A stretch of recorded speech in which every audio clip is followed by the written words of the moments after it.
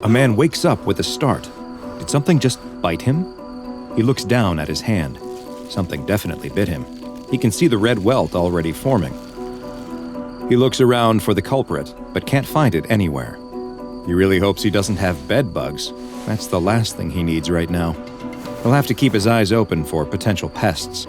He doesn't want this to happen again, since the spot is already starting to itch and feel uncomfortable. A couple days pass, though, with no signs of other bugs. It must have just been a random insect that came inside his house to escape the winter cold.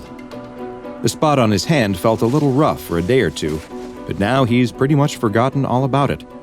Now what he really needs is some coffee before sitting down to another coding session. The man is in his kitchen trying to make a fresh pot of coffee, but finds he's having a hard time. He's not so much making coffee as he is making a mess. He knocks his favorite mug onto the ground, breaking it, and decides that maybe he doesn't need coffee after all. A couple of nights later, as the man is watching TV, he starts to cough. Just a little at first, but then more and more. The coughing fits get longer and deeper too, like they are coming from the very bottom of his lungs. He hopes he isn't coming down with something. He hasn't left the house in days, so how could he have? Can bugs transfer colds? He'll have to look it up later. For now, he needs to do something about this cough. He won't be able to sleep if it keeps up. He needs to go get some medicine. The man gets bundled up and heads out. It's lightly snowing as he walks to the pharmacy, and he can't help but admire the way the moon hangs in the sky, a beautiful beacon of light on this dark winter evening. Inside the pharmacy, he finds the cold medicine section and picks out a cough suppressant. He takes it to the counter and decides to get a few candy bars too. He's developed a real sweet tooth these last few days. The man starts to cough again. It's a good thing he's getting this medicine. Several more days pass, and the man isn't feeling any better. This cough just won't go away. He decides it's finally time to go see a doctor.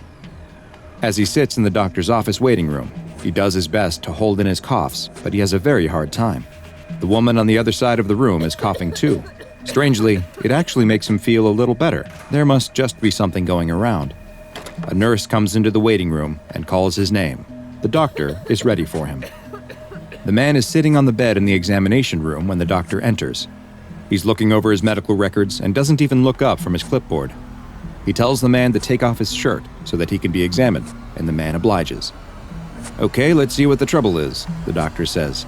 He finally looks up at the man and screams. It didn't take long for the SCP Foundation to hear the reports of people's limbs metamorphosing into insectoid appendages, and they knew immediately what they were dealing with. This was another outbreak of the parasitic, limb-transforming insect known as SCP-150. SCP-150 is an obligate parasite, meaning that it requires a host for the completion of its reproductive life cycle. It bears a visual appearance similar to that of Cymothua exigua, another parasite that eats the tongue of a particular type of fish before replacing the tongue with its own body. SCP-150 engages in similar behavior, though it appears to exclusively affect humans. When a human comes in contact with the small bug-like organism, it will embed itself under its new host's skin. Next, over the course of roughly 7 days, SCP-150 will burrow deep into the host's flesh and begin to cause numerous physiological changes to them. First, and most prominently, SCP-150 will begin a gradual process of altering the limb that is nearest to the original infection site. As SCP-150 burrows deeper and consumes the flesh, it excretes a substance that has the effect of replacing the missing sections of the limb with a hard, chitinous material that resembles one of its own appendages. Beneath the chitin, the excreted substance forms a rudimentary nervous system that gives the host the ability to control the new limb as if it were their own. As it feeds, SCP-150 also secretes several chemicals that contain anesthetic, immunosuppressant, and transplant-rejecting properties that keep the host's body from responding to the changes, or even reacting at all. In fact, the host will often report that their new limb is completely normal and feels stronger and more resilient after the transformation. SCP-150 will continue to feed for approximately 1 to 2 weeks, and as it feeds on the nutrients within its host's body, it will begin to reproduce, creating eggs that it deposits directly into the bloodstream. While the majority of these eggs will die off, enough usually survive to begin colonizing other parts of the host's body. where they will hatch and repeat the process of feeding, reproducing, and spreading more eggs. It is theorized that it is capable of reproducing on its own, meaning that a single instance of SCP-150 is all it takes to create a new colony. Humans infected with SCP-150 will sometimes report slight discomfort and issues with their fine motor skills during this period, but will usually not express any knowledge of what might be causing this.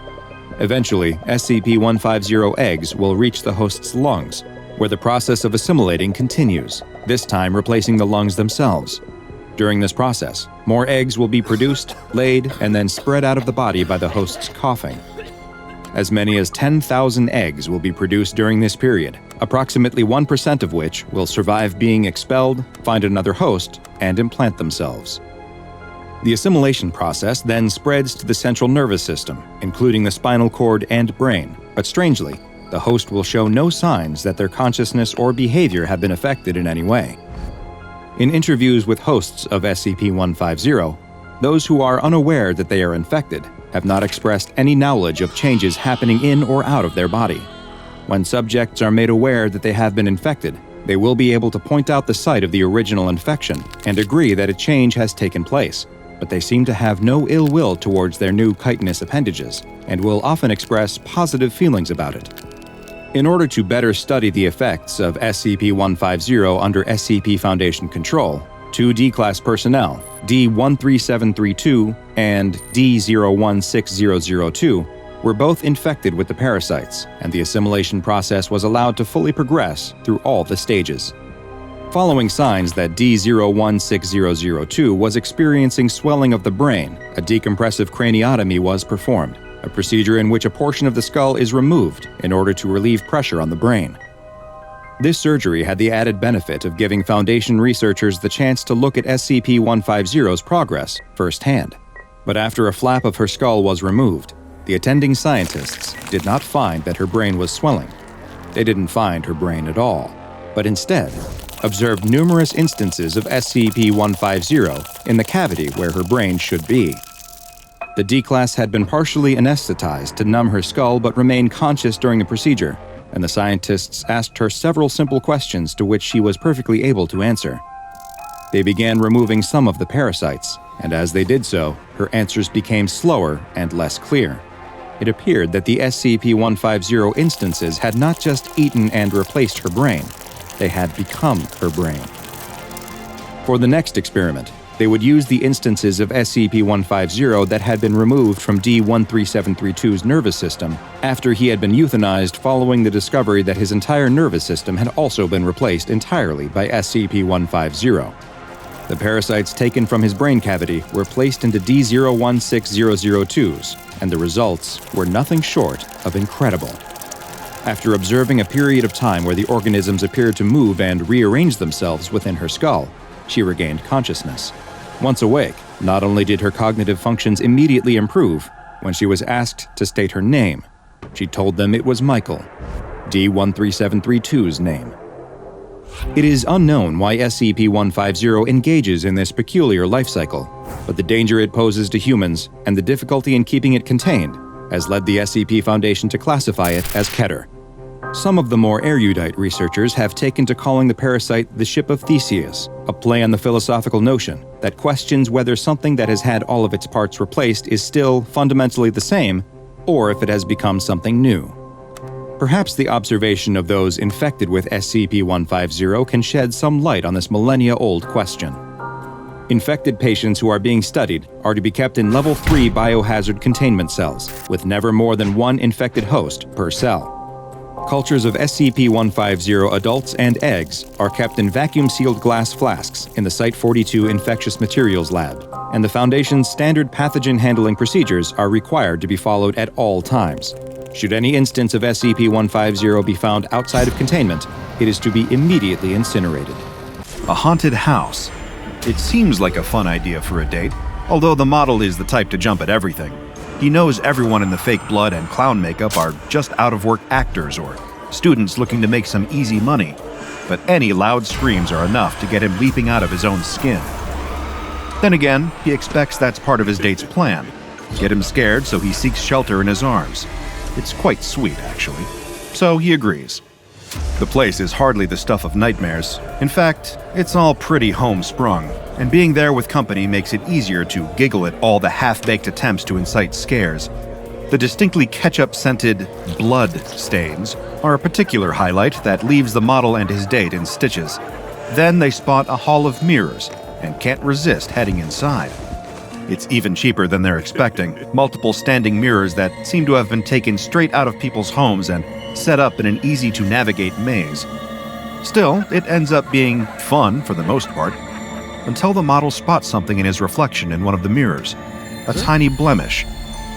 That wasn't there yesterday, and he's certain of it. His whole job is centered around how he looks. But he tries to brush it off. After all, even he gets insecure about his appearance from time to time. It happens to everyone. But in the next mirror, it seems to look even worse. Maybe it's the lighting, he thinks. Then he starts to worry. Has his date noticed? It plays on his mind, and the rest of the way through the hall of mirrors, he avoids looking at his reflection. A few days later, and he's sitting in the makeup chair, getting ready for a photo shoot. He doesn't dare open his eyes, trusting the makeup artists to cover up the things he's been seeing on his face every time he looks in the mirror. He's tried to cancel the shoot, calling his manager and telling her that he just can't be on camera right now. But she comes racing over to his apartment to get a look at him for herself and tells him she can't see anything wrong, to just get over himself and not be a diva. He tries to settle into the familiarity of the photo shoot. The outfit changes, the rapid flashing of the cameras, while he tries desperately not to let his concern show on his face. A few times it slips out, the cameraman telling him to look less worried. It's hard to be, especially with how he thinks he must look. Seeing the photos afterwards, it's even worse than he thought. It barely looks like him. The person in the pictures is unrecognizable to the model. He argues with the cameraman and manager, telling them they need to Photoshop the images. Neither of them can see what's wrong with them. A few more days pass, and the model is cowering in his apartment. The thing he sees in the mirror doesn't look like him anymore. He doesn't even look human. He's seen it everywhere. Looking back at him in the glass pane of windows, out of the corner of his eye in the TV, shuffling in the place where his own reflection should be. It creeps into every photo, takes his place, standing in the spots he's supposed to be. The model's even started having nightmares about seeing whatever he's become. There's something very wrong with all this, and it all started in that hall of mirrors. Held in a secure storage locker at Site 19, SCP-4682 is to remain wrapped in an opaque material at all times, in accordance with its special containment procedures. Under no circumstances are any personnel permitted to view SCP-4682 directly. If they do, then they likely won't like what they see. SCP-4682 is, or at least appears to be, a common silver and glass mirror. Upon closer inspection, there appears to be nothing immediately or obviously anomalous about the mirror, even down to having been constructed with entirely ordinary materials. The anomalous properties of SCP-4682 will only manifest from the point a person observes their own reflection within the mirror itself, after which point, any individual that is subjected to the effects of SCP-4682 must avoid any and all reflective surfaces effective immediately after looking at SCP-4682. An affected individual will be advised by the Foundation to avoid being depicted in any and all visual mediums, including never having their picture taken or allowing themselves to be recorded on video, either through the use of digital or film cameras. Psychologists working for the firm Schuyler and Crane Psychiatry, a front for the SCP Foundation's Psychological Research and Analysis Department, will conduct therapy sessions with affected individuals on a monthly to weekly schedule, determined on a case-by-case basis, depending on the severity of the side effects they experience after looking directly at SCP-4682. This, of course, leaves the lingering question of what exactly happens when a person observes their reflection in SCP-4682. Do they find themselves trapped in an inescapable mirror dimension? Does it impart an anomalous effect that removes them from photographs, leading them to question their own sanity and existence? Not quite, but it's arguably just as cruel. Any human being that observes their own reflection on SCP-4682's surface will experience a permanent and irreversible shift in their perception. Whenever viewing themselves in SCP-4682, they will immediately notice physical differences that are not actually present on their real face or body, but they only appear in the anomalous mirror. These have been known to include a mix of the following discrepancies and reflections. For one, they might perceive themselves as having incorrect proportions of the face, such as their eyes being further apart or closer together than they are in reality.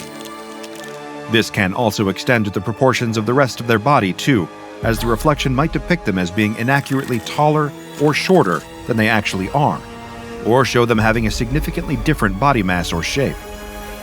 Many of the D-Class test subjects deployed during experimentation with SCP-4682 have also reported seeing various blemishes and skin conditions on the mirror's inaccurate reflections, from acne to facial scars, eczema, to even conditions as severe as first-degree burns, all of which are not present on the test subjects' actual faces.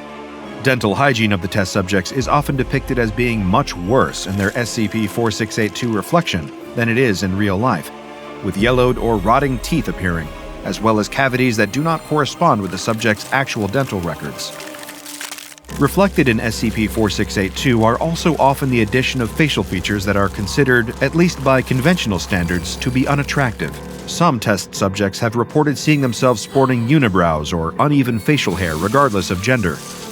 The same also further extends to the rest of their body, with numerous instances of D-Class seeing themselves with excessive body hair that isn't present outside of the reflection. Following a person's direct exposure to the mirror's surface, the effect of SCP-4682 will become unavoidable. While not possible for anyone else to observe any noticeable change in said person, they themselves will notice the perceived imperfections in their appearance and other reflective surfaces. This extends not only to conventional non-anomalous mirrors, but also to television, computer, or cell phone screens, windows, and other glass surfaces, as well as anything that is polished sufficiently enough to produce a reflection. Additionally, these inaccurate anomalous differences to an affected person's appearance will be present in any photographs or video footage of them, meaning that there is virtually no proven way to convince them that these imperfections are actually present beyond pointing this out. The differences to a person's appearance are not present when they are viewed by others, or when they view themselves with the naked eye. However, naturally, it will be impossible for them to view their own face without the assistance of a reflective surface, which will always depict them as having inaccurate imperfections that are not actually physically present. As if triggering this perceptual shift wasn't bad enough, SCP-4682's anomalous effect is also cumulative, as in, it only gets worse every time a person sees themselves again. When viewing their reflection after exposure to SCP-4682, whether using the anomalous mirror, a normal one, or any other method, another new imperfection will seemingly have appeared. Any reflective surface or method of visual recording around them will appear to make more and more differences present in their appearance. Anyone around that observes the altered reflection of the affected person, particularly on a surface or through photographs, will also be able to view the same imperfections that they perceive. However, they will be aware that these are not actually present when they view the person directly. There is currently no known way to circumvent or cure the perceptual anomaly caused by SCP-4682 or negate the lasting effect of it. Even the administering of memory-altering amnestics have no effect, as even if an affected subject forgets what they originally saw in SCP-4682, or even forgets the moment they looked into it to begin with, in some cases, using amnestics to treat exposure to SCP-4682's anomalous perceptual alteration can irreparably affect a person's view of themselves. One member of D-Class that was given amnestics after viewing SCP-4682 began believing the imperfections they saw in their reflection had always been part of their natural appearance. For a time, this led to a degree of acceptance in this individual. Being unable to recall their encounter with SCP-4682 meant they had no inclination that their reflection had previously appeared any differently before being altered by the mirror. However, they began to notice additional inaccuracies when subsequently viewing their reflection in the mirror above the faucet within their living quarters at the Foundation. The cumulative nature of SCP-4682 perceptual anomaly gradually led to this affected D-Class developing outlandish theories about their own identity.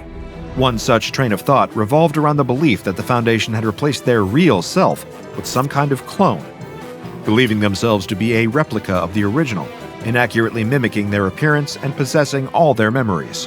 After being dissuaded of this belief by Foundation psychiatrists, the affected D-Class later adopted a new theory that the Foundation had been intentionally applying sophisticated visual effects makeup and prosthetics to his face and body each day until he noticed. When they raised this theory with his fellow D-Class personnel, many dismissed it, saying that they looked no different from when they'd first arrived in Foundation custody. This then led to a growing mistrust of other members of D-Class. The affected subject believing that those around them were secretly privy to the continuing changes they noticed in their reflection, and had been instructed to lie by the Foundation. Gradually, the SCP-4682 affected D-Class developed an uncontrollable paranoia towards all Foundation staff. Unbeknownst to anyone else at Site-19, they began to believe the SCP Foundation had intentionally stolen their face and was deliberately changing their appearance every day as some means of sadistic, psychological torture. At one point, the fact that this had been the side effect of looking at an anomalous mirror was revealed by their appointed psychologist, but this explanation was rejected by the D-Class as being nothing more than an attempt by the Foundation to mislead them. Having been drawing up an escape plan in secret, the affected individual eventually experienced a psychotic break and shattered the mirror in their holding cell, both to prevent them from being able to observe the continuously worsening changes in their reflection, and in order to hide one of the sharper fragments of glass on their person, in order to use it as a makeshift weapon. During recreational time, the D-Class caught a member of Foundation security by surprise and took them hostage, threatening their safety with the shard of the mirror. Holding it to the throat of their hostage, the D-Class was still able to catch momentary glimpses of their altered reflection in the glass. Additional Foundation security officers attempted to intervene, but could not get close enough to the D-Class without risking potential harm to their captured colleague. When asked by officers attempting to peacefully negotiate, the SCP-4682 affected D-Class made continuous requests for the Foundation to return their real face. Further attempts were made to explain the effects of SCP-4682 to the D-Class. However, they once again refused to believe what they were being told. Growing more and more agitated, witnesses state that the affected individual caught another glimpse of themselves reflected in one of the facility's tinted windows. Upon seeing further alterations to their reflection, they became enraged and released their hostage before attempting something drastic with the mirror shard to get rid of this false face. They were subsequently transferred to the medical wing of Site-19, where they remained alive but unconscious for several weeks. As a form of compensation for the mental anguish imposed on them by being made to look at SCP-4682 and then being forced to forget about it, the Foundation offered to perform facial reconstruction surgery on the affected D-Class, as well as applying skin grafts to repair some of the lasting facial trauma. However, the D-Class instead refused, opting to keep their face wrapped in bandages and sterile wound dressing indefinitely, requesting that the Foundation instead develop some method of preventing them from ever seeing their reflection again. At present, there are several proposals to re-engineer the technology behind the scramble goggles to serve this purpose. One includes developing electronic contact lenses that either blur or completely remove an individual's reflection from their vision in real time. However, these proposals are still awaiting review and approval by Foundation higher-ups. A number of other D-Class personnel used during testing of the anomalous mirror have reported suffering major psychological difficulty after witnessing their altered reflections.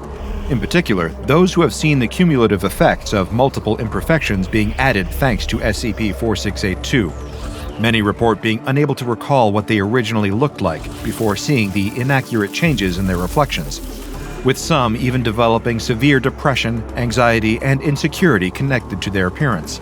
In addition to this, there have been numerous documented cases of test subjects suffering from severe body dysmorphia following testing with the object. Given that this is one of the more common outcomes that can be caused by looking at SCP-4682, and in order to discourage personnel from doing so, the anomalous mirror is often widely referred to simply as the body dysmorphia mirror. The Foundation first encountered the mirror while investigating a missing persons case in Broken Bow, Oklahoma. A civilian, referred to simply as Rob, had reported to police that his boyfriend had been out of contact for a concerning amount of time, and an investigation into his whereabouts was subsequently launched.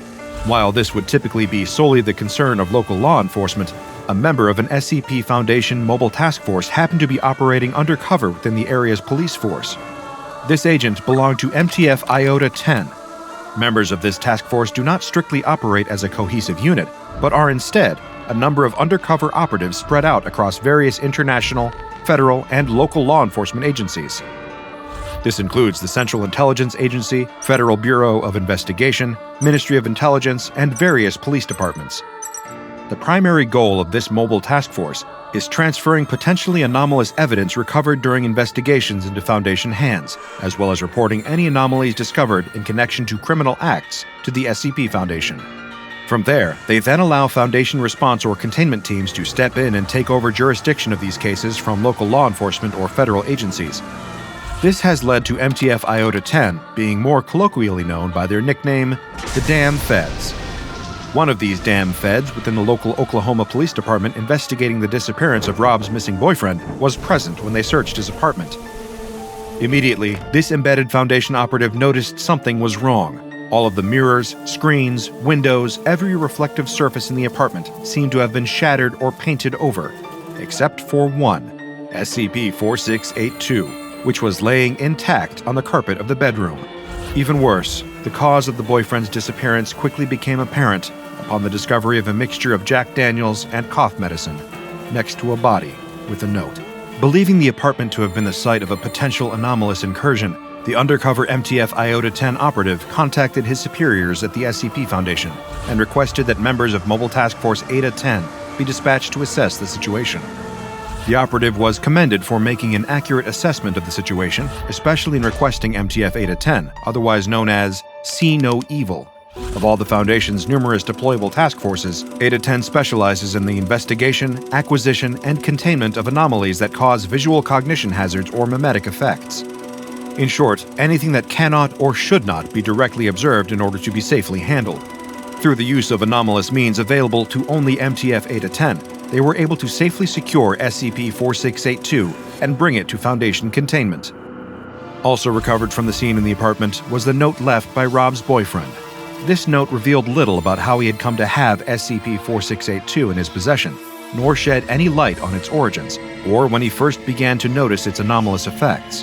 However, it did contain insights as to how the mirror functioned through the harrowing testimony of the man who had been found dead alongside it. He had reportedly started seeing his altered reflection more frequently, so much so that it had started affecting his day-to-day life. He recalled accidentally colliding with his neighbor's car after he hadn't been using his vehicle's rearview mirror because he couldn't stand the sight of his own eyes looking back at him. It had seemingly become so bad that he had smashed the bathroom mirror in his apartment, unable to look into it for more than a second. However, still being able to see himself in the broken fragments, he tried throwing them away, only to still catch his inaccurate reflection on the metallic surface of his dishwasher. Every time a reflective surface showed imperfections on his face thanks to SCP-4682, he destroyed it, smashing his phone when he saw his reflection in the glass screen protector. According to his note, he even took a hammer to a hand mirror that Rob had given him as a gift, destroying it so thoroughly that there were only tiny shards and splinters of glass left. And he could still see himself in those, too. Desperation had long since set in, and he was considering somehow inducing blindness in himself, before eventually deciding that there was only one way to be rid of the sight of his own face for good. He had been seeing himself with crooked teeth and chewed fingernails, and had started to believe that Rob's feelings had enabled him to look at his boyfriend with rose-tinted glasses. He felt unworthy of his partner's love, and felt that Rob deserved better, unaware that the imperfections he was seeing in himself weren't really there, and had only appeared as a result of looking into SCP-4682. This tragic outcome of the effects of the body dysmorphia mirror are a large part of the reason that the SCP Foundation have long since discontinued testing with it, opting to keep it in storage where it can no longer hurt the way people look at themselves. It's Saturday night, and a teenaged boy and girl are out on a date. They are strolling through a shopping mall with plans to see a movie later at the theater attached to the mall.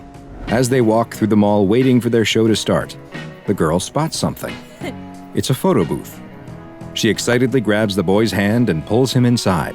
They close the curtain, insert a coin, and the machine comes to life, snapping a series of photos. The two exit the booth, but both seem to be a little off. It's getting close to showtime, though, so they start making their way to the movie theater. Meanwhile, unbeknownst to the mall patrons, something is happening deep below the ground. The boy and girl exit the theater and walk arm in arm through the alley back toward the parking lot where the boy left his car. It's late now. The sun has long since set, and they're all alone. But they don't hear the footsteps behind them, or sense the pair of bodies that are following them, getting closer and closer. They get to the car. It's the only one left in the parking lot, and the boy takes out his keys to unlock the car when he fumbles and drops them to the ground. As he bends over to pick them up, he finally sees who has been following them. It's them, a pair of doppelgangers coming straight towards them. They look exactly like the boy and girl, except for their faces, which are horribly distorted, with strange lumps and no eyes or mouths. They look as though they were a drawing of a face that was somehow smudged out. The boy quickly gets the keys and grabs the girl, dragging her away from the creatures, who are now reaching for the boy and girl, grasping and clawing at their faces as they try to moan through their skin-covered mouths. He gets the car unlocked, and both manage to get inside. As the creatures bang on the windows, the boy starts the engine and drives away, leaving the abominations behind. Hi, I'm DrBob, and this is SCP-715, also known as My Face That I May Be. SCP-715 is a take-your-own-photo brand photo booth, a product of the Sony Corporation made in the 1970s. This is a standard-looking photo booth, bearing a close resemblance to the many thousands of others that were in operation around the world at the time, with no anomalous visual characteristics at all. The only detail setting this machine apart from its countless brethren is a small metal tag which has been added to the back of the machine at some point, but a significant amount of wear has made it impossible to read what, if anything, was ever stamped on the tag. SCP-715's basic operation is also not anomalous in appearance. It will only activate if an individual sits inside and inserts the required coinage, at which point it will take a series of photos, just like a normal photo booth. The photos will also appear normal, though often some will be heavily distorted and obscure the subject's face in various ways. What truly sets this photo booth apart, however, is what happens outside of the booth when the pictures are taken. While the individuals who had their photos taken, classified as SCP-715-B instances, are able to exit the booth with no obvious effects, below them all, deep underground, something truly terrifying takes place. Underneath the mall is Site-81715, an extra-dimensional space which is accessible through a mall maintenance service door located in Sub-Basement 3, a door that does not appear on any of the mall's structural blueprints or in other records. The site consists of a giant cavernous room, which appears to have been hewn right out of the surrounding limestone. In the middle of the room is its most distinguishing feature, a large, deep pit. The walls of the pit are made of an unidentified substance, though it appears similar in both appearance and composition to human fat tissue. These fleshy walls secrete a powerful, corrosive substance, which makes examination and exploration of the pit particularly dangerous.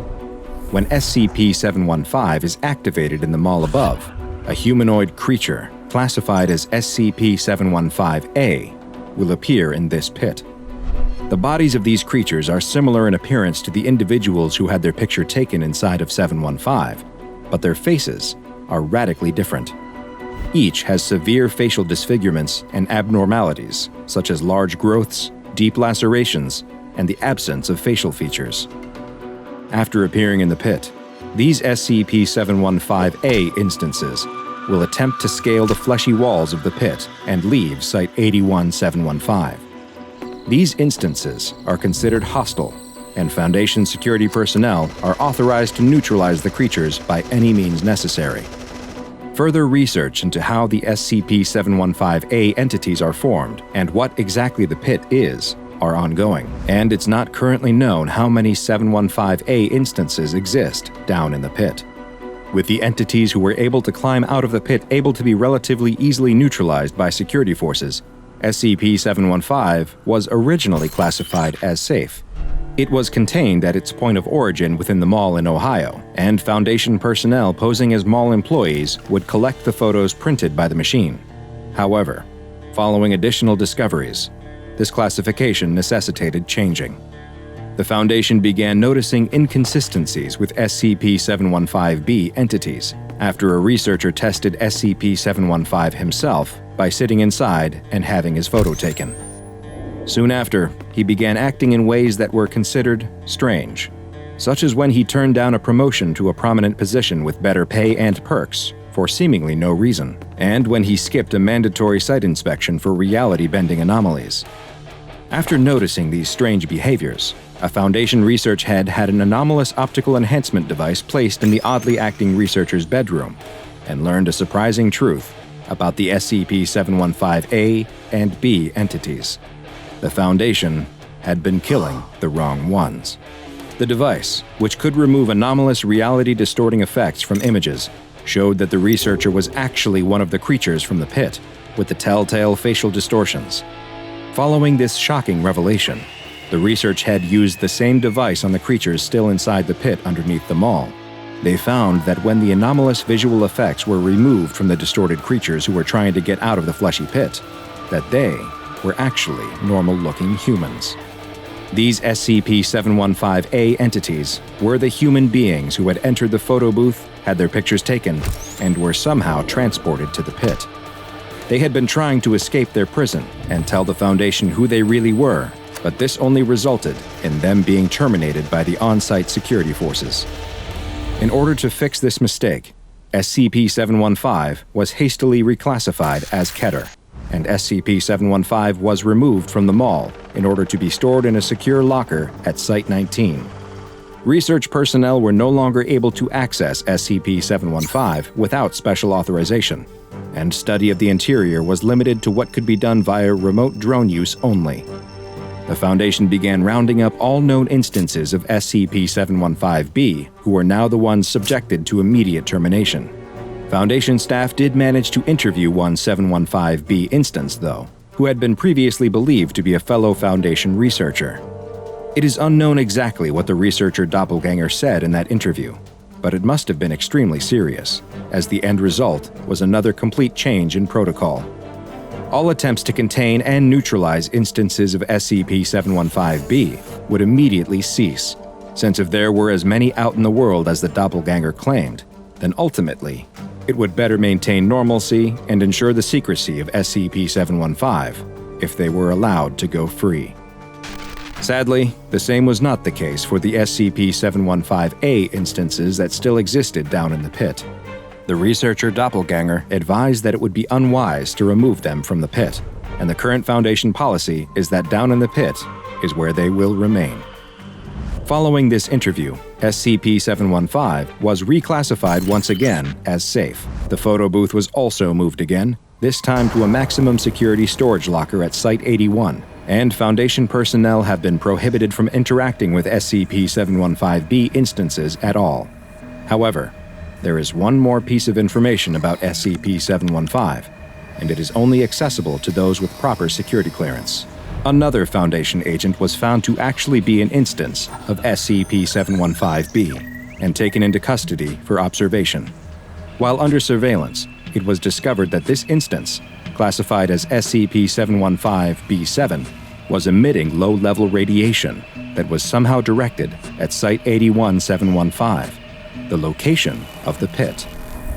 During an autopsy of the creature, it was found that the radioactive emissions were actually increasing in output and frequency, and soon after, a power outage and containment breach occurred at the site where the autopsy took place. Following these events, the body of SCP-715-B7 disappeared, and video surveillance confirmed that several members of Foundation staff were responsible, all of whom had been involved in SCP-715 research. The staff members escaped with the body and left no other evidence behind, save for a single photo with the ominous text, "My ears that I may hear, my eyes that I may see, my mouth that I may speak. Do not touch my face." No other information regarding SCP-715 has been found, and many questions remain. Just what are instances of 715-B, and what do they want? Are they some kind of hive mind colony that reproduces through the use of a mysterious photo booth? What happens to those left behind in the pit? And what will they do should they ever get out? A kindly-looking old woman is carrying groceries into her home. When she closes the door, a crack forms in the wall, and a tile slides down off her roof, crashing to the ground and shattering. The next day, the local builder seems confused. He just fixed a similar problem a week ago at another house, and another the week before that. He'll patch this crack just like he did before and repair the roof, but as he does so, he can't help but think he'll be at another house with the same problem soon. Old people are like this sometimes, though, breaking things on purpose to get someone to come visit them. Oh well, as long as the money is right, he'll keep doing the repairs. That evening, the old woman is in bed when she's woken up by something falling onto her face. A crack is opened in the ceiling right above her bed, and plaster is falling on her. What is happening to this house?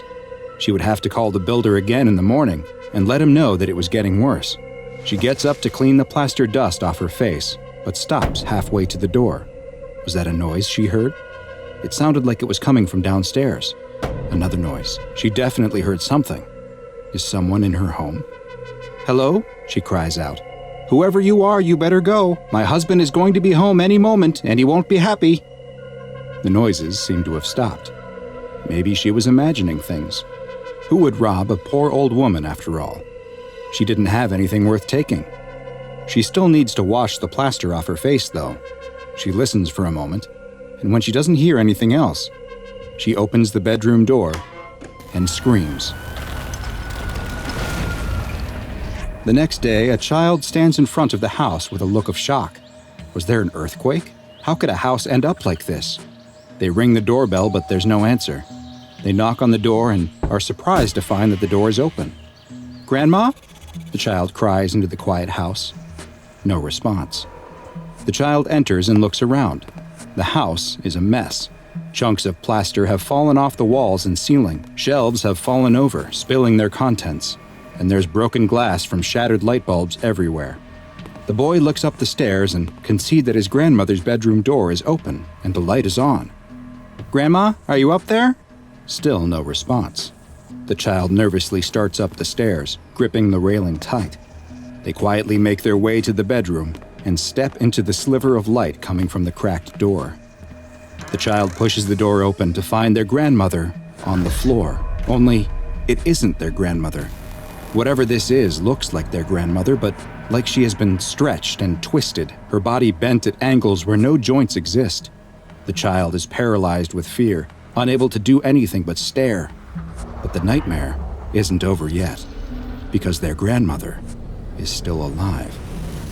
Sadly, reports like these are all too common in this small town that is plagued by attacks from SCP-783, also known as the Crooked Man. SCP-783 is an extremely dangerous anomalous creature that is currently plaguing the population of Tembe, a small rural village in Oxfordshire, England. Every 12 years during the fall and winter months, SCP-783 will engage in a period of hostile behavior that lasts for roughly 70 days, during which time it will target and attack people who are indoors and alone after sunset. Those targeted by SCP-783 will find that the building they are in rapidly deteriorates, causing damage and creating structural integrity issues. These often appear as cracks on the outside of the building that lead to the buildings taking on a crooked appearance. Unfortunately, while the SCP Foundation is aware of both the location and the periods within which SCP-783 operates, it has so far been unable to prevent any attacks. Additionally, the Foundation has yet to be able to produce either an image or even a physical description of SCP-783 due to the effect it has on recording equipment. Cameras set up to capture the anomaly produce only distorted or corrupted footage, leaving its appearance a mystery. Victims targeted by SCP-783 meet a fate that is, in many ways, worse than death. Their bodies will experience extreme deformations, as their bones suffer dozens of fractures and are stretched and twisted in various unnatural directions. They are then healed by the rapid generation of cartilage and the growth of extra skin to cover the new elongated limbs, leaving the victims a malformed knot of gnarled extremities. Some of the cases are quite severe, with one victim having just their forearm extended to over 2.4 meters, and another who was left stretched to 12.5 meters in height.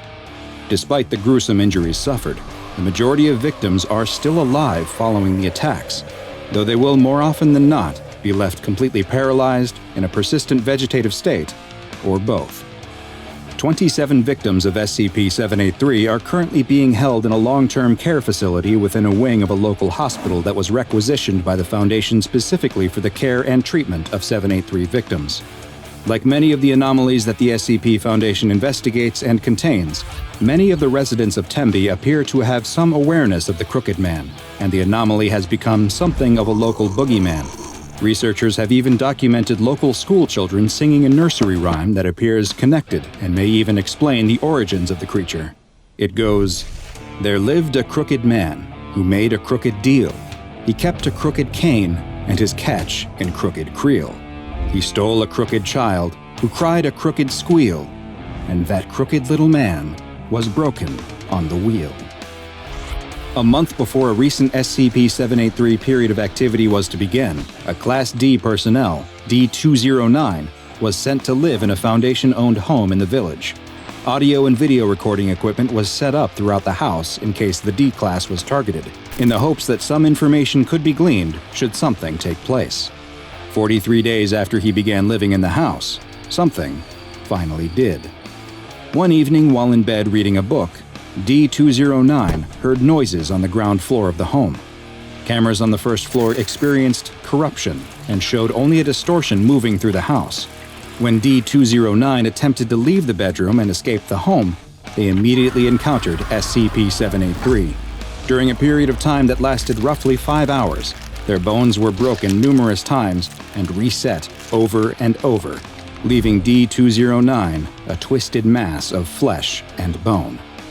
Strangely, at the exact same time that D-209 was being attacked, all 27 of the living prior SCP-783 victims in the hospital experienced violent seizures, despite most of them having been declared functionally brain dead and the rest being totally paralyzed. Also concurrent with the attack was a seismic event on the outskirts of town, and the details revealed by this event were both illuminating and extremely disturbing. Foundation personnel were dispatched to the site of the seismic activity to investigate and determine if it was connected to SCP-783 in any way. There, they found a small group of angry townspeople, perhaps frustrated by seemingly unending paranormal events in their town and the lack of progress that had been made to stop them. After a tense standoff, SCP Agent Collins fired her service weapon into the air, and the crowd quickly scattered. Now, free of distraction, the agents could begin their investigation in earnest.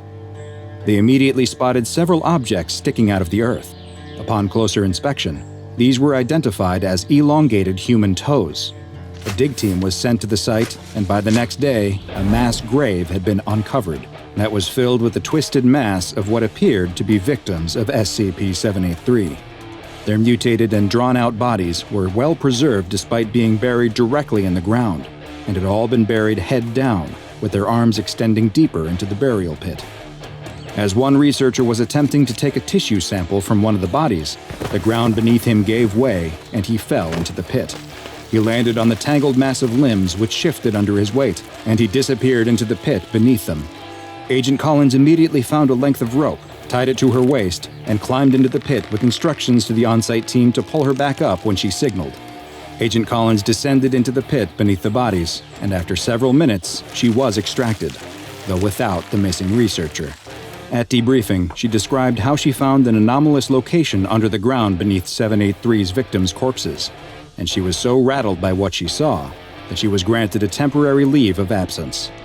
The Foundation had to know more, and a D-Class personnel was quickly selected for exploration of the underground anomaly. D-2172 was equipped with audio and video recording equipment, along with several scientific measurement tools, as well as a firearm, and was lowered down into the pit via crane. Their wired tether to the surface would both send the information they collected back, as well as serve as their lifeline to the surface. As D-2172 was lowered past the mass of corpses into the darkness, they experienced a sense of vertigo, before it was realized that the anomalous effects extended to gravity as well, which had become reversed, and that they would need to start climbing up in order to descend further into the pit.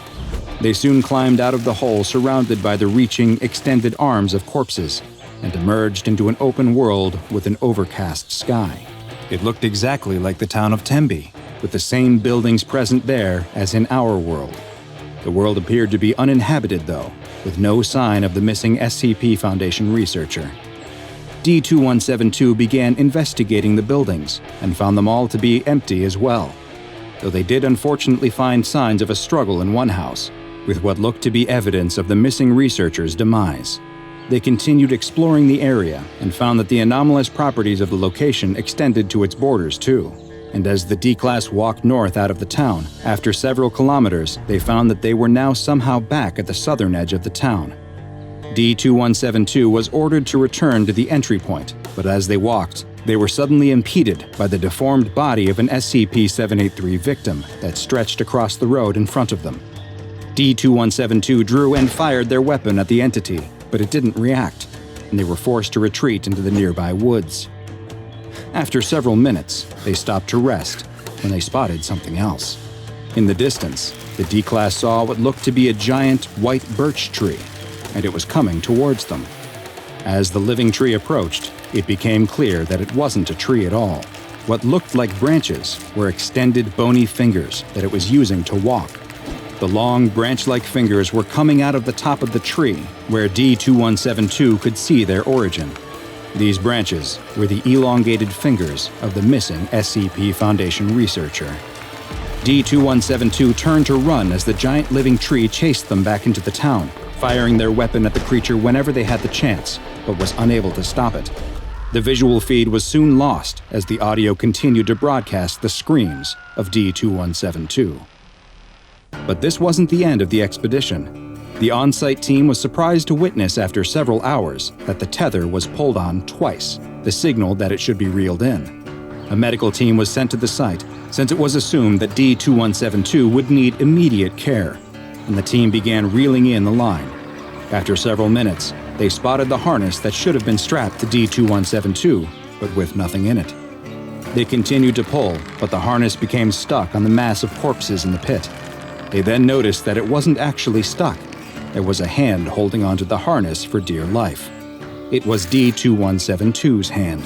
The team kept pulling as D2172's arm kept stretching out of the pit to a length of over 3 meters. But eventually, the resistance became too much. D2172 lost its grip, and it was seen sinking back into the mass of corpses inside the pit. Following this expedition, it was determined that only special operations teams and mobile task forces would be used to explore the dangerous anomalous location in the future. At least 3 such expeditions have been undertaken, though the details remain classified for the time being, and perhaps it is for the best if they remain so. The SCP Foundation will continue to monitor the town of Tembe in an attempt to learn more about SCP-783 and hopefully discover a means to contain it and its related phenomena. Due to the difficulty in containing the anomaly, it has been classified as Keter, and a local building adjacent to the Tembe Hospital has been requisitioned and designated as Provisional Site 5 in order to accommodate the increased Foundation presence. As the SCP Foundation continues to research this mysterious and highly dangerous anomaly, any victims of SCP-783 are to be retrieved, their injuries cataloged, and then their bodies are to be incinerated. A man is lying in a hospital bed, and it is clear that he is not doing well. A group of doctors buzz around him performing various tests, checking his vital signs again and again. The man feels weak and a little disoriented, and the looks on the various doctors' faces tells him all he needs to know. Something is very wrong with him. Finally, there is a break in the commotion, and the doctors stop prodding at him and peering into his eyes with a bright, blinding light. All of the doctors and nurses leave the room except for one. The doctor steps towards the man and tells him that he has some bad news. You see, before the doctor can finish, someone else emerges from the shadows in the corner of the room and taps him on the shoulder. I'll handle this. The man hadn't noticed this person, but he can see now that he's dressed in a suit, and unlike the doctors, he doesn't have any identifying items like a name tag or badge. Maybe he's some kind of professor, or a renowned surgeon who is going to tell him how they will make him better. The doctor steps back from the bed, but the man in the suit tells the doctor that it would be best if he and the patient could be left alone. Just for a moment, of course. The doctor nods in agreement and leaves the room. The man in the suit waits until the door is closed behind him to continue. He tells the sick man that he has a rare condition, quite rare. So rare, in fact, that you're the only person to ever have it. the only recorded case in history. The man in the suit sits down on the bed next to the man and takes his hand, lifting it up, examining it. The man's hand is an odd color. It has a slight green tint to it, and the skin itself appears to be taking on a fibrous quality. The sick man feels very tired, but he manages to whisper, "Are you a doctor? Are you going to help me?" The man in the suit responds, "Yes, I'm a doctor. Of sorts. A doctor and a researcher. I work for a very important organization, and I specialize in cases just like yours. Well, not exactly like yours. You're unique. Quite special, in fact." The sick man offers a weak smile. "I'm very lucky." "Oh yes, very lucky indeed. Well, not because of your condition, of course, but because I am here. You see, if it's all right with you, we'd like for you to come with us, to come stay at one of our facilities for a while. We can't promise that we'll be able to figure out exactly what's happening or why, but if we can, we have a much better chance of figuring out how to cure it. To cure you, so you can go back to a normal life." "Do I have much of a choice?" the sick man asks. "Of course you do. It's completely up to you. I think this would be your best course of action, your best by far, in fact, but we can't force you to do anything you don't want to do." The sick man looks down at his greenish hand again, turning it over in front of his face, examining the small growths that seem to be sprouting from his skin. "When do we leave?" "Right now," the man in the suit tells him. "The nurses will come get you ready, and then we'll be on our way." The man in the suit leaves the room and closes the door behind him. Standing next to the door in the hallway are a pair of men wearing tactical uniforms like a SWAT team. The man in the suit tells them that luckily they won't be needed today. This one is coming easy. The sick man lies on a bed, but now he is in a new room. This one is even more sterile than the hospital, with cold concrete walls and harsh fluorescent lights. Just like in the hospital, he's surrounded by a seemingly never-ending cast of doctors, nurses, and researchers. They too poke and prod at him, take samples, and administer all kinds of tests. As time goes on, the man's condition only grows worse. It seems there's nothing that they can do to stop his condition from advancing. The green color spreads across his body, and his skin soon becomes woody and stiff.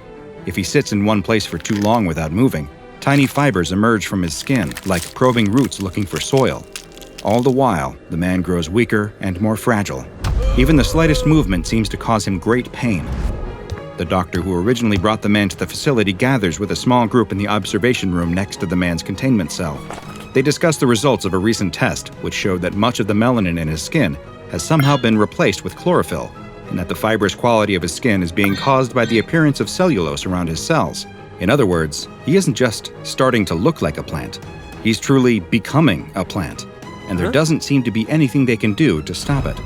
Try as they might, they haven't found a single clue as to what is causing the man's condition, or how to treat it. The man, though, seems strangely at peace with his fate. He's told that they're going to allow him to live, whether that be as a man or as a plant in containment, for as long as he can stay alive, and that he will be well taken care of to make the whole process as comfortable for him as possible. Even though they failed to find a cure for his anomalous disease, they will do everything in their power to make sure he doesn't suffer. A tragic yet familiar tale for the SCP Foundation. A normal person is subjected to an abnormal situation that completely changes their life, and not for the better.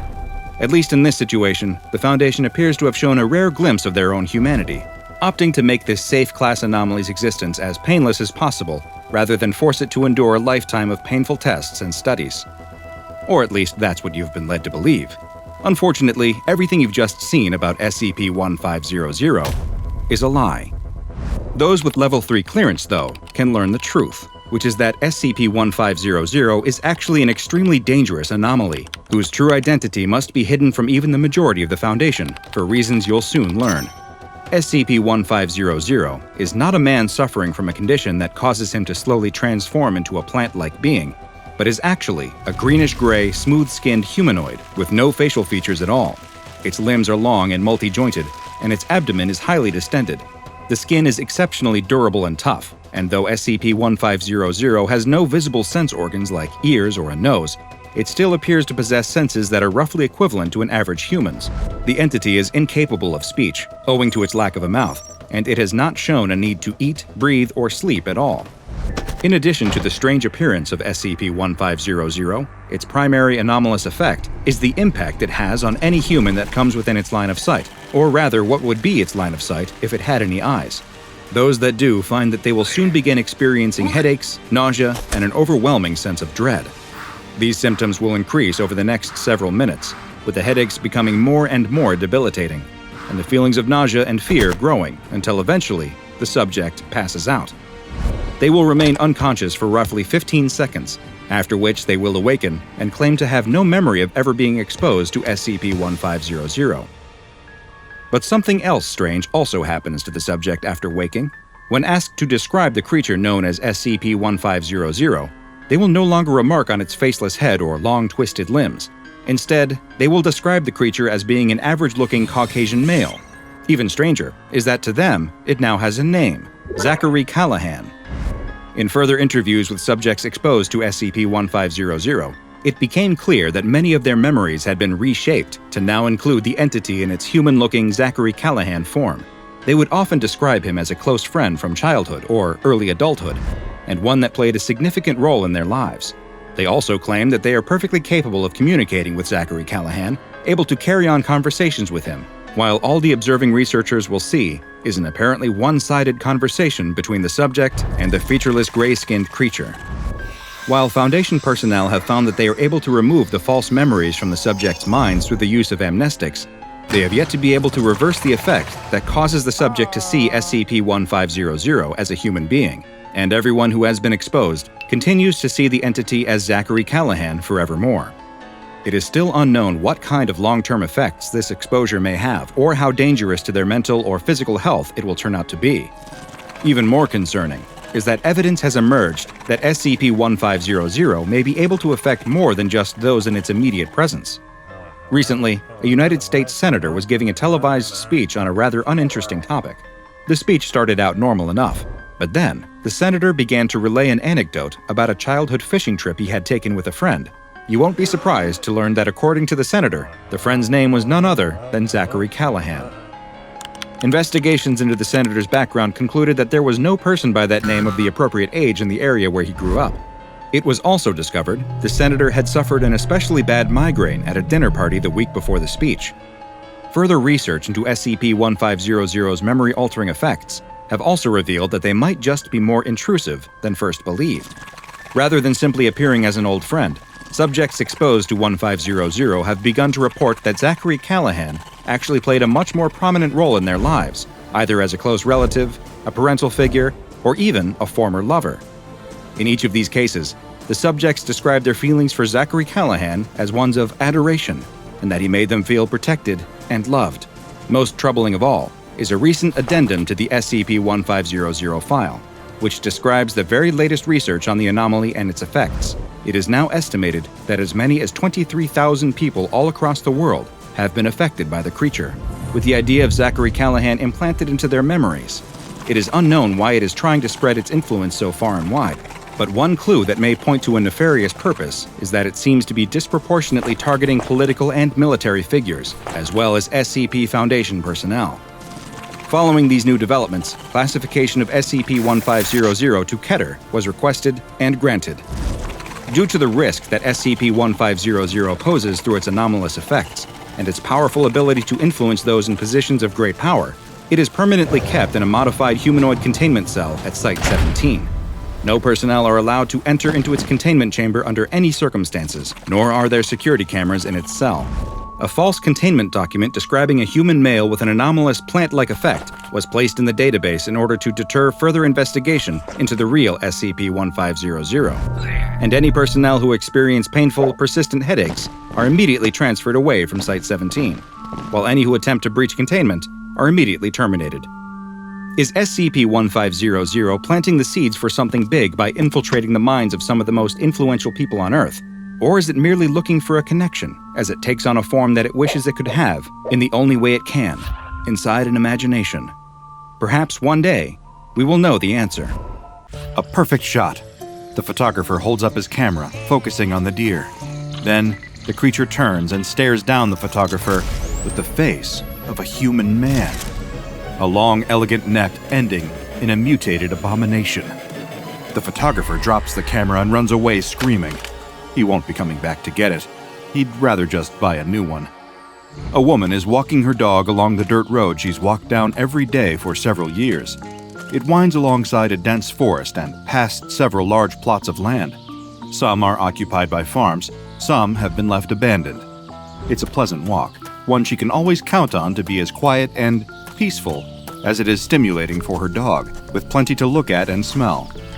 Occasionally, he gets distracted by a wild animal, but the odd squirrel or possum is nothing the dog hasn't seen before, and she can quickly get him back on the path with a whistle and a tug of his leash. As the two of them near a familiar bend toward the halfway point of the walk, she can't help but notice that something seems off about the dog's behavior today. His steps are anxious, and his hackles are up. He keeps sniffing the air, tugging at the leash, whining insistently, as if trying to tell her something. She soothes the dog, promising him that there's nothing over there. The area he keeps staring at, a low growl rumbling in his chest, is an abandoned farm. No one's been over there for years, but no matter what she does, he keeps staring at that abandoned farm in the distance. Suddenly, there's a rustling sound, some sort of unseen animal moving through the bushes toward the farm.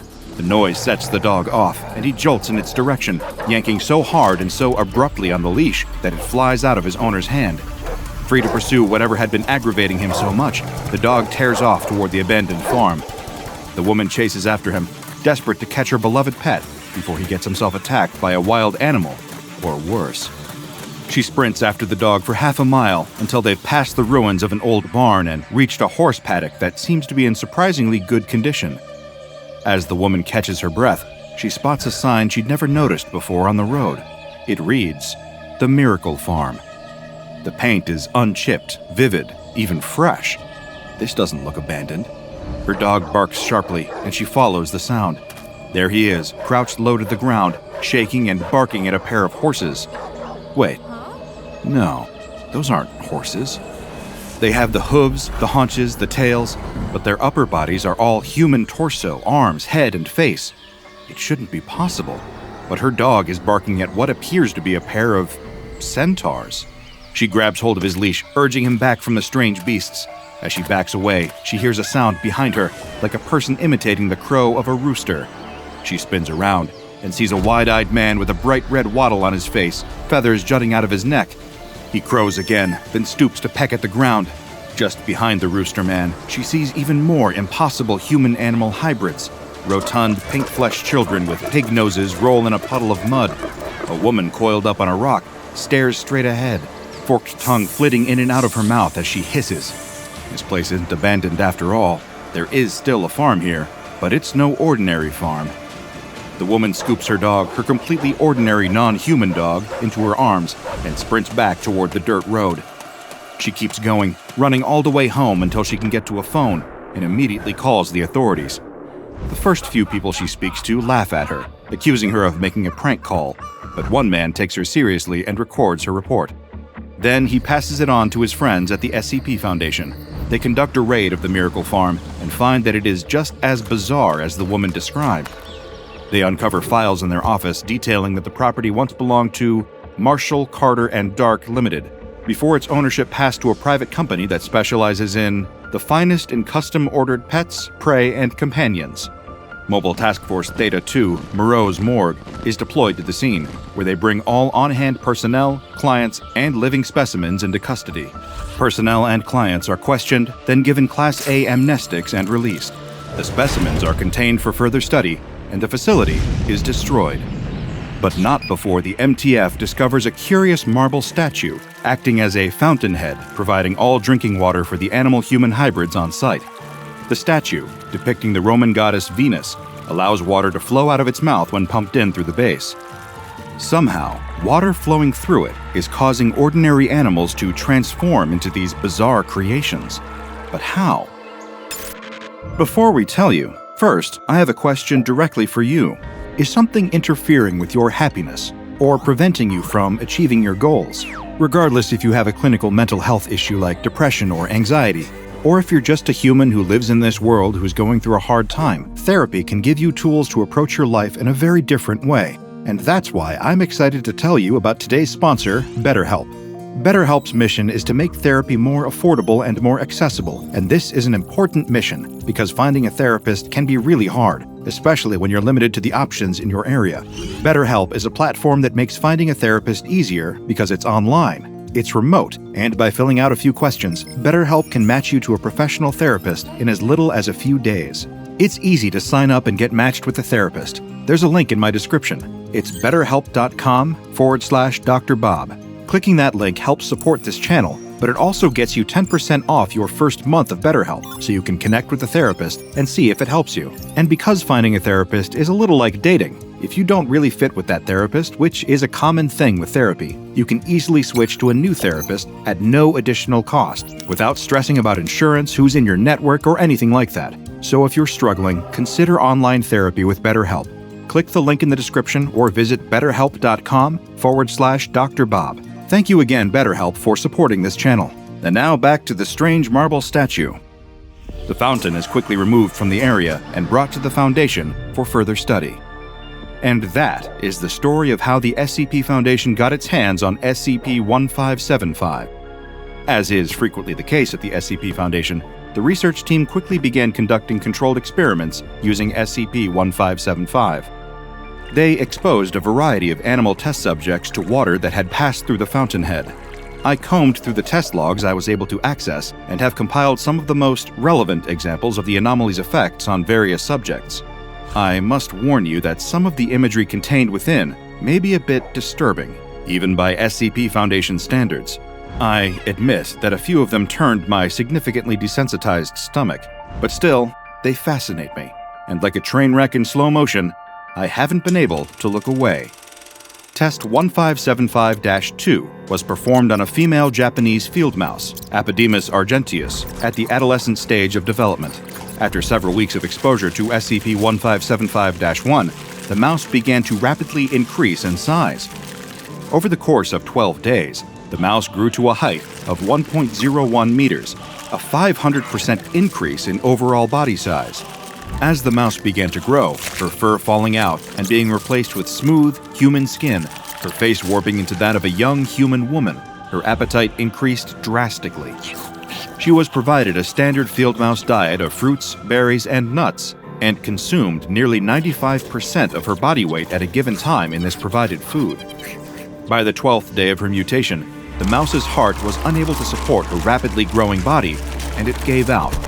She died due to failure of her cardiovascular system, leaving behind an eerie half-mouse, half-human creature with a vestigial tail, partially transformed paws, and gray-tinged skin where her fur had once been. Test 1575-4's subject was a pre-adolescent male white-tailed deer, Otocoileus virginianus. The deer began to mutate fairly quickly following exposure to the water, and its initial steps were an alarming sight, to say the least. He began to suffer severe hemorrhaging in the pelvic area as his reproductive organs atrophied. By the end of the mutation cycle, they had disappeared entirely, leaving a smooth, fleshy surface behind. Several male researchers in attendance had to leave the room during the initial bleeding, and one asked to be referred to an on-site counselor regarding a persistent, recurring nightmare inspired by the mutation. The deer's arms and legs changed into human arms and legs, hooves into hands and feet. By the end of the process, which stabilized after 30 days, the deer had become an androgynous-looking Eastern Seaboard Native American person. The only remaining indicators that this had once been something other than human were a tail and antler nubs resembling those characteristic of yearling bucks. After testing the anomaly on prey animals, the researchers decided to explore its effects on a predator. The subject of Test 1575-6 was an adult female Bengal tiger, Panthera tigris tigris. Naturally, there were concerns about the safety of researchers given the subject's aggressive nature. To prevent any accidental injury or death, she was kept sedated for the duration of any hands-on examination. Unfortunately, the application of these sedatives had a negative impact on the tiger's health during the mutation process. After 4 days, before any dramatic visible transformation had even taken place, the tiger experienced failure of the heart, liver, and kidneys. Though this experiment was largely regarded as a failure, it provided the team with a vital piece of information. Sedatives should not be used on test subjects until they were further along in their transformation and at least 80% stabilized. After the tiger, the research team pivoted to the least threatening version of a similar animal, an adolescent female domestic cat, Felis catus. The transformation occurred without incident over the course of 30 days. It was described as unsettling to watch, especially coupled with the pained yowls of the subject, which slowly transformed into the screams of a young woman. But the subject survived the process. Her body stretched and contorted, claws turned to long, pointed fingernails, whiskers fell out, and fur was completely shed. By the time her transformation was complete, there was a young woman in the containment chamber, crawling around on all fours and batting at particles of dust. She retained her tail, the aforementioned pointed nails, and eyes with the same vertical slit pupils she had as a feline. She spoke several times, but only to request additional food. After testing on a cat, the next natural step was to test the anomaly on a dog. For test 1575-9, the subject was an adult female domestic canine, Canis lupus familiaris, of mixed breed. At this point in time, it was believed that the fountainhead had no anomalous effect on invertebrates. Unfortunately, this experiment proved otherwise. But I'm getting ahead of myself. The dog was exposed to the anomalous water, and dramatic signs of mutation soon began to show. First, the dog began shedding all of its fur. At this point, the researchers got an unfortunate look at something that had been hiding in the dog's coat, an infestation of fleas, which were beginning to transform as well. The fleas had quadrupled in size and were continuing to grow. Even more horrifying, their legs had changed into appendages resembling human fingers, and their features rearranged into a nightmarish facsimile of a human face, blood pouring from their open mouths. Unfortunately for the test subject and any researchers present, the fleas were not the only parasite that had infested this dog. On the 6th day of the experiment, the slowly mutating dog collapsed on her side, breathing heavily, exhibiting intense discomfort. Her abdomen began to distend, and nearby researchers could see something wriggling just beneath the skin. The motion became more violent, and the abdomen distended further and further, as if the dog was progressing through the stages of pregnancy at an advanced rate. One of the researchers made an anxious comment about being reminded of a particular scene from the movie Alien and was admonished for it. But he was quickly proven right, because with a sudden burst, a tapeworm with the face of a man erupted through the skin, screaming at the top of its lungs, eyes rolling wildly in its sockets. One researcher vomited, another fainted. The experiment was swiftly aborted, and testing procedures were updated to include a specification that all subjects must be examined for parasites prior to any exposure to SCP-1575. None of the mutated creatures survived this test. The dog test was a colossal failure on many counts, but it inspired the research team to continue testing on non-mammals, not invertebrates, no one wanted to go down that road again, but other animals at least. For test 1575-12, the subject was a pre-adolescent female hyacinth macaw, Anodorhynchus hyacinthinus. The parrot swiftly began to change, and the sound of agonized caws filled the room, along with a sickening snapping sound. After a moment, the sound was identified as breaking bones. The rest of the bird's body, particularly the muscles and organs, were transforming at a faster pace than the skeleton. The body contorted painfully, and the wings began to split, forming into rudimentary fingers and hands. But the transformation never finished, never stabilized. After 20 days, the macaw was dead, and the cause of death was determined to be internal injuries due to these extensive bone fractures. The subject of test 1575-13 was an adult female leopard gecko, Eublepharus macularius. The transformation occurred at an accelerated rate, and within 1 week, the lizard had grown to a height of approximately 4 feet and displayed many human characteristics, including human legs and feet, a face, and a full head of hair. The hands remained unchanged, though they were larger, and the specimen was still capable of climbing up walls, much like an ordinary gecko. At the 10-day mark, the subject experienced catastrophic organ failure as a result of the mutation and expired. One more test on an invertebrate was conducted, this time deliberately. For test 1575-14, the subject was a female common green grasshopper, Homocestus viridulus. As the mutation began, the grasshopper began to shed its exoskeleton in a process best described as flesh forcing its way out of a casing, breaking the exoskeleton into pieces. What was left following this shedding process was a creature resembling the same grasshopper, but 3 times larger and covered in human skin. It continued to grow, but no further human features seemed to develop. After 15 days, it expired, An autopsy revealed the development of human organs inside, including a heart, lungs, kidneys, and liver. The cause of death could not be determined, but the transformation process is thought to have made the subject incompatible with life. The subject of test 1575-15 was an adult female grizzly bear, Ursus arctos horribilis. During the first 29 days of her mutation, the bear did not consume any food or drink aside from SCP-1575-1. Still, she did not appear to experience any hunger or discomfort aside from the pain of the transformation itself. Her body slowly shrank over the course of 30 days, her fur thinning until it left only the ordinary amount of body hair for an average human woman. Notably, the hair was the same color as the fur she had once had. She retained her bear paws, which appeared to be uncomfortably heavy at the ends of her new human arms. Throughout the transformation, stool samples taken from the subject showed excessive amounts of organic matter, such as blood and fatty deposits. After 32 days, the mutation was complete, and the former bear's condition was stable. She did not speak. Instead, she used her newly transformed mouth and voice to grunt and roar. It was much less intimidating coming out of her human mouth, but researchers noted that her paws and claws were still dangerous and should be avoided. The subject of test 1575-16 was an adolescent female Gravy's zebra, also imperial zebra, Equus grevii. Over the course of 27 days, the zebra's main body, hind legs, and most of her head mutated into a human, resembling the appearance of a person native to Africa. However, her front legs and jaw structure remained that of a zebra. The transformation stabilized, leaving her in this half-changed state. She was unable to move without pain, unable to eat, and exhibited extreme distress at her state of existence.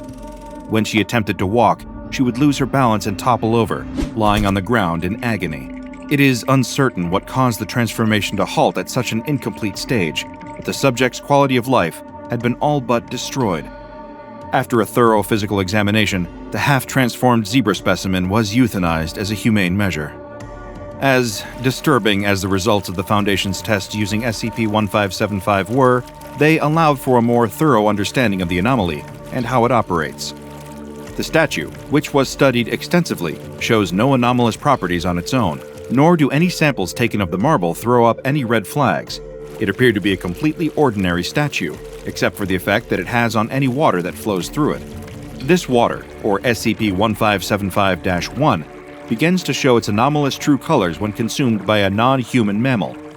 Non-human mammals who consume 0.5 or more liters of this water per day will begin to mutate over the course of a month. Perplexingly, impossibly, they will mutate into a human being. During the experiments, it was noted that the ethnicity of the resulting human seems to correspond with the humans native to the natural habitat of the pre-transformation mammal. A European deer displays Caucasian features, for example, while a North American deer resembles a Native American. Domestic dogs and cats have ethnically ambiguous features or appear mixed race, likely due to the mixed backgrounds of their species. Many of the survivors of this process develop vocal cords and are able to speak about their experiences, but their odds of surviving are not great.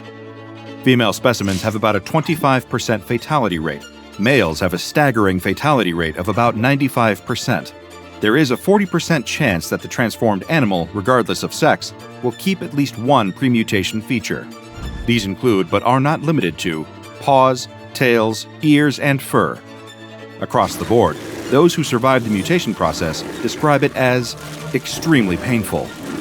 Though these transformed animals can communicate, they tend to display an intelligence level that aligns with their prior species.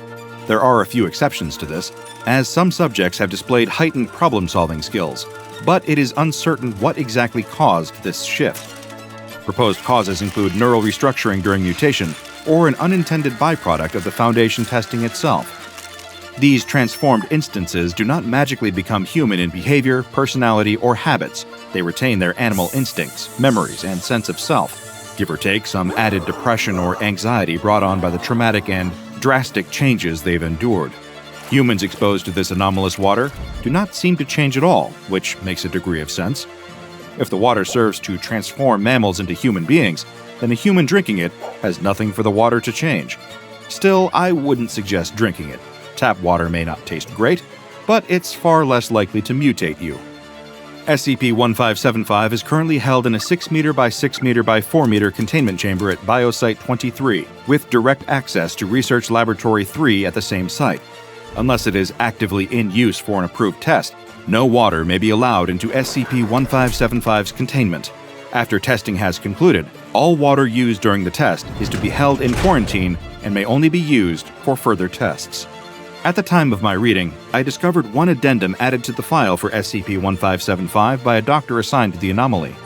It reads, "Following the incident on the 12th of this month, during test 1575-9, any animal to be used in testing with SCP-1575 is to be thoroughly examined for both external and internal parasites. Our initial beliefs that SCP-1575-1 only affected the primary host has proven wrong. It apparently retains its mutagenic properties, even when ingested secondarily through the host's lower GI tract or bloodstream. We absolutely do not need another instance of half-mutated flea creatures, and the psychologist is having a hard time helping Janet with her nightmares of a 7-foot-long tapeworm with a screaming face tearing out of the belly of a dog. I fear that Janet and I may have those nightmares in common. This imagery will stay with me for quite some time. When it comes to drinking water from mysterious fountains, proceed with caution, my friends. Sure, this particular fountainhead may not trigger mutation in humans, but that doesn't mean it's the only one of its kind out there. Drink from the wrong water spout, and you may find yourself changed, and no one, including me, can predict what you might become."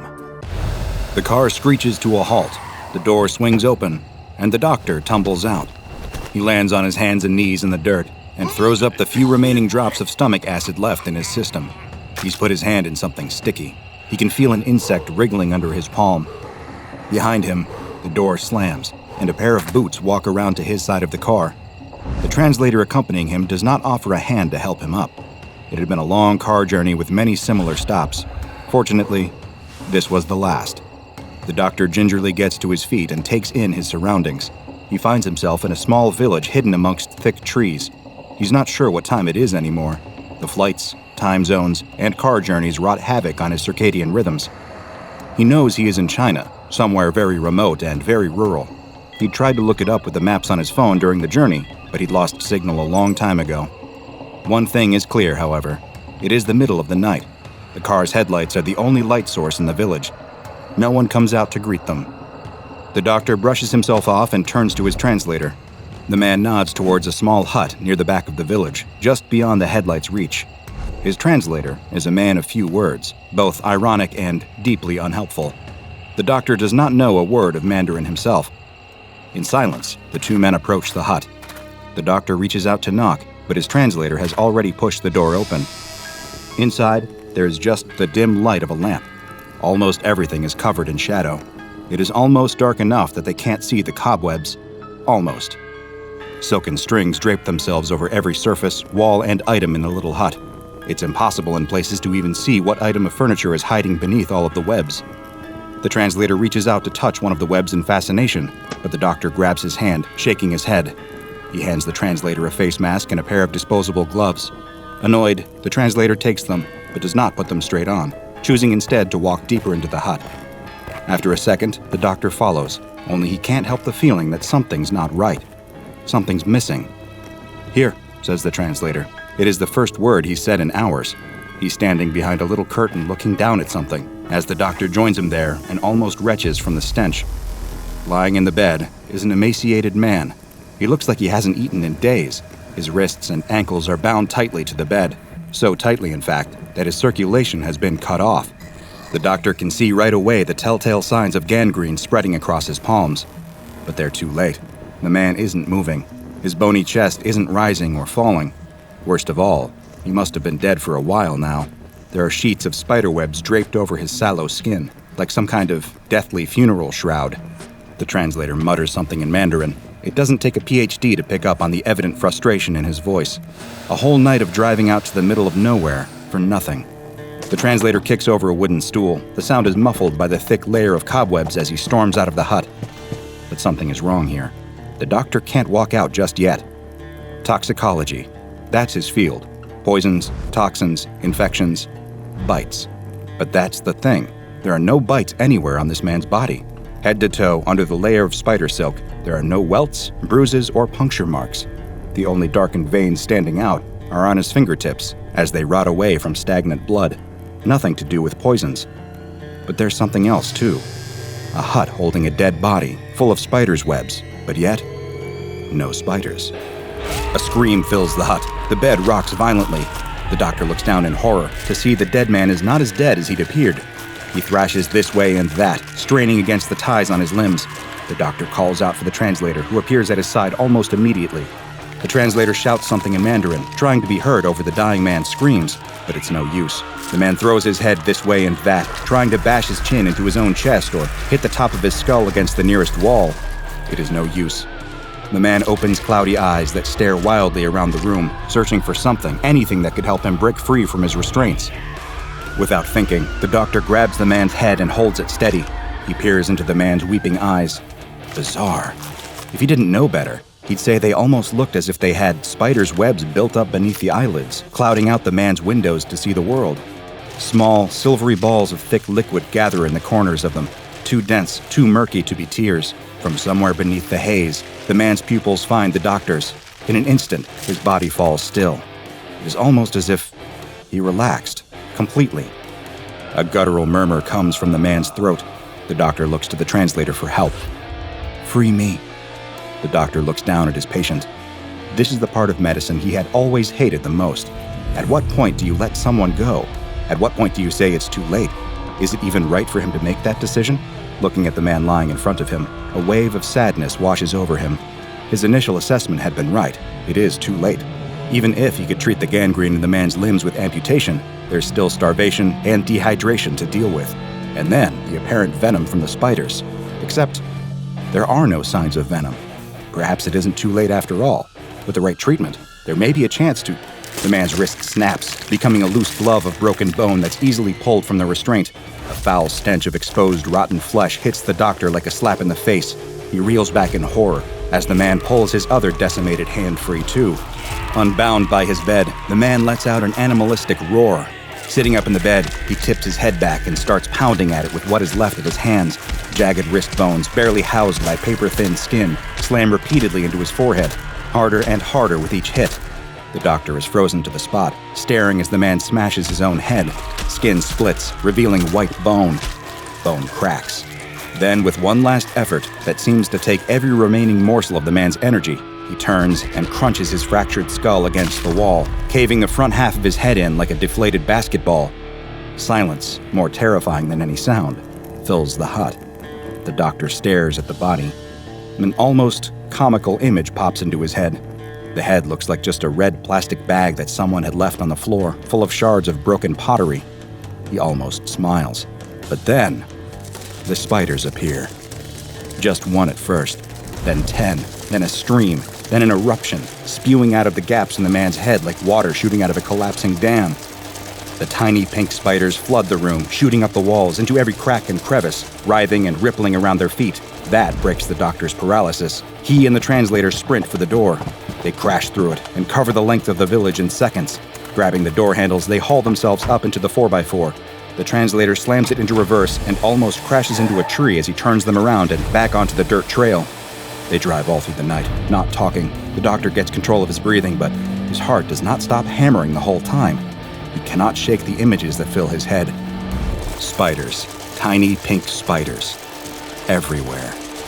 The sun is just rising when the driver suddenly pulls over sharply. His eyes are wide, his face deathly pale. He doesn't say a word as he sits forward, reaches down the back of his shirt, and pulls out one tiny pink spider. The doctor yells in shock and hurriedly grabs a sample pot for the man to throw the spider into. The two men sit there in the front of the car in the warm morning light, staring through the glass at the Arachnid. It looks soft. That's the most bizarre thing about it. Rather than having a hard, dark exoskeleton like other spiders, this one looks fleshy. No, that's not quite right. It looks fatty. Looks squishy, like parts of the body that get exposed in traumatic crashes. Wrinkles and folds of pink, mushy cells with fatty deposits. Except it cannot be made from those kinds of things. It's a spider. As they watch, the spider seems to recognize their attention. It stands up on its back 4 legs and raises the remaining ones in the air. It looks almost as if it is doing some kind of mating dance for them. It turns its back to them, revealing a pattern of brightly colored dots across its abdomen. The doctor drags his eyes away from the dance. The sun is gone. Night has fallen again. His stomach stabs at him in hunger. But that can't be right. It was sunrise only a few seconds ago. The headache had started as he sat down on his flight. Now, 5 hours in and somewhere over an ocean, he knows he is not going to sleep tonight. He can't get the image of all those spiders out of his mind. He needs to report this. And he will, definitely. But not yet. A spider crawls up the seat in front of him. His heart stops, and he sits back violently in his seat, eyes wide. On the floor of the plane, pink spiders everywhere. They're not real. They're not real, just his imagination. He needs some rest. That's what he needs. He'll fly home, wait for the headache to pass. Then he can call someone. But right now, he just feels too groggy to do any of that. The adrenaline of his hallucination passes as quickly as it had come. He can feel the glass pot in his pocket tapping occasionally, begging for his attention. His head aches. He runs a hand through his hair. That can't be. Is he really growing gray hairs already? In frustration, he reaches up and taps at his forehead.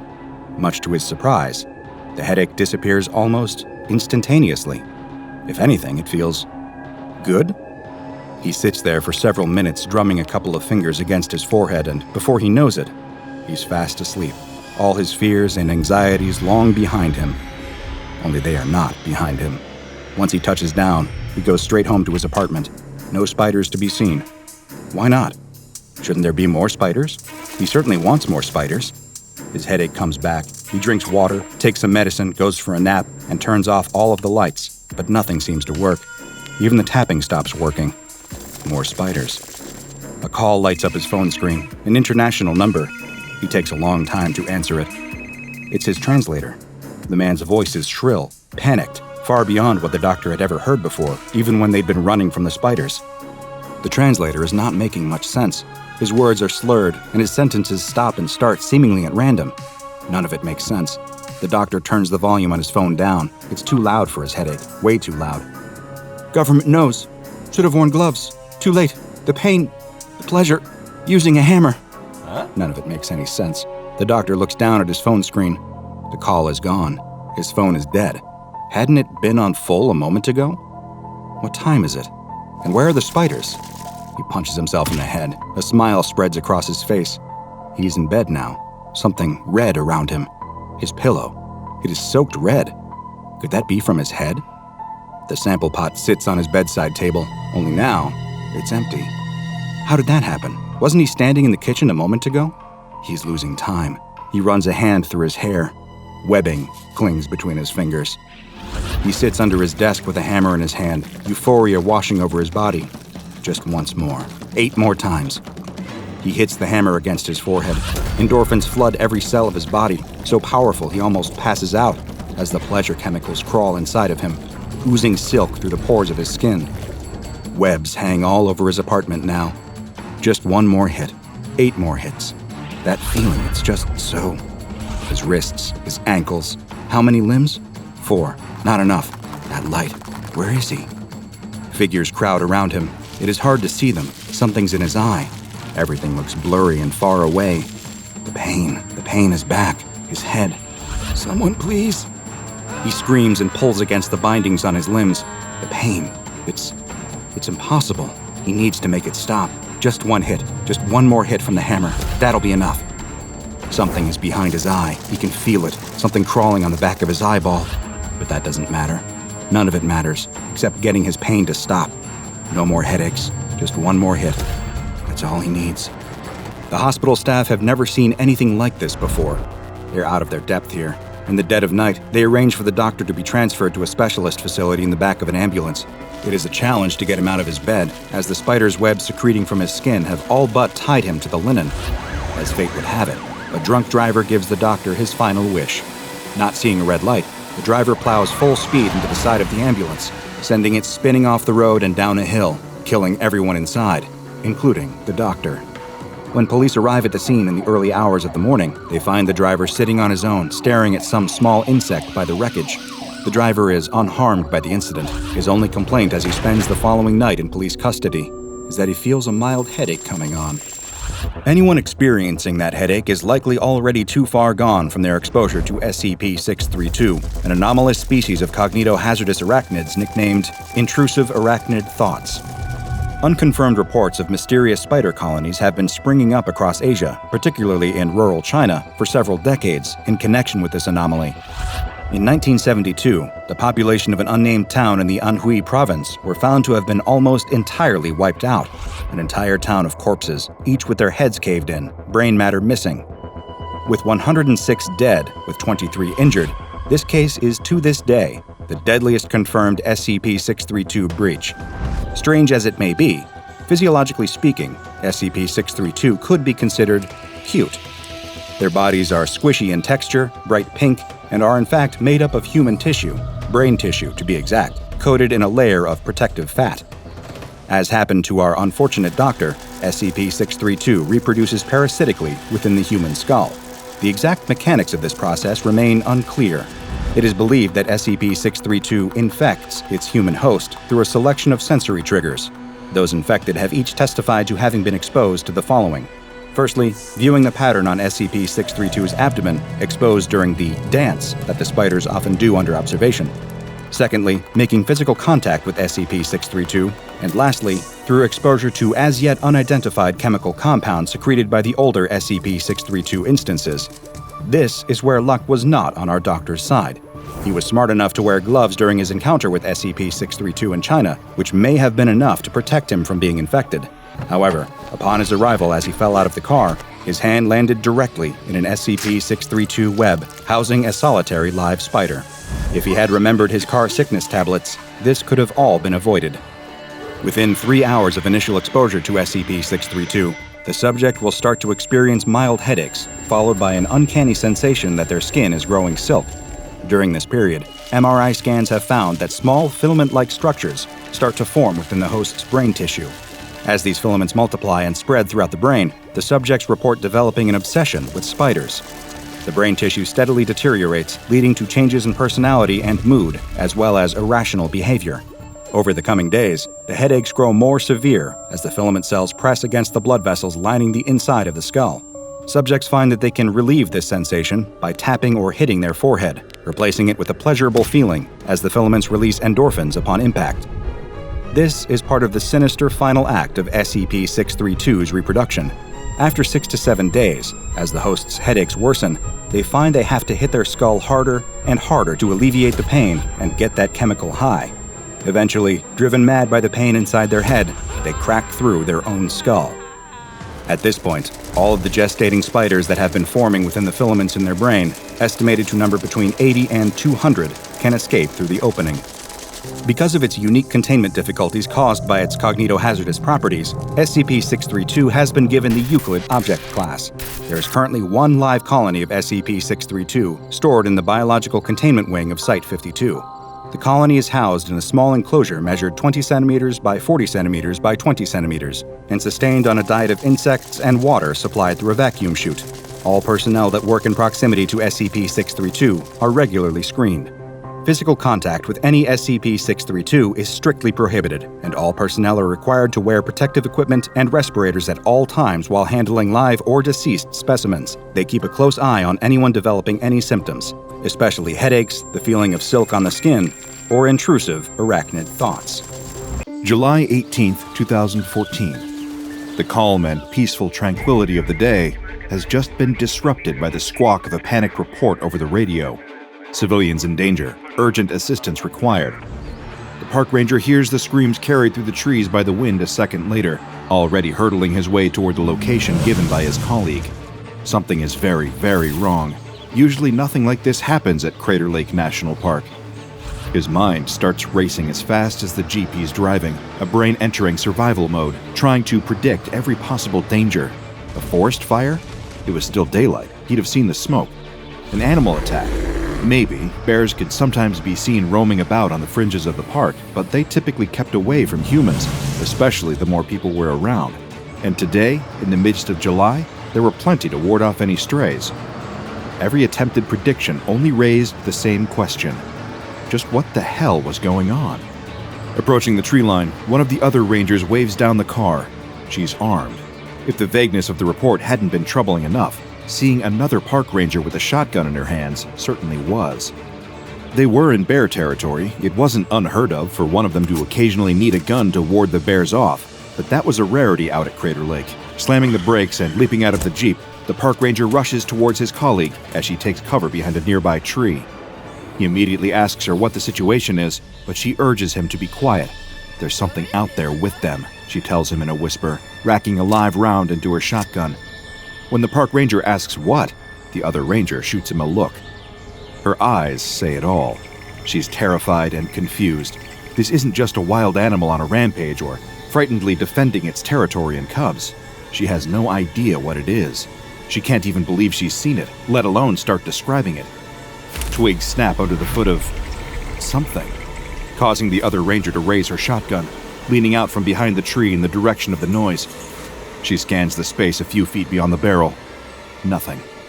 The park ranger takes a look for himself, not exactly eager to see what it is, but unable to fend off his own curiosity.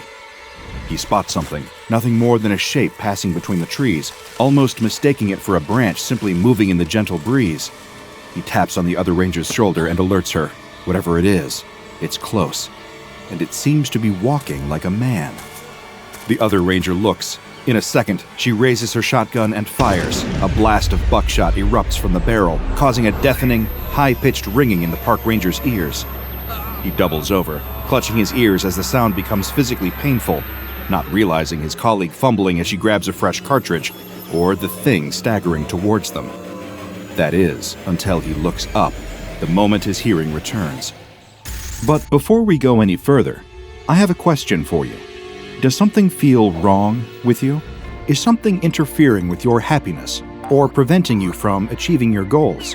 Regardless if you have a clinical mental health issue like depression or anxiety, or if you're just a human who lives in this world who's going through a hard time, therapy can give you tools to approach your life in a very different way. And that's why I'm excited to tell you about today's sponsor, BetterHelp. BetterHelp's mission is to make therapy more affordable and more accessible, and this is an important mission because finding a therapist can be really hard, especially when you're limited to the options in your area. BetterHelp is a platform that makes finding a therapist easier because it's online, it's remote, and by filling out a few questions, BetterHelp can match you to a professional therapist in as little as a few days. It's easy to sign up and get matched with a therapist. There's a link in my description. It's betterhelp.com/DrBob. Clicking that link helps support this channel, but it also gets you 10% off your first month of BetterHelp, so you can connect with a therapist and see if it helps you. And because finding a therapist is a little like dating, if you don't really fit with that therapist, which is a common thing with therapy, you can easily switch to a new therapist at no additional cost, without stressing about insurance, who's in your network, or anything like that. So if you're struggling, consider online therapy with BetterHelp. Click the link in the description or visit betterhelp.com/DrBob. Thank you again, BetterHelp, for supporting this channel. Now back to the bizarre creature in the forest. It's like part of the forest has come to life and assumed the shape of a human being in order to attack them. Roots cover its body, sealing up the space where its eyes would be. Oregon-beaked moss coats its arms and hangs off it like it's been draped in a sheet of yellowy-green plants. The creature is horrible to look at, and yet it looks lost. It stumbles, arms outstretched like it's trying to blindly feel its way around, and the park ranger realizes it can't see. Another cartridge clicks into the shotgun tube, pulled back the chamber by the slide of the pump, and the other ranger raises the weapon, steadying her aim so as not to miss this time. Her sights line up, the mossy monstrosity sitting in the center, and her fingers squeezes on the trigger.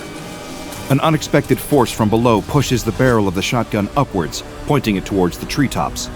Another ear-splitting blast rings out, sending nearby birds flying from their nests in panic. The park ranger keeps the weapon pointed up, despite his colleague's protests to let go of her gun, or the drops of blood dripping out and trailing down his neck from his own eardrums. He glances over his shoulder as, whatever it is, flees in terror. Startled by the shotgun blast, it runs away between the trees, knocking into some as it moves with uncertainty. Minutes later, a team of other rangers arrives, declaring that they're taking over the search effort for the creature that was found lurking around Crater Lake National Park. These rangers seem off. They look the part, in full uniforms and everything, but the park ranger can't place their faces. They somehow seem brand new. yet not one of them is fazed by the unusual situation. They seemed all the more interested in questioning all the hikers and families visiting the park who had seen the creature, as they were in actually finding it. It was almost as if they didn't want the word getting out. The park ranger decides he can't keep quiet any longer and raises a concern to the newcomers. He tells them that he doesn't think whatever is out there is some kind of monster. He thinks it's human. The new rangers thank him for his input, but insist that they'll take it from here. Little did he know, these weren't other park rangers. They were agents of the SCP Foundation. They have been embedded within the National Parks Rangers to contain SCP-3310, an anomalous log floating in Crater Lake, said to contain a powerful deity named Yao, who can cause dangerous weather to erupt unless the log is left to float freely. Then the call comes in from SCP Foundation Command, reports of an entity attacking civilians. Since they happen to be nearby, in the same park no less, a handful of agents are sent in to investigate and, if possible, contain the creature. Before too long, the civilian witnesses, even the real park rangers who had tried to kill the entity, have all been interviewed, administered with memory-wiping amnestics, and subsequently released, as if nothing out of the ordinary has even happened. Putting boots to the ground, the search for the unidentified creature doesn't last long. Within 2 hours, the agents have found what they're looking for. Only, it's not a creature. It's a person. His name is Zach Herman. They find him cowering under an alcove near the edge of the lake, his moss-covered skin providing a near-perfect camouflage for him to blend in with his woodland surroundings. The only thing that gives him away is the sound of his frightened sobs.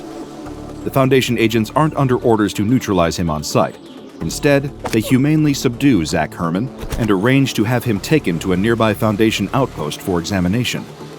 SCP-3462, an anomalous humanoid entity known to inhabit a rundown Blockbuster video rental store in the nearby town of Bend, Oregon, with the area having been sealed off and constantly patrolled by Foundation personnel.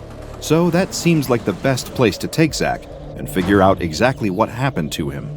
Upon closer examination at the Foundation outpost, it's discovered that Zach Herman has a number of unidentified roots growing through both his skin and internal organs.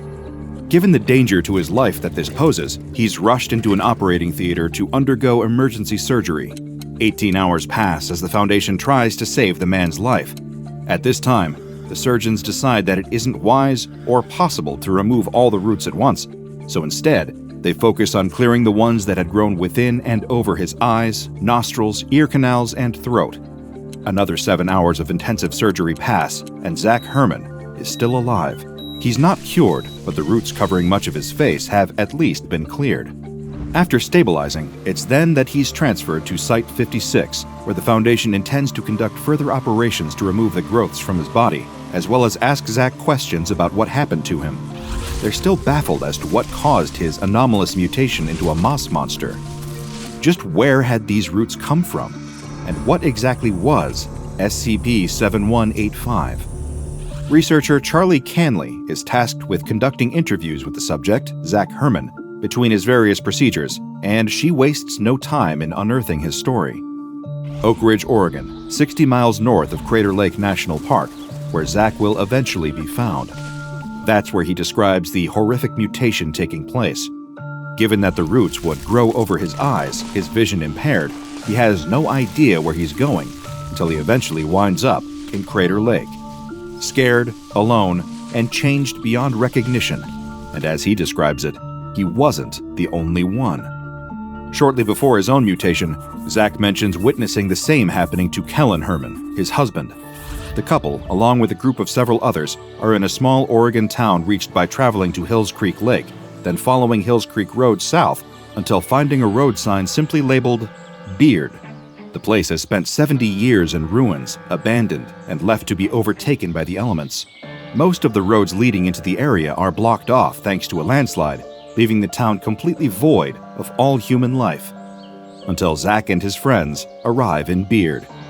There are 6 of them in total, including Zach, his husband Kellen, then Azrael, Mark, Angel, and Caleb. Answering an ad on Craigslist, the group has come to Beard after being hired by a man named Sean to scavenge through the abandoned town, collecting anything that could potentially be of value. Scrap metal and intact valuables, as long as they can be resold, are worth holding on to. While the group searches, Sean delivers food and supplies to them once per month. One thing that they hope for each time, but never seem to get, is something to drink in their downtime. So, on a whim, while exploring an abandoned factory they come across, Zach looks for an alternative source of beer for the group to enjoy. What he finds is an unusual blue machine. Pulling levers on it, he finds that it dispenses samples of a surprisingly green liquid. Of course, none of the group immediately drinks it. Not until Angel finds an old journal with entries dating back to the 1930s. It describes the owners of the factory giving the liquid to their workers and only ceasing the practice after the workers stopped getting drunk. Taking that to mean the liquid was safe to drink, the group decided to each take a swig of the green. Initially, none of them feel any change. It's actually rather anticlimactic, at least at first. Soon after, however, they start to feel energized, more alert, and awake for much longer without feeling the usually expected fatigue that would bring. It even helps them search through parts of the town quicker, something they're all grateful for. After a week, not one of them even feels the need to sleep. They were even healing from injuries faster, small cuts were sealing in minutes, bruises clearing entirely almost as quickly as they formed. After about a month, the negative side effects start. They start manifesting as small symptoms, the group experiencing various bodily aches that gradually become far, far worse. It affects each of them differently, too. Zach starts to experience a tightness in his chest, while Caleb develops a bad fever that leaves him barely able to function. Mark and Angel's hair starts falling out in thick clumps, too. Soon after, the same is happening to Caleb. His symptoms are the first to worsen. After his hair falls out, his skin starts to do the same. It keeps peeling away, turning red. Then, Sean arrives in Beard. According to the information given by Zach in his interviews with the Foundation, their employer would routinely drive to the town every 3 months in order to pick up anything valuable the group has recovered. All of them suffering from the ill effects of whatever the liquid they'd all drank was. Those of the group that still had the strength to stand rushed to meet Sean and beg him to get them help. Upon taking one look at them, he drives away, abandoning them. 4 days after Sean left them there, the sleepless group is startled by screaming in the night. It's Caleb, and he's on fire. Panicking, the others try to help, pouring water on him to douse the flames. It seems to work, but it's only a few minutes before the fire starts up again. They even try taking him to the creek that runs through the town, but submerging Caleb in the water only causes his skin to form massive blisters that painfully burst. Keeping him under didn't work either. He kept needing to come up for air, and breaking the surface, he started catching fire again the second he was above water. There was nothing they could do to save him. He just kept burning. Caleb is the first of the group to die. It's not clear when this occurred.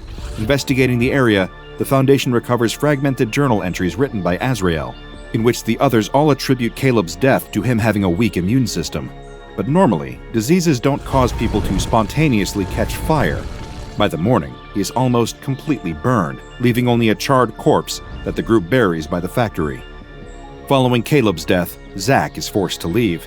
The others blame him for Caleb's death, and he does as well. He intends to find some other way of getting help for the rest of the group.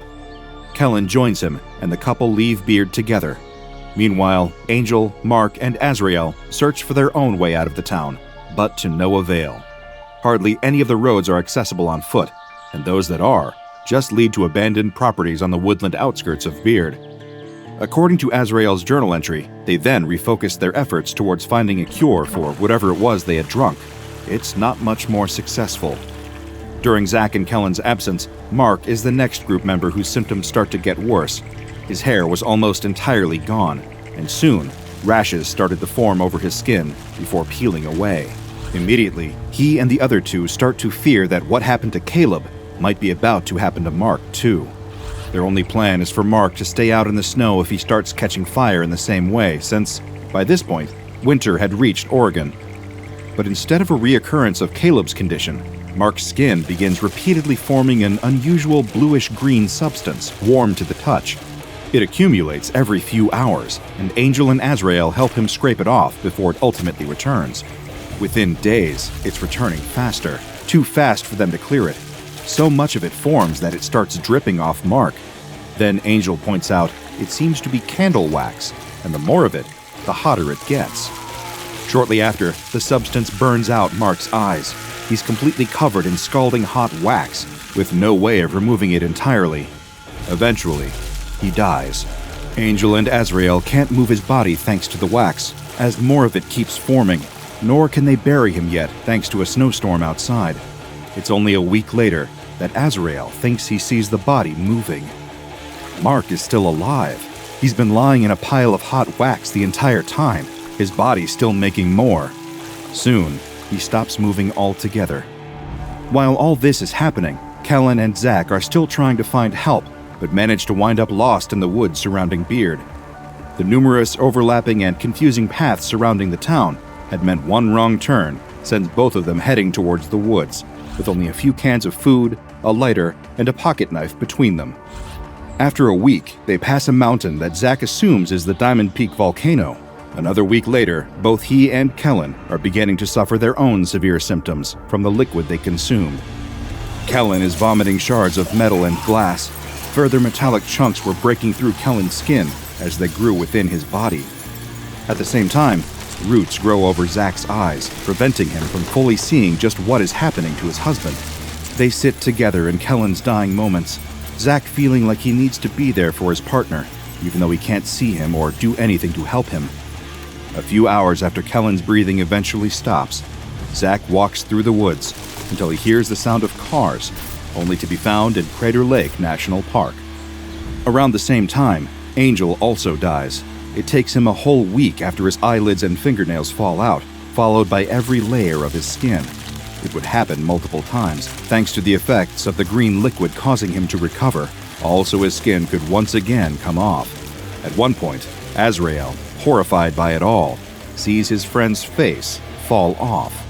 Still unable to find a way out of Beard, one of the remaining two survivors of the group also starts to change. Bumps form under Azrael's skin, eventually causing his hands to become swollen and preventing him from moving anything below his chest.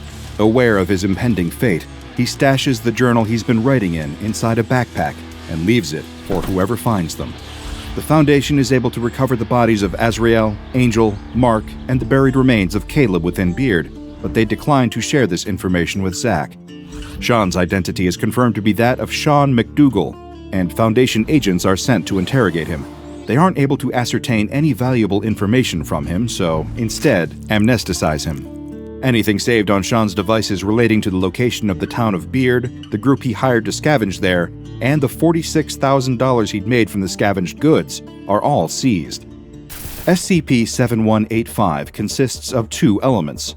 The first is an unidentified machine that was uncovered by Zach Herman and his friends in an abandoned factory in the southern Cascadian mountain range of Oregon. Despite not having any power sources connected to it, SCP-7185 seemingly functions without the need for electricity. It is instead operated via a series of levers connected to the main body of the device. Two are black and one is rusted over. Should both of the black levers be switched downwards and the rusty lever pulled, the machine will produce the second element of this anomaly, designated by the Foundation as SCP-7185-1, hereby alternatively known as the body horror juice. The alcoholic liquid byproduct of activating SCP-7185 is green in color and has a semi-viscous consistency. If this liquid is drunk at any point by a human being, then this person will undergo major bodily changes that tend to span a period of at least several weeks. Anyone ingesting SCP-7185-1 will suffer numerous mutations and deformations of their body, although exactly how they are altered varies depending on the person drinking the juice. SCP-7185-1 also negates the effects of any depressants, opiates, or other stimulants taken after ingestion, meaning there is no way to nullify the pain of these intense physical changes. On July 21, 2014, Zach Herman died due to complications during surgery. The Foundation surgeons had been making extensive efforts to clear the roots growing throughout his body as a result of Herman ingesting SCP-7185. They had made enough of a difference to allow him to participate in interviews with researcher Canley.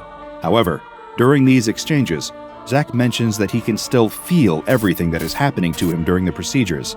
Every incision, every removal, every stitch. The same day, the body of Zach's husband, Kellen Herman, is also recovered. Tell me if it starts to hurt, the dentist says before reaching into your mouth with a pair of orthodontic pliers and starting to pull your front teeth back into place. Evidently, your screams aren't enough of an indication of the extreme pain you feel because he doesn't stop pulling. After what feels like hours of excruciating oral surgery, you're finally standing outside the dentist's office texting with a friend. "Come on, show me. It can't be that bad," reads the message from your friend. You're nervous to send her a picture, though, since you have a small crush on the girl and you don't want her to see you in this state.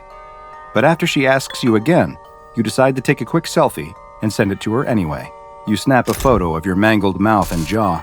The mess of wires had to be hastily applied to move your remaining crooked teeth back into place with globs of fast-hardening epoxy, and the result looks like a low-budget horror movie prosthetic. You send the message and wait. You watch the dots appear that indicate she's writing a response, then watch as they disappear without a reply. You sadly slip the phone back into your pocket and begin walking away. As you make your way home with your head hung in shame, you keep your mouth shut tight. You don't want any passers-by to see what you've become.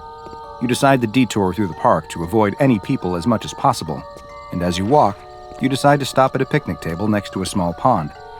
You sit at the table and watch the ducks mill about in the water. You have it so lucky, you think.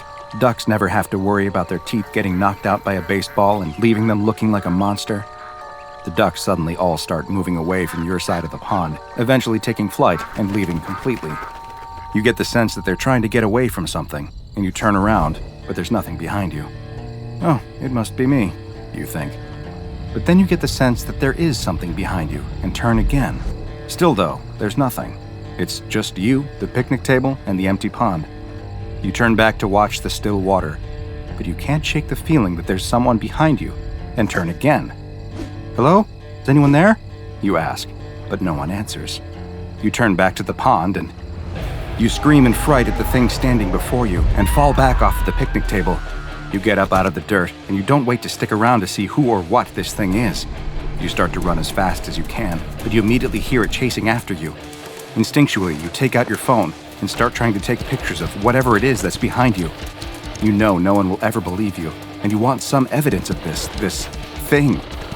You manage to snap off a couple of pictures, but you can hear the creature gaining on you. You scream as your mouth begins to ache. Perhaps running this soon after your surgery is causing your damaged teeth to shift, and the pain is intense. It starts to feel like your mouth is full of jagged rocks, but you can feel that it is your teeth pushing out and stabbing into your mouth. You take one last picture before the creature leaps on you, sending you both to the ground, and your phone tumbling into the dirt. Early the next morning, a police perimeter has been set up in the park. The detective arrives and walks past the traumatized-looking jogger who must have been the one that discovered the grisly scene. An officer guarding the site lifts up the police tape so the detective can enter the crime scene that surrounds a body lying under a white sheet. The detective asks the officer if they've found anything yet, and the officer hands the detective a plastic bag containing a dirty cell phone.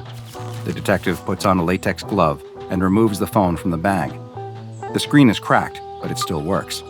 There's numerous messages on the screen that look like they're from someone trying to apologize for not responding sooner, and asking where the phone's owner is and if they're mad at her. The detective opens the phone's camera app and starts looking at the last photos that were taken. It's a strange series of pictures. They seem to all be selfies that a young man was taking as he ran through the park. It almost appears as though there's a figure behind him, but it's hard to tell. There's a foggy white vignette on the pictures that gets worse the further he looks, slowly closing in until the last photo is nothing but a blurred milky white screen.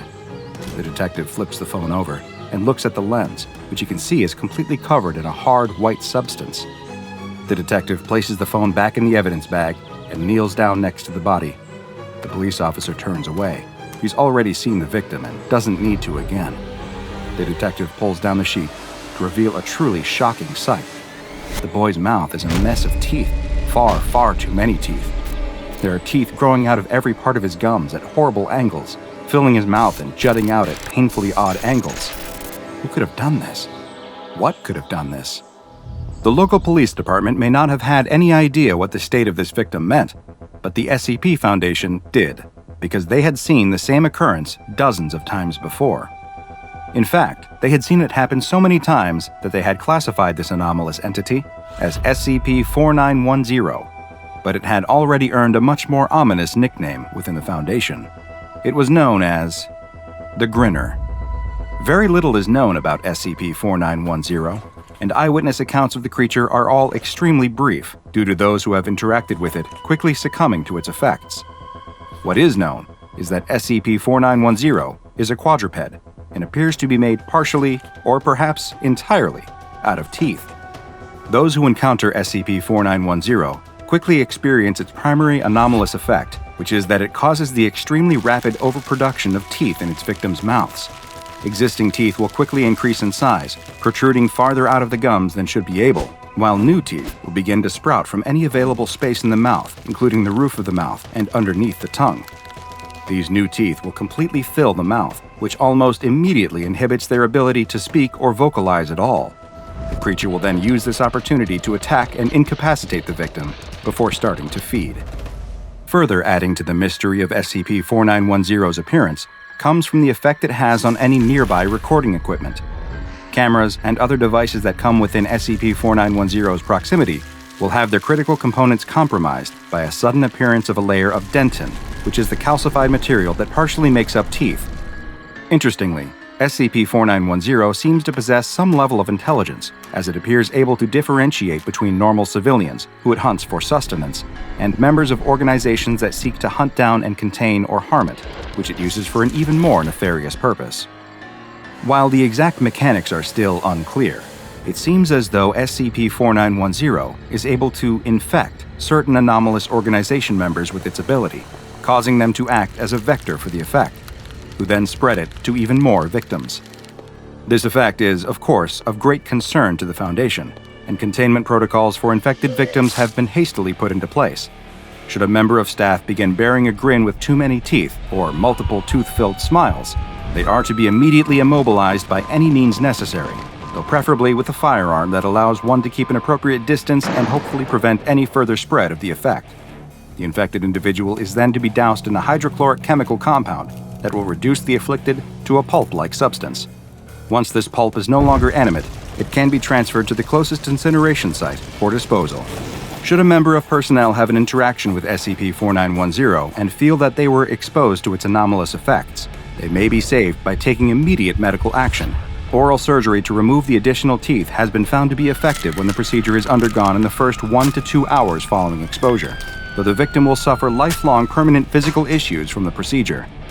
Once 3 hours have passed, the effect will have spread to the rest of the body, with teeth appearing virtually anywhere. Unfortunately for the victim, should the infection reach this point, pain management has been shown to be ineffective, and there is nothing that can be done to alleviate their suffering, save for termination. SCP-4910 remains at large and has been given the Keter classification. Mobile Task Force Epsilon, codenamed Turfing Black, is the only MTF authorized to respond to sightings, and they have been given permission to engage the creature and utilize lethal force if necessary, due to the danger this anomaly presents specifically to the SCP Foundation. It's never a nice feeling waking up lying amongst shards of broken glass in the middle of the road. The dawn sky above the biker looks almost peaceful. It's as if nothing had gone wrong at all, as if everything is right in the world. But slowly, the throbbing pain washes into his helmeted head, and the sound of the traffic surrounding him rises in his ears. A sea of onlookers gathers around as the cars blast their horns. Through the cracked visor of his helmet, the biker can see concerned faces, people calling emergency services, and a few women crying. His paramedic bike is toppled on its side about 40 feet from him. There are long black tire marks running up to where it lies, smoking slightly on its side. With a groan, the biker sits himself up and shakes his head. Bad idea. Looking around, though, it seems he's the only one injured.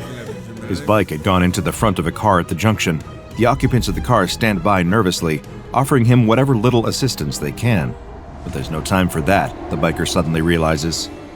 He looks down at his watch frantically. It's 12:03 p.m. There's not enough time. He rushes over to the bike as fast as he can and lifts it back upright. A couple of onlookers try to grab his arms, trying to sit down to rest, but he can't. There's no time. He has just 3 minutes to get to St. Mary's Hospital in central London. Right now, he's at the junction outside Baker Street Station. He can still make it on time if he gets on his bike and goes now. The biker swings his leg onto the bike and kicks it into life. He takes a deep gulp and looks over his shoulder at the box on the back of his bike. He can't risk opening it here. The damage may already be done.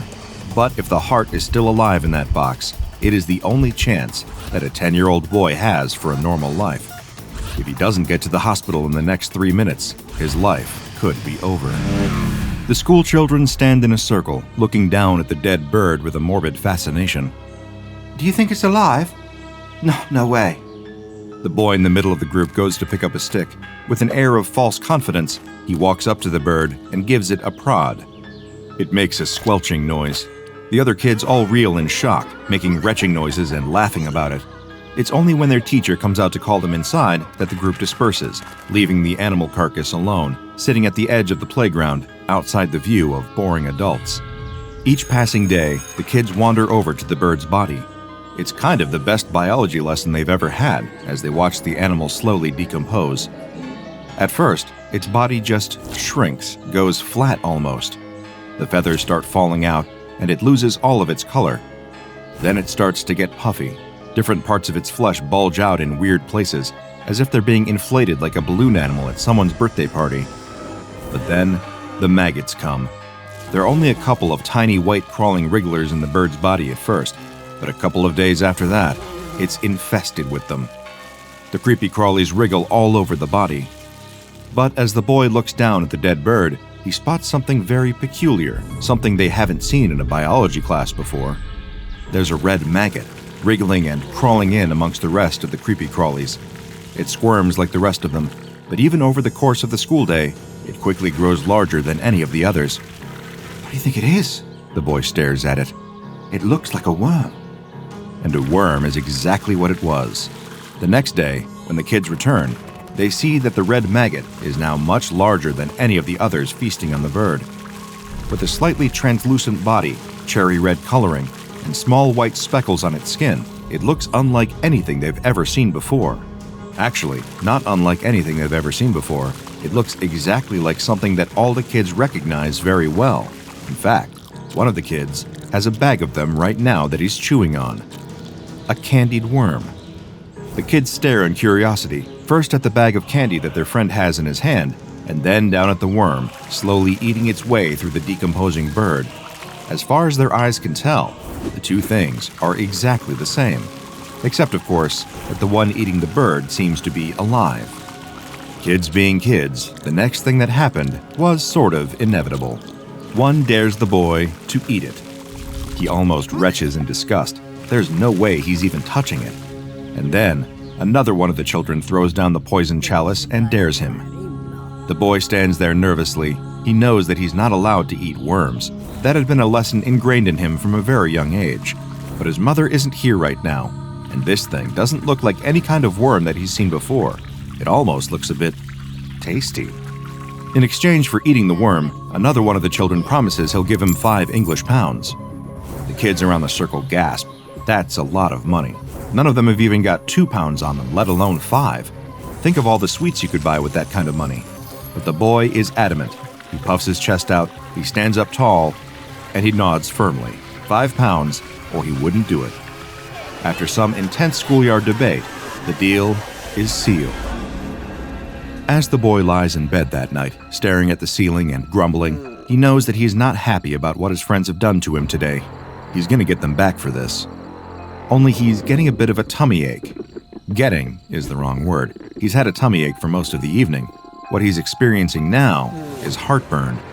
It feels as if something is crawling in his chest. The boy just ignores it. It's probably just his worries about the worm inside of him. He chewed it up pretty well. There's no way that it's still alive in him, surely.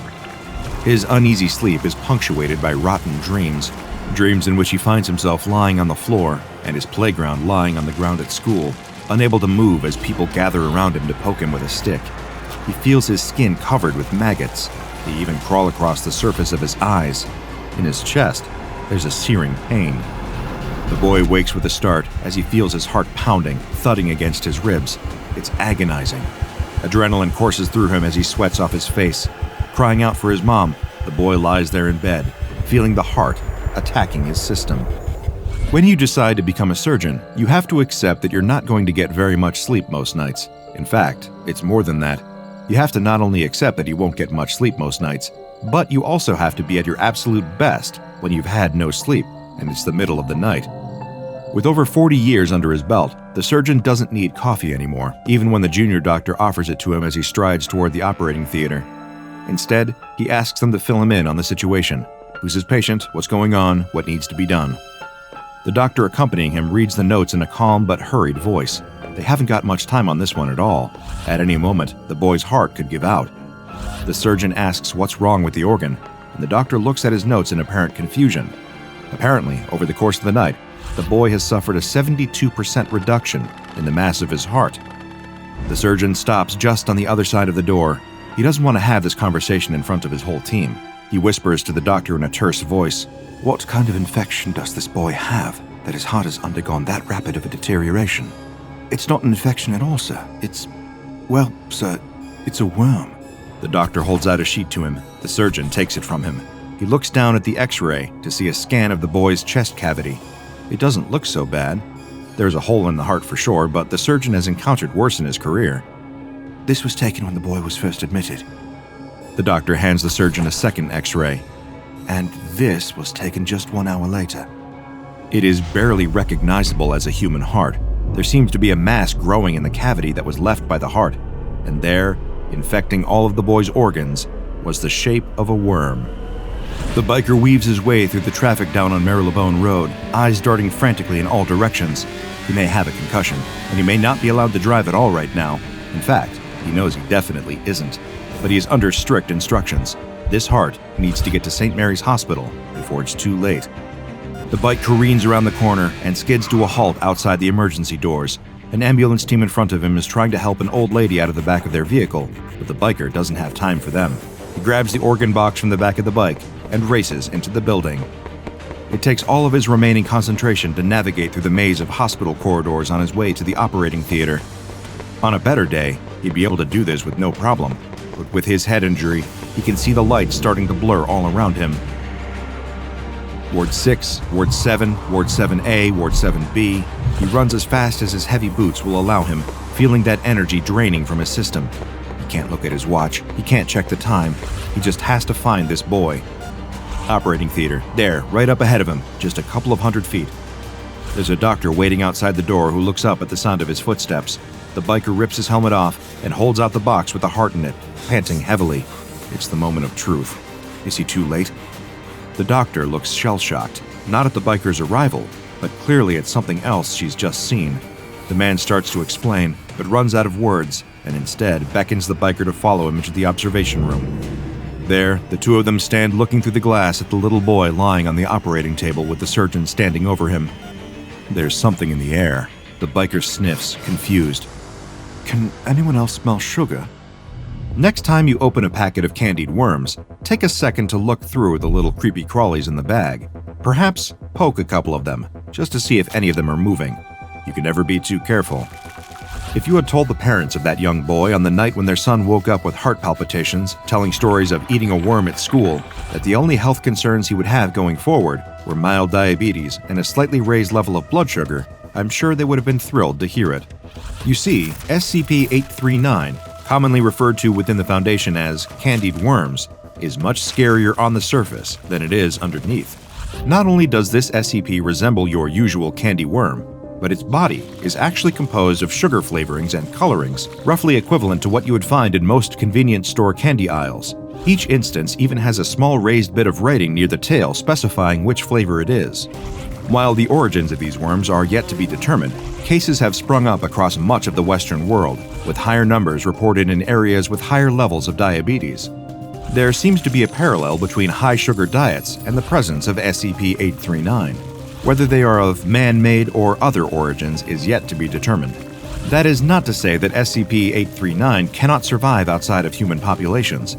This SCP in the wild primarily feeds on decomposing organic matter and is capable of sustaining itself on a purely vegetarian diet. However, when ingested into the human body, SCP-839 will target specific organs and burrow its way towards them. The organ in question depends on which color candied worm the SCP instance is.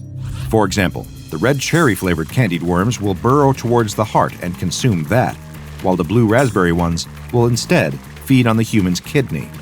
One would expect the health consequences of this feeding to be severe. However, As the SCP feeds, it will also change its own shape and chemical composition until the worm itself becomes a substitute organ for the one that it is consuming. However, this substitute organ is not a perfect replacement, as other health consequences are derived from its presence. For example, the green apple-flavored SCP-839-3 targets the eye and replaces it with a jelly-green version of the human eye. While this eye is mostly capable of sight, subjects have reported mild hallucinations and blurriness of vision, as well as a greenish tint to how they see the world. Fortunately for the Foundation, SCP-839 reproduces sexually, meaning that individual instances require a partner in order to have offspring. This has made containment of this SCP much more feasible. Though they are a relatively low-priority entity in the broader scope of the Foundation, there are no known cases as of yet of any SCP-839 infections leading to death or serious chronic illness. Therefore, any instances that are captured by the Foundation are sent to Storage Site 839-1, where they are kept in a glass housing and regularly fed a diet of plant matter each day. Here, their reproductive activity can be closely monitored and controlled based on what research is needed. Those infected with SCP-839 instances can continue to live long and healthy lives, with only minor health complications arising. Therefore, the Foundation is comfortable allowing a reasonable number of cases to go unexamined in the world. So, like I said, for next time you open up a bag of candied worms, maybe just give them a quick poke. You could be saving yourself a trip to the hospital and a lifetime dependence on insulin. A young man tosses and turns in bed. He adjusts his pillow and tries sleeping on his back, his side, his stomach, but nothing works. He rolls over to check the time. 3 a.m. This is the third night in a row he hasn't been able to fall asleep. He feels tired. He wants to sleep. But every time he closes his eyes and sleep starts to creep in, something happens. And suddenly, he's wide awake again. It's as if someone keeps flipping a switch in his brain to awake, and there's nothing he can do to stop it. It's affecting everything in his life. He can't concentrate in class, his work performance goes down the drain. Even his hobbies become completely unenjoyable. All he wants to do is sleep. His friends and family can tell something is wrong. It's as if he has become a different person, and they urge him to go see a doctor. But the doctors tell him there's nothing they can do for him. He's perfectly healthy otherwise. He should try some natural remedies like valerian root and get more exercise. He has no idea how many days he's been awake now. 4, 5, maybe more. At this point, the lack of sleep isn't even the worst part. It's the hallucinations. Sometimes they're just a shadow dancing outside of his vision, but others are incredibly vivid, feeling more real than his now dreary life does. He had to stop going to work and class entirely since he can't concentrate for more than a couple of seconds at a time. His friends don't want anything to do with him, and who can blame them? He has uncontrollable mood swings and lashes out for no reason. He's tried every sleep remedy there is. He took the doctor's advice and exercised as hard as he ever has. But with never being able to sleep, he has no energy left. He's becoming a living zombie. He gets up out of bed but loses his balance and collapses to the floor. He tries to get up, but he can't. He'll just lie there for a while.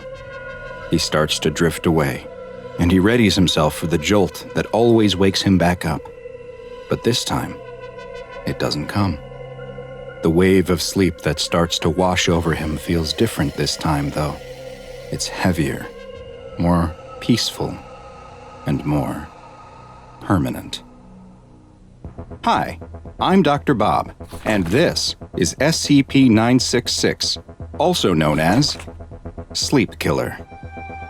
SCP-966 is the designation that the SCP Foundation has given to a creature that belongs to a group of anomalous predatory beasts, standing 1.4 to 1.6 meters tall and weighing roughly 30 kilograms.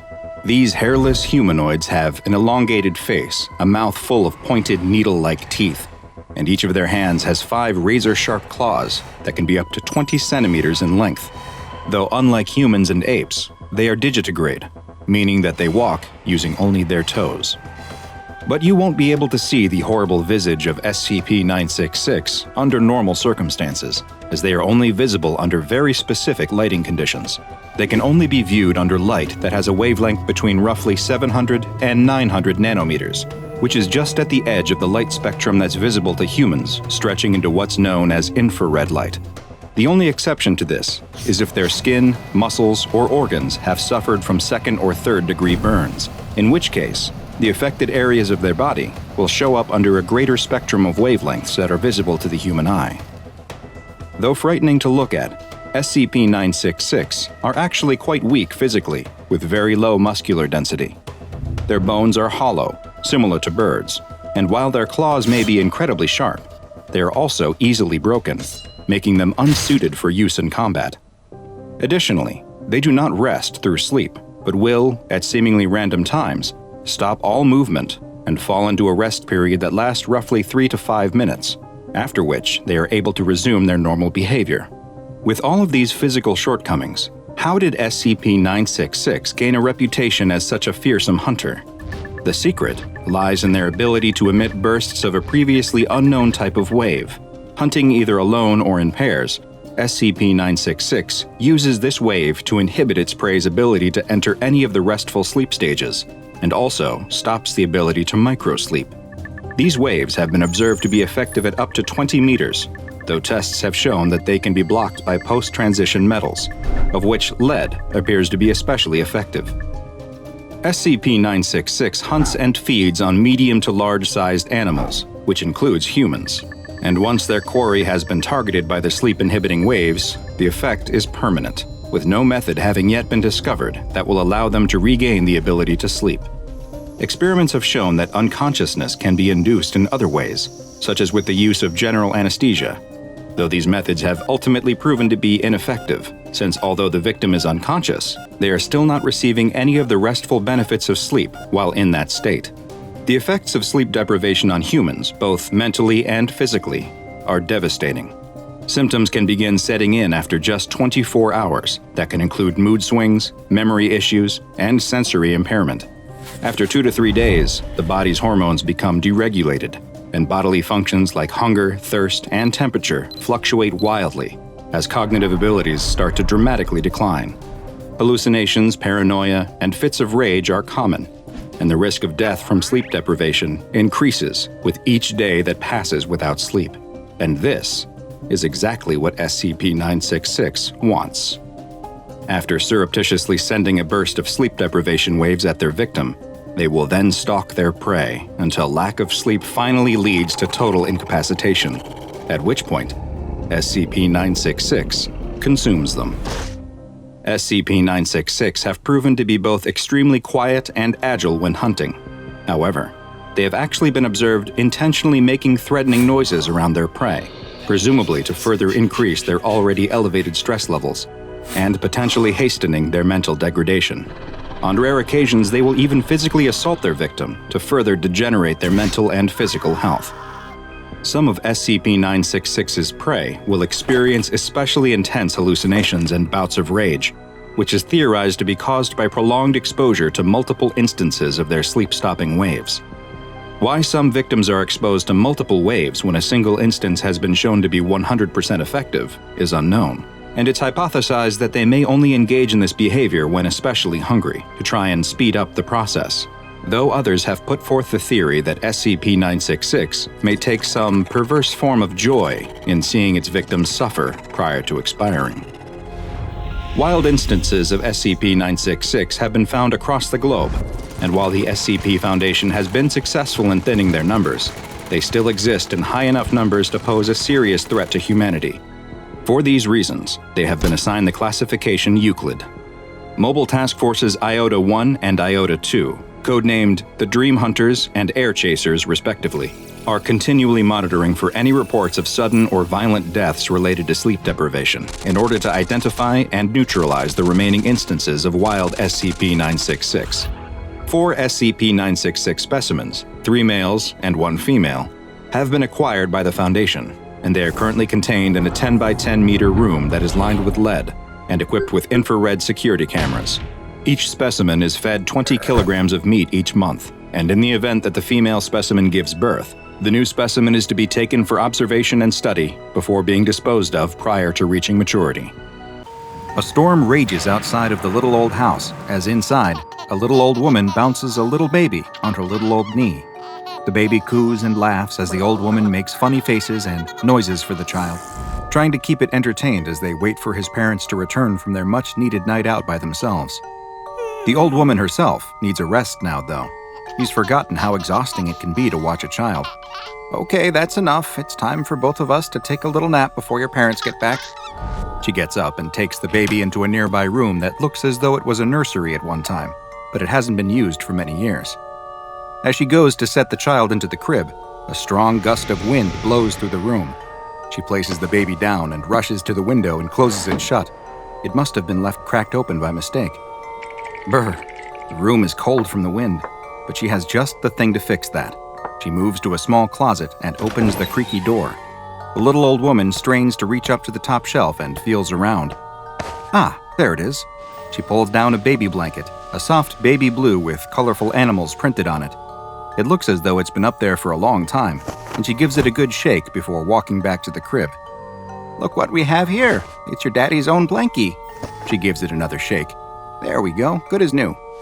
She leans into the crib and wraps the small helpless child in the blanket before giving him a gentle kiss on the forehead. "Now you get some sleep. Your mommy and daddy will be back before you know it, and we want to show them what a good babysitter Grammy is, don't we? That way I get to see you all the time." The little old woman switches off the light and exits the room, leaving the door cracked just a few inches. She heads back to the couch and plops down on it. Almost as soon as she does, though, the baby starts crying. With a sigh, she gets back up and goes back to the nursery. "What's the matter, little dear?" she says as she turns the lights on. "Oh no," she rushes to the crib. "You've kicked your blanket off. You must be freezing."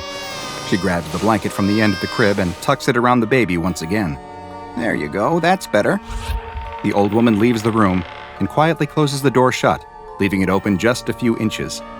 The moment she turns around to go back to the couch, though, the crying starts again. With a sigh, she opens the door and goes back into the room. Once again, the blanket is stuffed at the end of the crib where the baby has kicked it off. "Fine, don't want a blanket? That's fine." She picks the baby up out of the crib and rocks him in her arms until it stops crying. She sets him back in the crib. "There you go. No blankets, just please get some sleep. Grammy's tired." The old woman takes the blanket out of the crib and leaves the room. She closes the door most of the way and, incredibly, this time the child remains silent. The old woman resumes her place on the couch and starts to yawn. Just as she does, the wind outside picks up and howls loudly.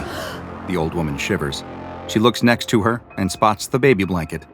She picks it up and examines the cute animal print, remembering when her own son was a baby wrapped in it. She smiles at the happy thought and throws the blanket around her shoulders. She leans back on the couch and finds that her eyes are growing very heavy. She'll rest them for just a moment. She won't fall asleep. She'll just rest. "Mom, it's us. We're back. Thanks again for..." The couple both scream when they enter the house to find that the old woman is lying face down on the floor in a pool of blood. The source of the blood is obvious. Chunks of flesh from her shoulders and upper back have been torn out, leaving jagged holes, as if she were mauled by an animal. As the man runs to the old woman, trying to do anything he can to help her, the woman runs to the nursery to find that the baby is sleeping peacefully in his crib. The woman picks up the child, tears streaming down her cheeks, and returns to the living room to see her husband kneeling beside his dead mother. Both the husband and wife are so shocked by what they have found that neither notices the baby blanket lying on the couch, or that the cruel, blood-covered mouth on it is slowly fading from view until it disappears completely. There is little in life that is more comforting than a favorite blanket. Perhaps you've had the same one since you were a child, or you have a heavy one that you like to wrap yourself in when you're feeling down, or maybe it's just one that's especially fluffy and warm that you'd do anything to keep. Today's anomaly plays on those very feelings, using them against its victims to become one of the more insidious predatory anomalies in the SCP Foundation archives. This is SCP-799, also known as the Carnivorous Blanket. SCP-799 is a type of creature that can vary in shape, size, and appearance, but, as the name implies, always takes the form of a blanket of some kind. The exact material the anomaly is made out of is unknown, but it is a very soft fiber that in many ways resembles a high-quality merino wool blend, though one that retains heat even more effectively than its natural counterpart. SCP-799's weight can vary from between half a kilogram all the way to 6 kilograms, and while examples have been found in nearly every color imaginable, it seems predisposed towards pastels and will frequently have patterns featuring stylized, friendly depictions of various animals. Both the pastel colors and the childish patterns are especially common in instances of SCP-799 that weigh less than 2 kilograms and would colloquially be known as baby blankets. While SCP-799 is undoubtedly a living organism, there is some debate as to whether it is itself an animal or perhaps a type of fungal colony. Instances of 799 are incapable of locomotion, lying motionless for long periods of time, and require little in the way of nutrition. What small amount they do need, they appear to be able to gain almost entirely from the organic particles present in normal household dust, such as animal dander and dead human skin cells. The blanket feeds via a series of minute, filter-feeding mouth-like structures that are spread across the surface of the creature, which wait for nutrients to fall into them, not unlike a sponge on the ocean floor. Instances of SCP-799 can survive for quite a while in this state, and one specimen was noted as having lived for multiple years in a damp attic, subsisting entirely on the small organic particles that would drift down from the rafters above. Should an instance of SCP-799 be forced to go for long periods of time without a source of nutrition, though, like when, for example, it is placed inside of a sealed closet or drawer, it will begin to undergo certain physical changes, which result in it metamorphosing into its predatory form. These changes aren't noticeable from only casual observation and consist of the blanket converting its many filter-feeding mouths into a single, large one that is lined with multiple rows of extremely sharp teeth. The blanket creature also develops a new form of tissue inside its cloth-like structure, one that is similar to muscle and capable of contracting and squeezing. Once its metamorphosis is complete, the instance of SCP-799 will lie in wait for an unsuspecting creature to cover themselves with it or wrap it around their body. Once they do, the blanket will bide its time until they enter a state of rest, usually waiting for them to fall asleep entirely, at which point its feeding phase will begin. Once the creature has detected that its victim is dormant, it will use its newly formed muscle to latch onto them, holding them in place as it opens its tooth-lined maw. It will begin to bite at its confined prey, tearing off several kilograms of flesh, bone, and any other organic material it can, swallowing it, and converting it into a thin slurry that it spreads through its body almost immediately. This traumatic, violent process nearly always leads to the victim dying of blood loss. Within 10 minutes of the attack, the mouth on SCP-799 will have been completely reabsorbed, leaving no signs that it is anything other than a normal, everyday blanket, though one which now mysteriously weighs several kilograms more than it did before. By 40 minutes after the attack, the entire digestive system within SCP-799 will have demetamorphosed back into its original form, with a single digestive tract being changed once again to the many dispersed filter-feeding mouths. While SCP-799 is more than happy to feed on any warm-blooded animal, including humans, it shows no interest in cold-blooded ones or inanimate objects. It appears then that its senses may be limited to only touch and heat, using those as signs that it is now wrapped around a potential meal. Adding to the strangeness of SCP-799 is that it reproduces through budding, like flatworms and corals. When it has absorbed enough nutrients and sufficiently increased its mass, either very slowly through filter feeding or rapidly via its carnivorous phase, it will begin to take on a quilt-like appearance. Over several weeks, one of the quilt squares will puff up and slide off the blanket. This new, smaller instance will resemble a doily or a throw pillow, until it too begins to feed and grow. The new instance is a perfect clone of its parent, identical in every way, and it will eventually grow to a similar size and begin its own reproductive cycle. It is unknown exactly how long it takes SCP-799 to reach full maturity, but the current best guess is that when kept in its filter-feeding phase, an instance will reproduce every 50 to 60 years. Instances of SCP-799 are quite prevalent across the planet, and the SCP Foundation currently has hundreds of examples in containment. Unfortunately, it is unknown just how many still exist in the wild, as it is very difficult to identify instances, with one of the only reliable means being through genetic testing. Should any instances be located, though, they are to be destroyed immediately, as the Foundation already has a large enough population in containment for research purposes, and they pose too much of a risk both in terms of harm and exposure to the general public. SCP-799 has been classified as Euclid, and each instance is kept in its own separate biocontainment cell at Biosite 66. Dust is regularly collected from the on-site D-Class personnel dorms and is sprinkled over the blankets regularly to keep them in their filter-feeding state, though only just enough to hopefully maintain their size and not allow them to reproduce. Should any small cloth objects appear in their containment lockers, it is to be removed immediately and contained separately. SCP-799 isn't the only predatory creature that resembles a cloth good in Foundation containment, and research into possible connections to SCP-1626, the oversized gray hooded sweatshirt that sends penetrating fibers into anyone unlucky enough to put it on, is ongoing. A doctor frantically writes in his journal, "It's almost impossible to believe everything that's transpired has taken place in such a short amount of time. It all began 3 days ago. It was just another day down in the mines.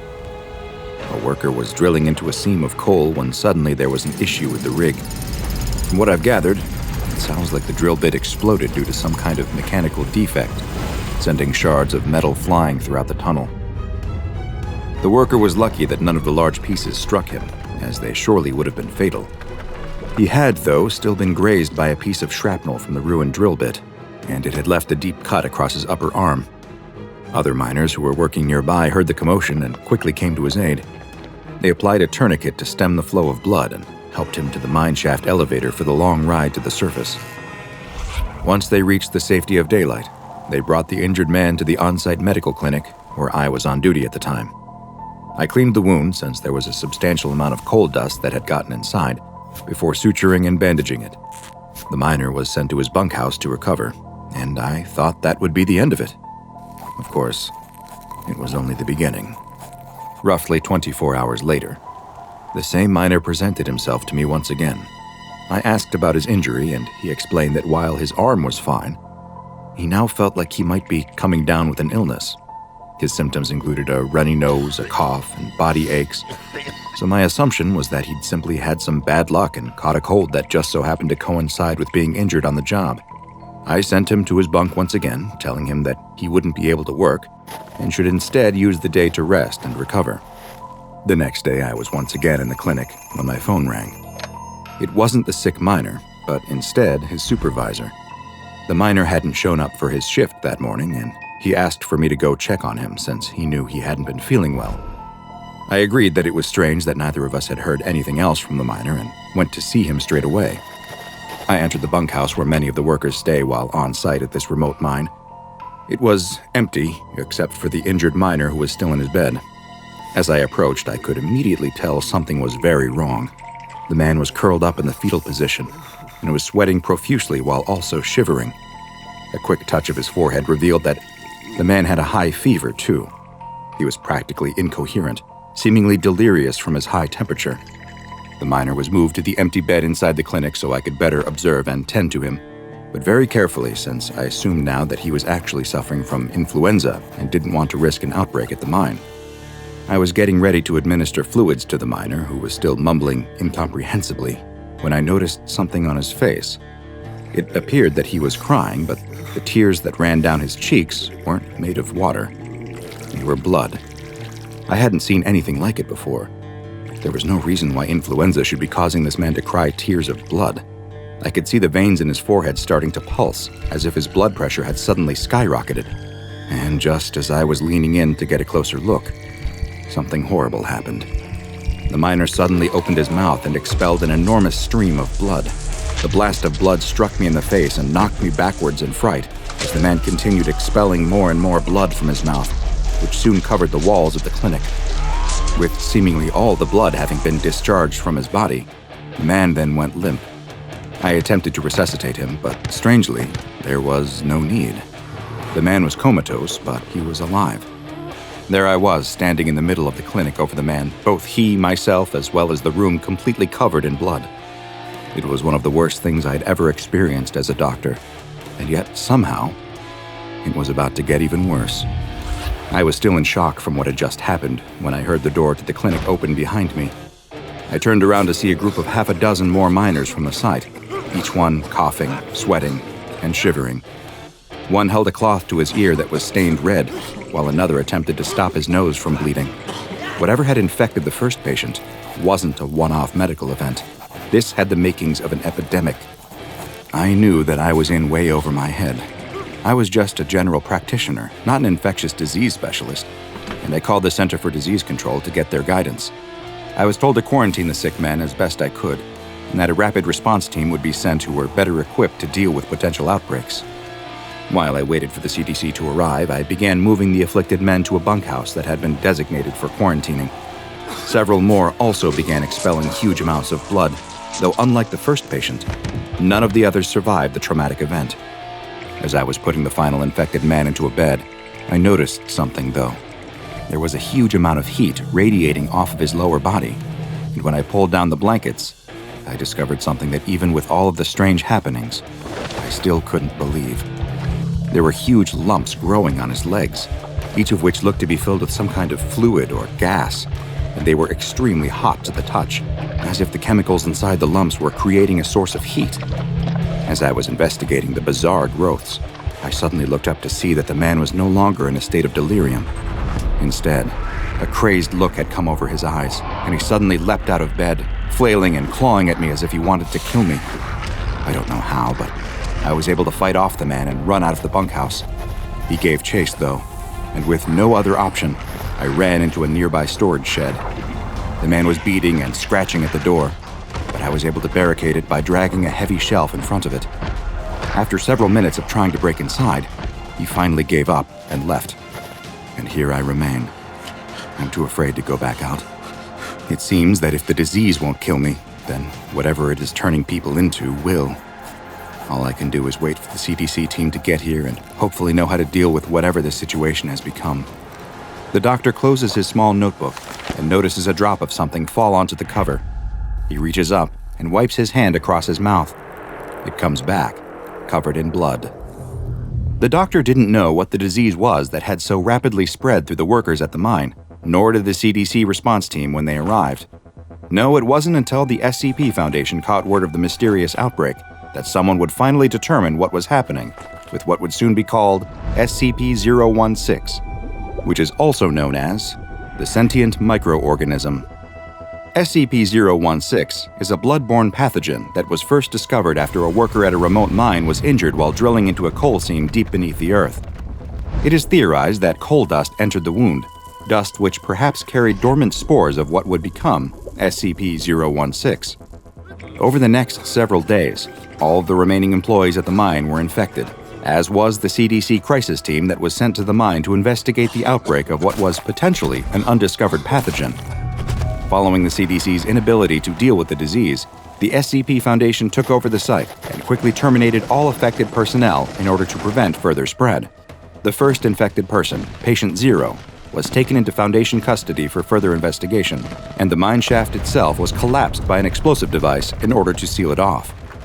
After studying Patient 0, the Foundation learned a great deal about just what they were dealing with. What they found was that SCP-016 has an incubation period that can vary wildly from just 24 hours to as long as 2 years, with the length appearing to be dependent on the number of other potential human hosts in the immediate area. Once symptoms begin to present in an individual, they will at first look to be quite similar to the common cold. They can include coughing, a runny nose, itchy eyes, and body aches.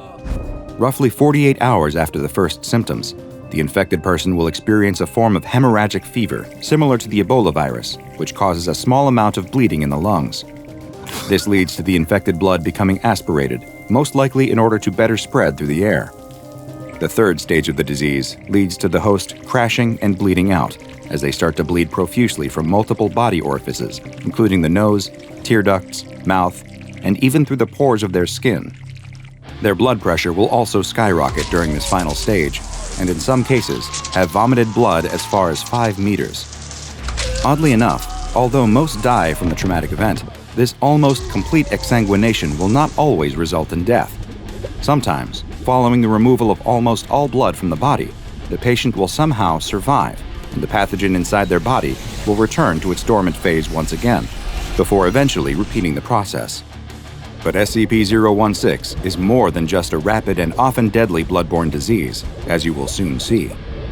As SCP researchers studied the disease, what they discovered was that it had a very strange property that sets it apart from other hemorrhagic fevers like Ebola and the Marburg virus. What they found was that when someone infected with SCP-016 is placed into a high-stress situation, such as one where their life is being threatened, SCP-016 will transition from rapidly reproducing inside of its host's body to instead begin rewriting their host's actual DNA.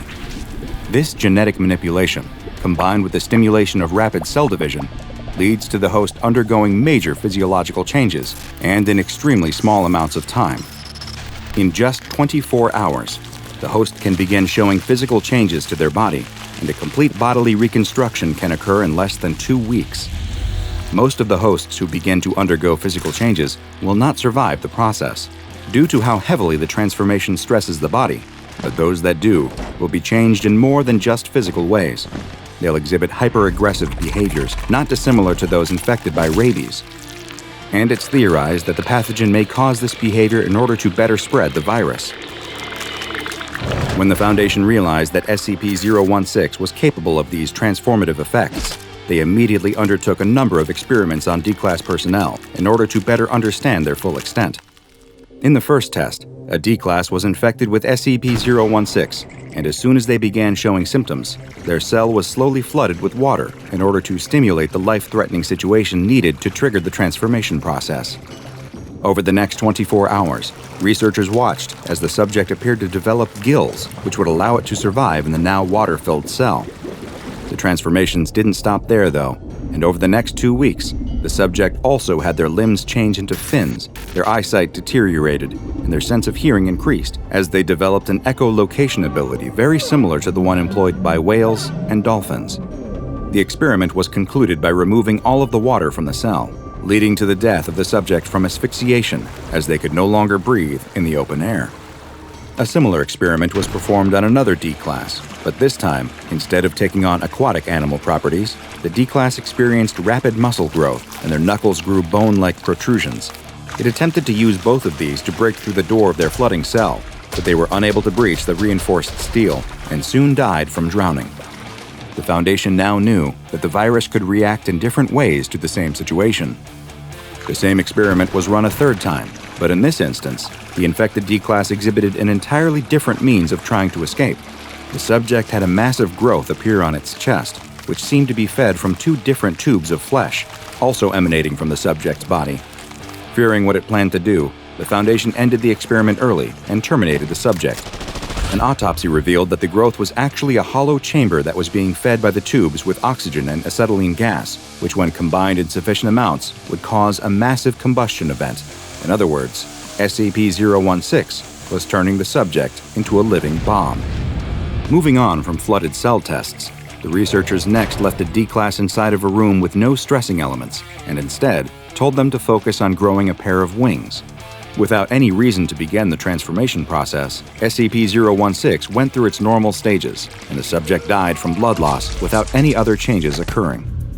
In the final test, a D-Class was placed inside of an acrylic box that was suspended over a mine shaft, with a timer attached indicating the time when the bottom of the box would open and drop the D-Class into the 1,000-foot deep shaft. This D-Class was also told to focus on growing wings that would allow them to survive the plunge.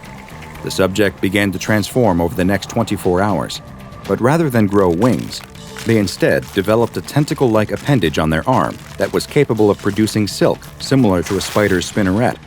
They used the silk-producing organ to secure themselves to the box, showing that subjects did not appear to be able to control the way in which SCP-016 would alter their bodies. This experiment concluded when the timer reached 0 and the bomb attached to it detonated, as had been the plan all along. Following this last test, SCP-016 samples were placed into containment, and access to the sample for experimental purposes is only allowed with prior authorization from Level 4 or 05 personnel, with full documentation of the proposed experiment required beforehand. Failure to follow any of these procedures will lead to the offending personnel being reassigned to D-Class duty or terminated. SCP-016 has been classified as Keter, and the only existing sample is kept in a petri dish which is under extreme lockdown inside of a 5x5 by 5 meter room, where the temperature is kept below 0 degrees Celsius at all times. Should an outbreak of SCP-016 occur, all infected personnel are to be immediately terminated on site, and if the infection cannot be contained within 48 hours, then the on-site nuclear device is to be detonated prior to any additional personnel being evacuated. While the containment procedures may sound callous, unfortunately, when it comes to anomalous pathogens as dangerous as SCP-016, no chances can be taken. These winters are getting worse every year, that's for sure.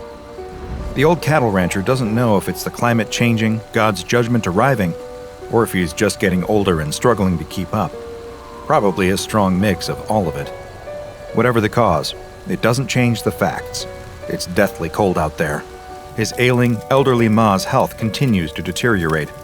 He hasn't heard from his delivery driver Jorge in days, and on top of it all, his loyal dog Maribel is out there barking into the darkness of the barn. The rancher heads out to fetch her. He doesn't know what he'd do if she froze. He whistles, but she doesn't look back at him. She just carries on barking up that road into the snowy night. The rancher wades through the snow and peers in the direction she's looking.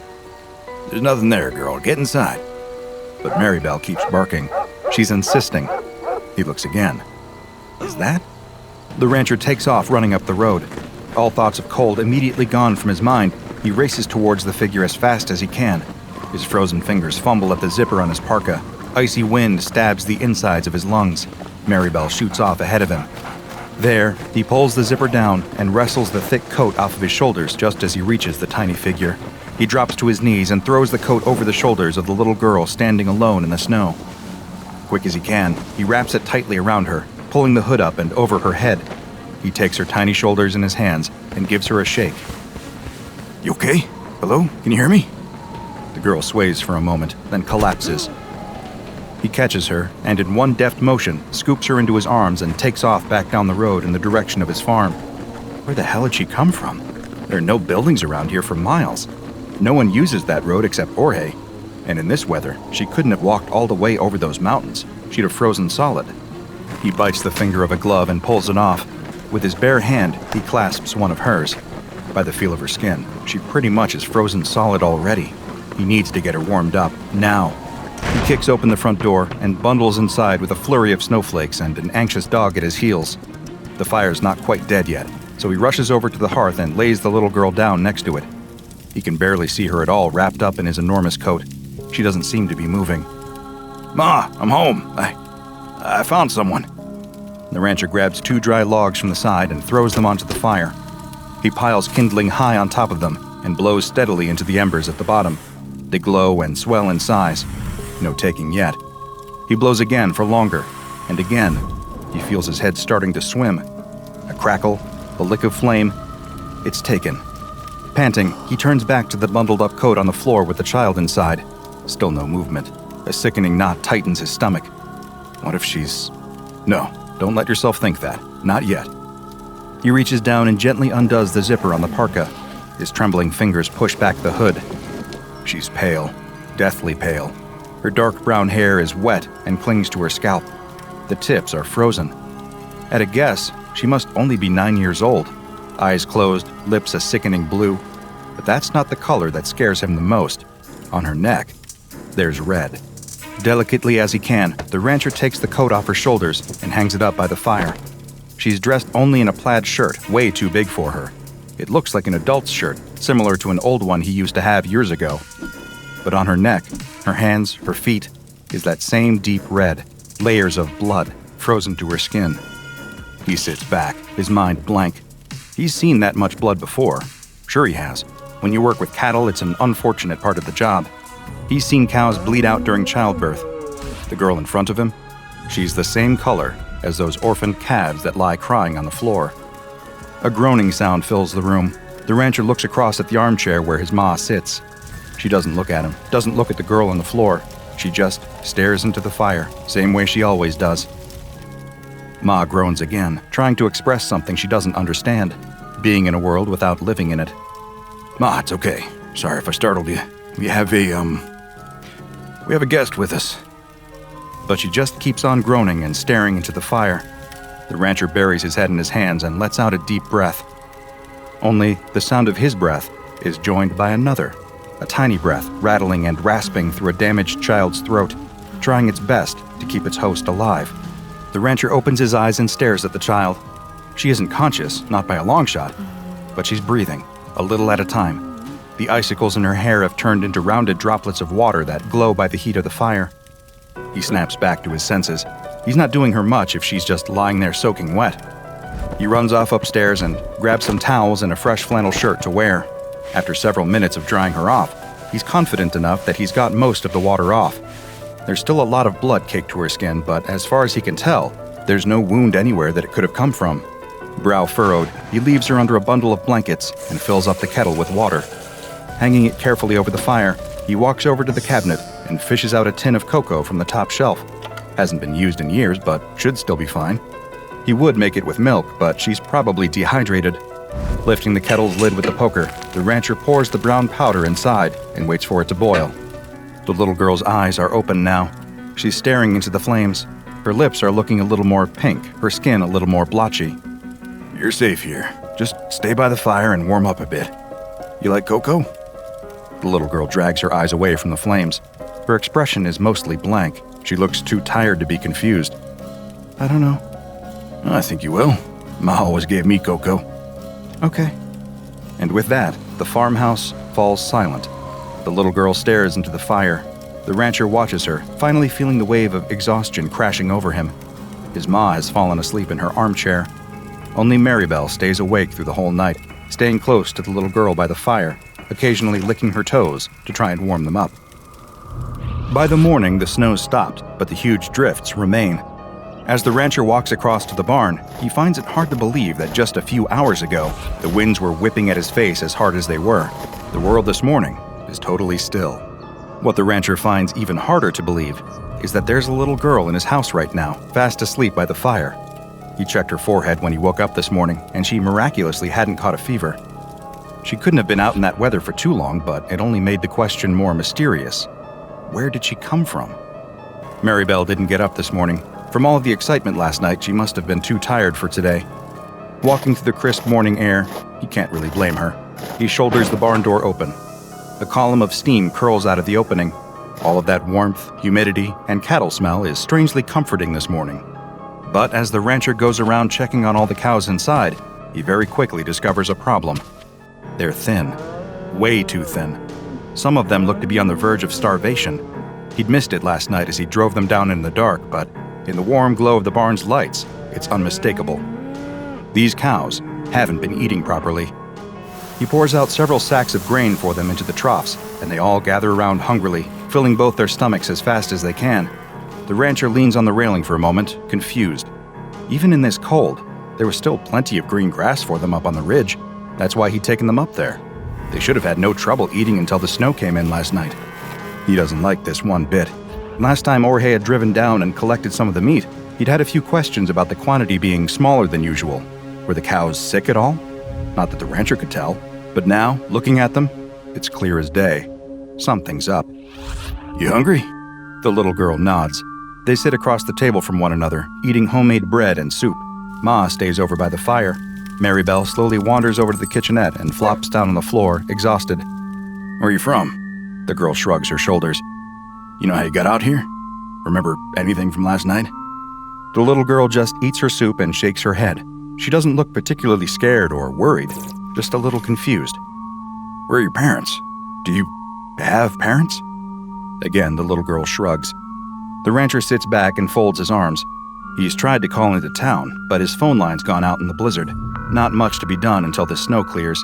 He's got a good relationship with the police around here. If he explains the situation, then it'll all be okay. What do you know? Can you remember anything from last night? It was dark. The girl slurps her soup. I was hungry. So hungry. Then I saw the light and I went towards that. My car? No. Well, yes, later on it was your car, but before it wasn't. What was the light then? Where were you? I don't know. It was just the light. Now he's even more confused. But try as he might, the rancher can't figure any of it out. And try as she might, the little girl can't remember anything more precise than that. The pair of them hop into the car and drive back out up the road that afternoon. The snow is piled so high that the rancher is having to get out twice as often as he did the previous night to clear a track for them. He isn't actually sure what he's brought her out here looking for. Clues, maybe? He almost laughs at himself at the thought. but that's probably the best word for it. If he can figure out how she got here, then he can work on understanding who she is and how to get her home. There's the damage to the phone line. One of the masts has collapsed, sagging heavily on the lines. That's not something he can fix on his own. No, sir. Looks like he'll have to wait for the snow to melt before making any phone calls again. That could be in 1 week. That could be in 3 months. He glances at the child sitting in the passenger seat. She's just staring out of the window in amazement, wrapped up in as many layers as he could put on her. They may be stuck together for a while. A lurch. The pickup plunges dangerously to the left. The rancher slams on the brakes and it comes to a stop just in time. A large chunk of snow in front of them comes loose and slips off the side of the road. It tumbles down into a gully that he hadn't even spotted. With all this snow on the ground, he has no frame of reference. Everything is just white. Stay here. The rancher opens the door and climbs out. He wishes Maribel was with him, but she'd wanted to stay home again. Poor dog. She must really be going through it if she wasn't even up for a ride in the pickup. Carefully as he can, testing every step before making it, the rancher creeps over to the edge of the gully. It's bigger than he thought, much bigger. It continues down, more and more sharply for a few hundred feet, all the way down into a... Oh no. There's a semi down there, a big rig, warped and bent, lying on the rocks. Just a glance is enough to tell the rancher it's Jorge's, but he just keeps staring at it in disbelief. Can't be. But it is. Stay in the car. The rancher reaches past the little girl and into the back seat. Grabbing a pair of crampons and some rope, he straightens up and looks at the girl. She knows it's serious. He can see the concern on her face. Stay in the car, he repeats. By the time the rancher makes it down to the truck, his legs and back are killing him. All this work over the last 24 hours is going to start taking its toll sooner or later, but some things have to be done. He pauses by the semi. It's on its side. He'll have to climb up onto it and try to open the door. Some things have to be done. He hoists himself up and manages to clamber onto the metal door. It's badly crumpled, and the window is smashed in. He doesn't fancy his chances of being able to get it open. One look through the window shows him that he won't want to do that anyway.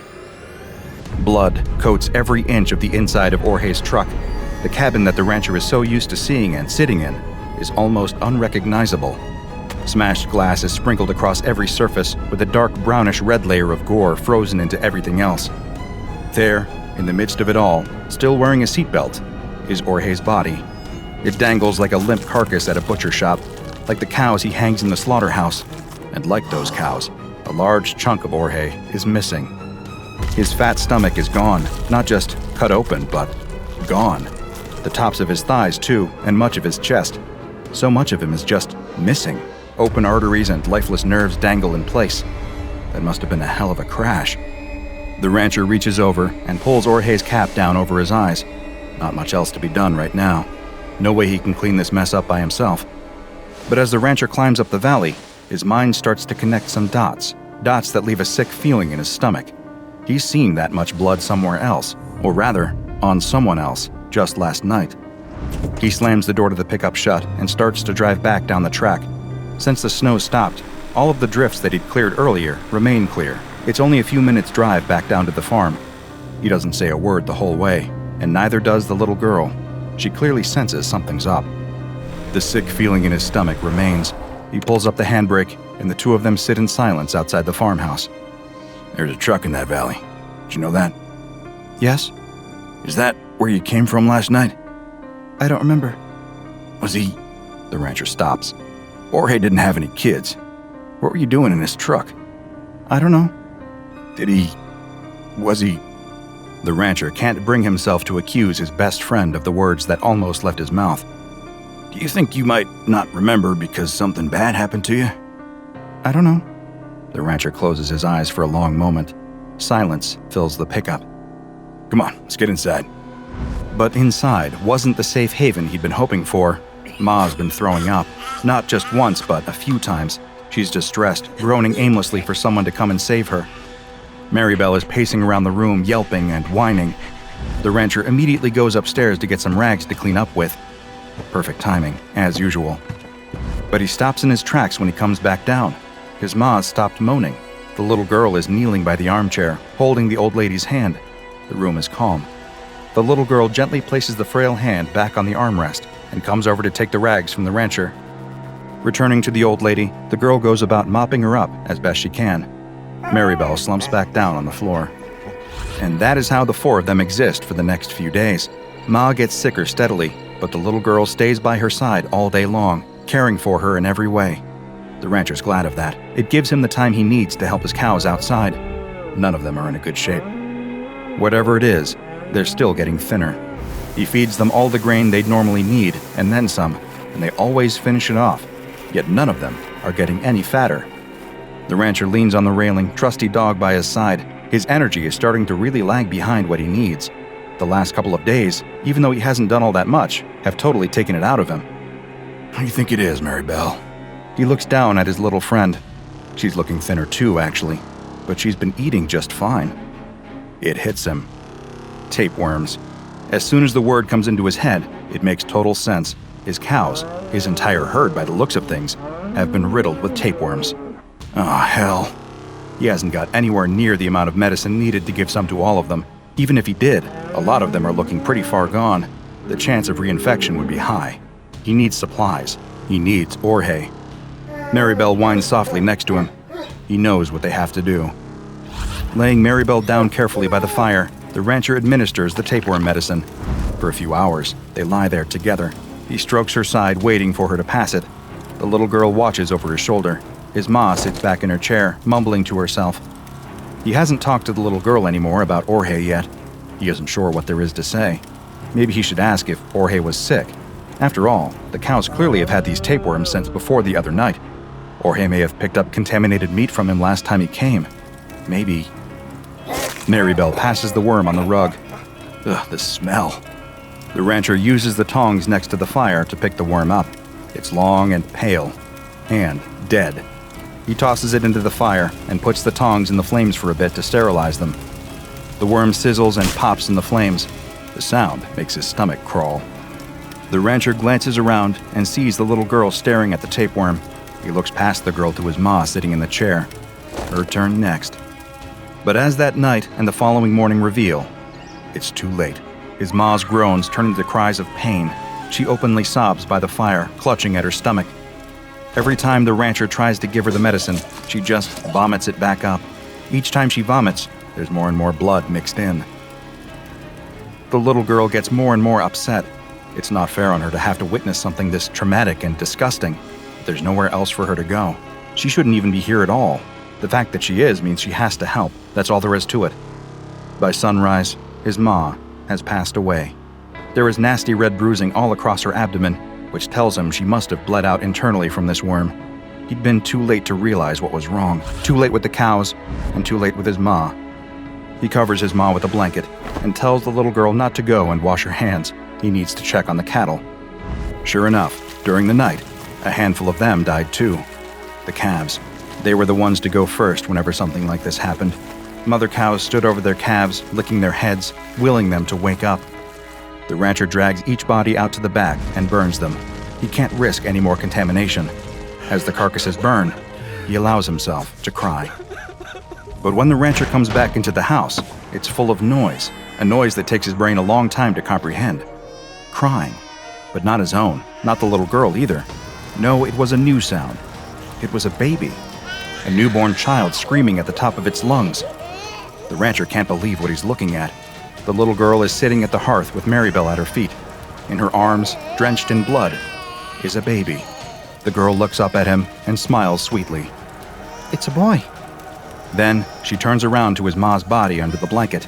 A sickening red patch soaks through the fabric, right over where her stomach would be. What the hell happened here? I've got a little brother. Securing and containing SCP-1003 has proven challenging. This is largely because the tapeworm that causes all of this damage is virtually indistinguishable from Echinococcus granulosus, the common variety of tapeworm that causes hydatid disease. The tapeworm, designated SCP-1003-1, follows the same life cycle as other regular worms. Its eggs come into contact with an animal through contaminated meat, saliva, or unclean surfaces and are ingested. Once inside the gut, they grow and latch onto the inside of the digestive tract, where they feed on the nutrients of the food traveling past them, steadily growing bigger and stronger. Once mature, they lay eggs, which pass out in the animal's excrement to continue the process. Infections spread quickly, particularly in unsanitary conditions amongst livestock, and can often be difficult to contain, as by the time the symptoms, nausea, weight loss, fever, start to manifest in the infected, the worms have likely already reproduced and have a new generation growing in the guts of other animals. As far as the Foundation is aware, SCP-1003 follows this normal pattern in all observed animals except humans. When a human ingests an egg from this tapeworm, a very different creature starts to grow in their gut. Human embryos, with the same genetic code as the tapeworm, begin to form. The rate of their growth is greatly accelerated, however. By just 8 weeks, they are as mature as the typical 3-week-old neonate or newborn child, although similar in size to an 8-week-old embryo at 13 to 16 centimeters. Many eggs usually enter this fertilization period, but almost all of them die before having a chance to develop much beyond the early stages. They stand the best chance of survival when buried in the hepatic tissue, where they can absorb plenty of nutrients from their host. The host at this point usually starts to experience mild symptoms, lethargy, the occasional stomach cramp, nothing particularly severe. Yet, the embryos that survive soon develop rows of temporary, razor-sharp teeth. At this point, passively absorbing nutrients is no longer enough for them. They bury their teeth into the soft tissue surrounding them and begin to eat. Once they enter this stage, their rate of growth increases exponentially the more flesh they consume. Eventually burrowing out into the world, the tapeworm child is born drenched in blood. The size and apparent age of the child that emerges from the corpse are determined by the size of the person they consume. For example, the child eating its way out of the rancher's maw appeared to be only a 10-month-old child, as there was very little of the frail old woman for it to eat. By contrast, the little girl who emerged from Orhe's gut had plenty of fat to feast on, and so was able to grow to the size of a 9-year-old. Once the child emerges, the teeth that they'd used to eat their way out quickly become loose and are replaced by regular human teeth. The children themselves have no memory at all of where they've come from or what they are. They have the same motor and linguistic skills that a regular child would possess at their age. Nothing, aside from their DNA, marks them out as being any different from the children around them, blissfully ignorant, just like the children around them. It is theorized that many of these children end up in orphanages. With no birth certificates or identifiable parents, they fall through the gaps in the system, quickly lost to the world. The only way to really track them at all is to follow the infections they cause. You see, these tapeworm children have one final curse they must live with. Their bodily fluids, their saliva, and sweat contain the same tapeworm protoscolex that will develop into SCP-1003-1 as soon as it is ingested by another creature, making the cycle start all over again. If you want to track down a tapeworm child, and I highly advise that you don't, all you have to do is follow the trail of nasty stomach infections, internal bleeding, and freak pregnancies amongst the outcasts of society. It, unfortunately, will not take long. There are currently 10 instances of SCP-1003-2 in containment. The children live in Bioresearch Area 13 under strict supervision. Researchers are only permitted to enter their cells whilst wearing full-body biohazard suits, but first must have Level 4 security clearance and must have written permission, and can only enter with specific research goals agreed upon. All staff are regularly tested for the presence of any kind of tapeworms in their system. No other animals are permitted in this facility. Air travel used to be an event. People climbed aboard planes in their best dress, their finest suit, sat in seats with plenty of legroom, and really relished the opportunity to soar through the sky from destination to destination. Now, flying has become, ironically, pedestrian. Sure, some people still take it seriously and revel in the miracle of flight, but most treat it the same as riding a Greyhound bus. For the businessman, with his carefully packed carry-on and phone loaded with news podcasts to pass the time, that is exactly how it feels. Flying is a chore, one he wishes he didn't have to deal with. But sadly, he has no choice. Not if he wants to keep being the most valuable employee at his job, the one who never says no to a request from the boss. He's garnered a reputation as a real team player, which really means guy who's up for anything the company requests, no matter how boring, annoying, or exhausting. It's gotten him pretty far, and now that he's up for a promotion that would double his salary, he's certainly not going to give up the habit now. So here he is, stepping out of his taxi at the international airport, ready to hop on the longest flight of his life, 20 hours, non-stop, to Australia for a conference. No one else wanted to deal with the jet lag, the leg cramps, the claustrophobia. So, of course, the helpful-to-a-fault businessman volunteered. He rolls his small suitcase, precisely measured to meet the size standards for a carry-on, because he can't risk the airline misplacing his checked bag and stranding him at the conference with no suits, and walks into the airport. He's done this routine dozens of times before, every time pretty much the same. He has it down to a science, as quick and convenient as possible to minimize stress and make the journey go smoothly.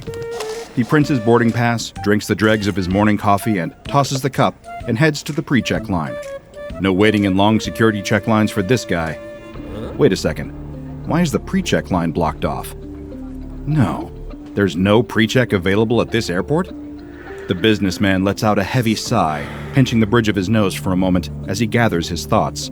This is fine. He can just go through the regular security line this time. What's the worst that could happen? It's not like he's running late. He's got plenty of time to make the flight, watch a few bad movies, get some sleep, and wake up on the other side of the world. Resigned to his fate, the businessman joins the security check line for ordinary Joes who didn't bother to spring for pre-check. This is fine. The day is still going mostly according to plan. Or so he thinks. As the line inches along, the businessman spots more trouble up ahead. Oh great, they're putting in a new body scanner right now. He can see the engineer, whatever the title is, finishing the setup. No wonder the line is so long. This is the cherry on top of a deeply irritating Sunday. But it's too late to turn back now, not without risking his promotion, or even his job. Better just try to shrug it off and keep going. Maybe he'll get a candy bar when he reaches his gate. A little treat always helps ease the stress of travel. The line is moving at a steadier pace now, and the businessman can feel the tension in his chest easing up, his muscles loosening.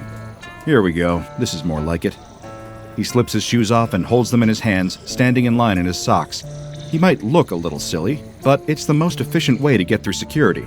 After what feels like an eternity, it's his turn to go through the security checkpoint. With a self-satisfied smile, he places his shoes in a bin next to his carry-on bag and drops them both on the conveyor belt. One of the TSA agents waves him on, beckoning him to step into the body scanner. He assumes the position, hands over his head, and waits for the queue to step through to the other side. But the queue doesn't come. The TSA agent holds up a hand, gesturing for the businessman to stay where he is. He tries to ask about what could be causing the holdup, but no one answers him. Must be a malfunction with the machine. Perfect. He lets out another heavy sigh. Then, just behind his right ear, he hears a voice. Rough day, buddy. The businessman glances over his shoulder, expecting to see a TSA agent standing there. But there's no one. Has the stress of the worst day he's ever had at the airport driven him to hallucinate? He hears it again. Hey, buddy, you there? Sounds like a rough day. Maybe there's a speaker embedded in the scanner somewhere for some reason. Just been kinda stressful. I'll feel better when I get on my flight. Oh, you're traveling. That's fun. Where to? Australia. It's for this work thing. I'm not especially excited about it, but the boss will love it, so... Ha! I heard that, my friend. Say, could you do me a favor? I guess so? Could you tell me where I am? I just woke up and I can't see anything. Can't really feel anything either. It's all just darkness. It's kind of freaking me out here. The businessman scans the area, but no one appears to be paying attention. No one seems to hear the voice. Is that because it's lost in the din of airport chatter? Or because it's all in his head? We're at the airport. Airport? How'd I get to the airport? Listen, buddy. I need you to help get me out of here. My wife, my daughter, they'll be looking for me. I don't know how long I've been gone. I need to get home. Can you help me? Privately, the businessman thinks that he really doesn't have time for this, but out loud he says, "Sure. It's just that I don't really know where you actually are, or how you're talking to me through this scanner thing." What do you mean? I'm right here. Talking out of my mouth. I'm not... What the hell are you talking about?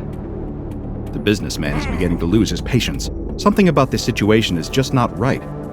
No one should be talking to him through the broken security scanner. The TSA should be letting him through, and he should be sitting at his gate right now. His built-up grievances spill out through his mouth. "I don't have time for this," he shouts. The TSA agent turns to look at him. "I promise, sir, we're working to fix the issue as fast as we can. There's no need to shout," she says. The voice in the scanner was speaking in a hushed tone before, a conspiratorial whisper, but now it's growing louder, more desperate. You gotta help me, please. My family. I need to get to my family. Why can't I see? Why can't I move? It hurts. It hurts.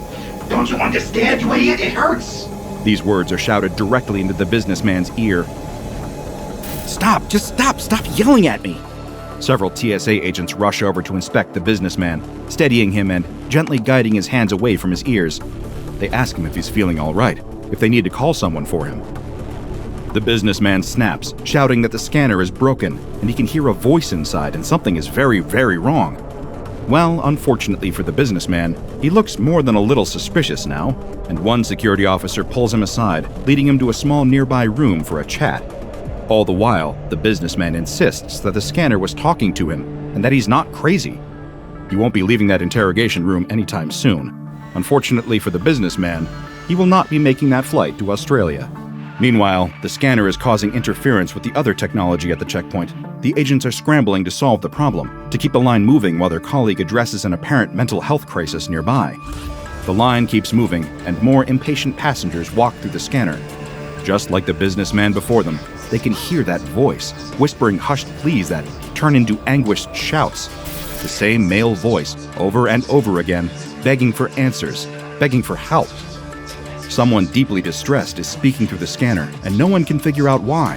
One elderly woman breaks down in tears as the voice angrily swears at her. A little girl screams in terror at the sudden sound. A man tries to argue with the voice, the two shouting over each other with increasing fervor. Soon, the voice grows loud enough that the TSA agents can't ignore it. Much to the dismay of the passengers that haven't made it through yet, they close down the line. Slowly, one TSA agent approaches the scanner. "Hello?" she calls out. She feels silly doing it. There's no way someone is using the scanner as a communication device. The technology doesn't work like that. But then, clear as a bell, she hears the response.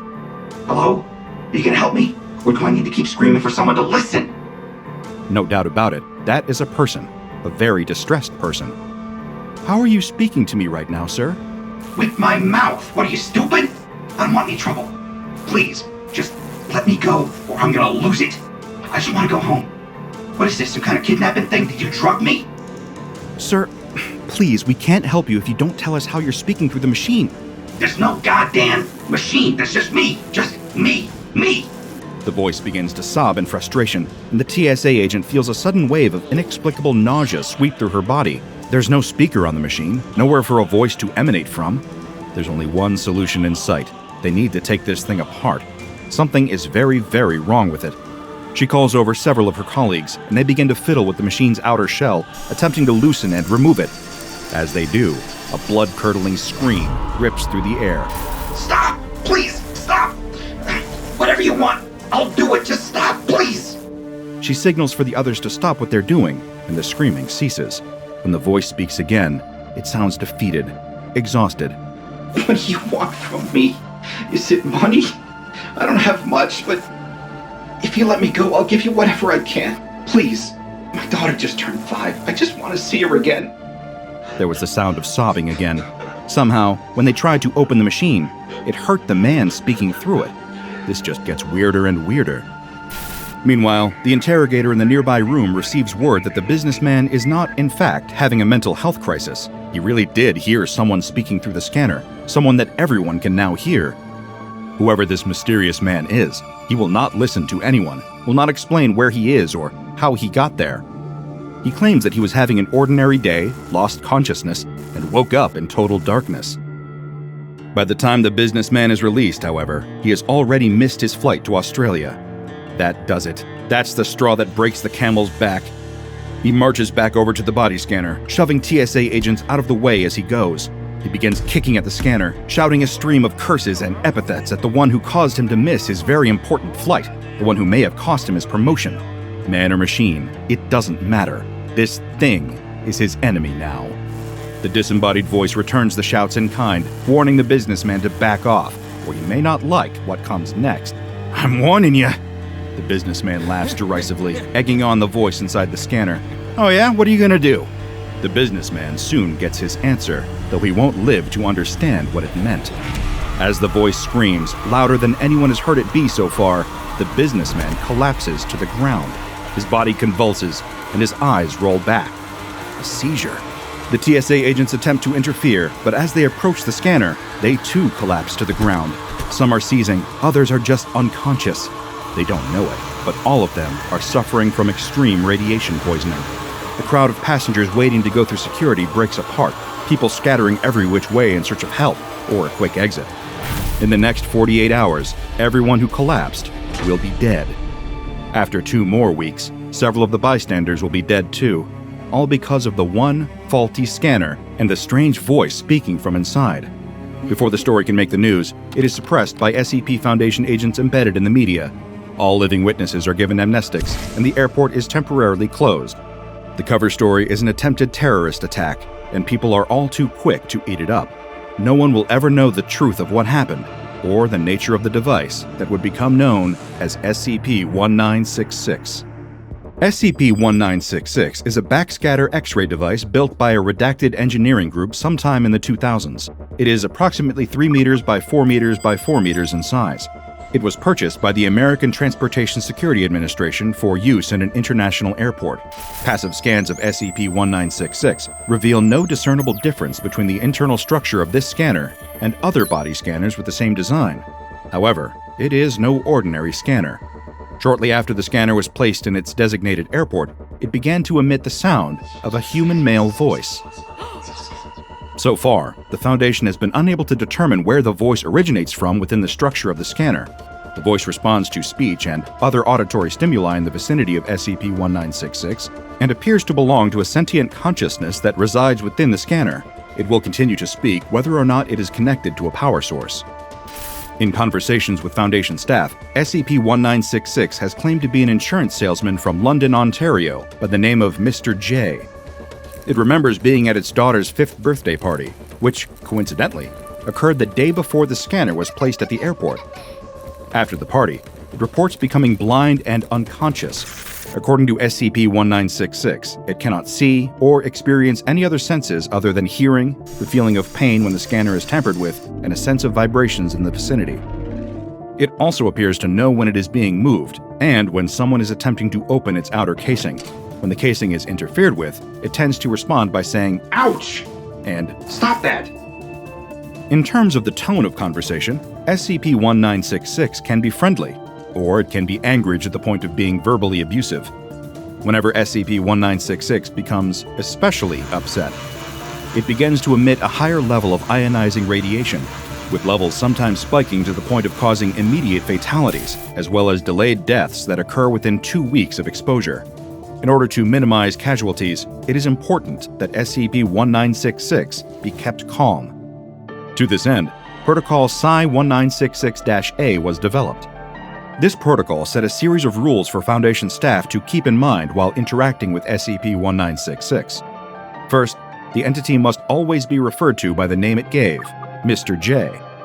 If SCP-1966 makes any claims about its memories or identity, they must be accepted without argument or contradiction.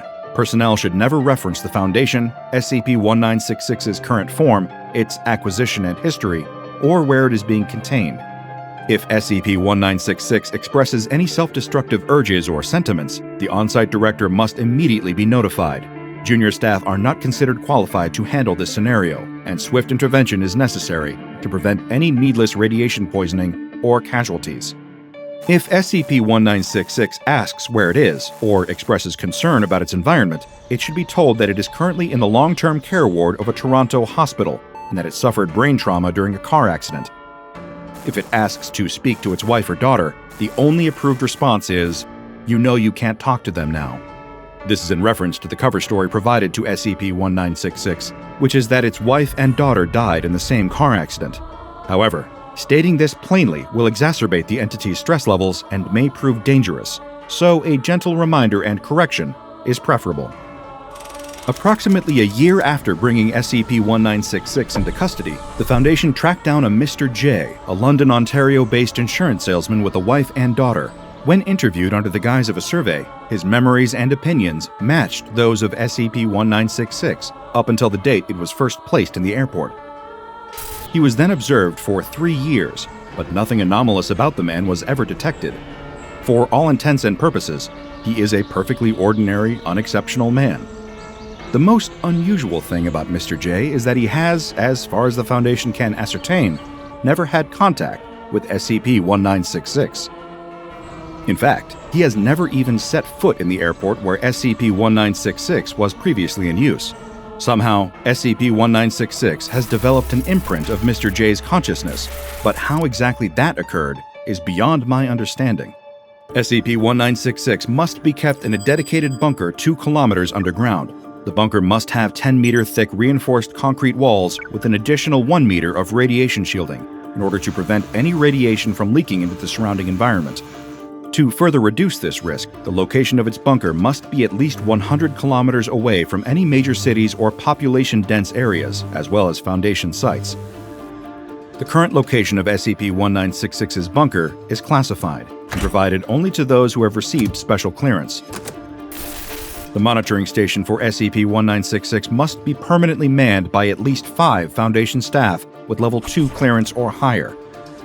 The on-site director for the bunker must have Level 4 clearance and be a certified psychologist. No one may interact with SCP-1966 without the approval of this on-site director, and any interaction with SCP-1966 must conform to Protocol Psi-1966-A. The tale of SCP-1966 has been difficult for me to shake. It is far from the most bizarre anomaly I've researched, or the most dangerous, but there is a compelling tragedy to it. A machine, built only to assist with airport security, found itself suddenly cursed with a consciousness that was not its own. Nothing in the world will convince SCP-1966 that it is not a Canadian family man.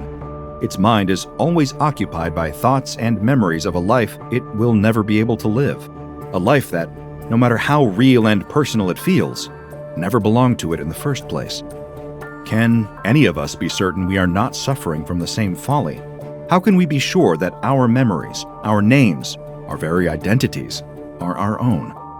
The notion of self is a fragile thing, and SCP-1966 serves as an unsettling reminder that, no matter how secure we feel about who we are, outside observers may be able to see truths about us that we can never hope to comprehend.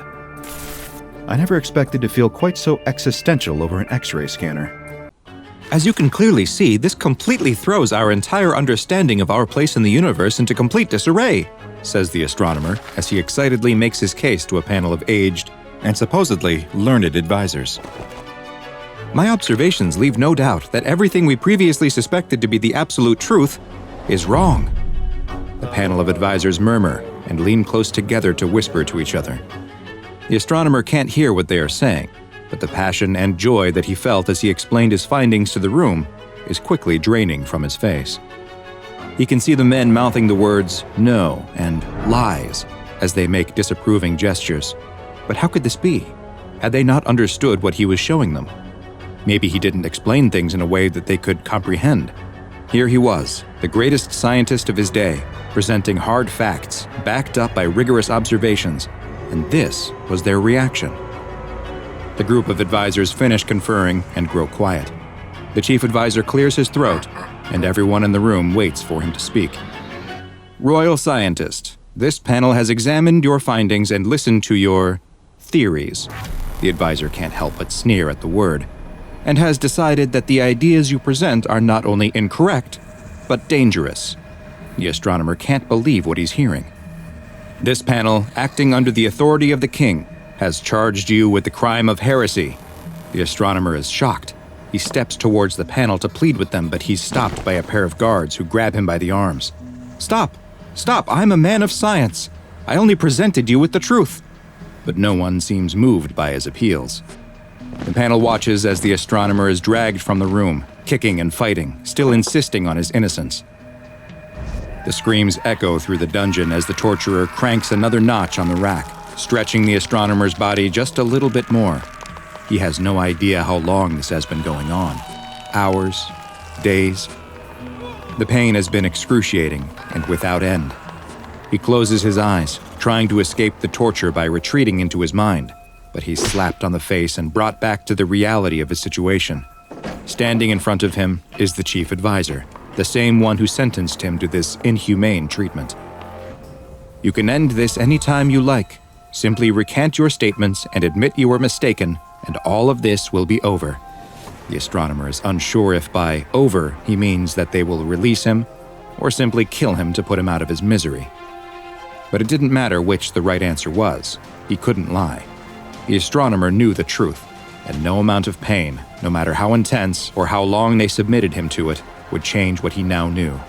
Disappointed with the astronomer's steadfastness, the advisor signals to the torturer, who cranks the rack again, stretching the astronomer's body to the point where he feels like his bones might pop out of their sockets. "Recant!" the advisor screams, repeating the word over and over, growing louder as the astronomer's own cries increase from the pain caused by the torturer cranking the rack more and more. The astronomer closes his eyes again.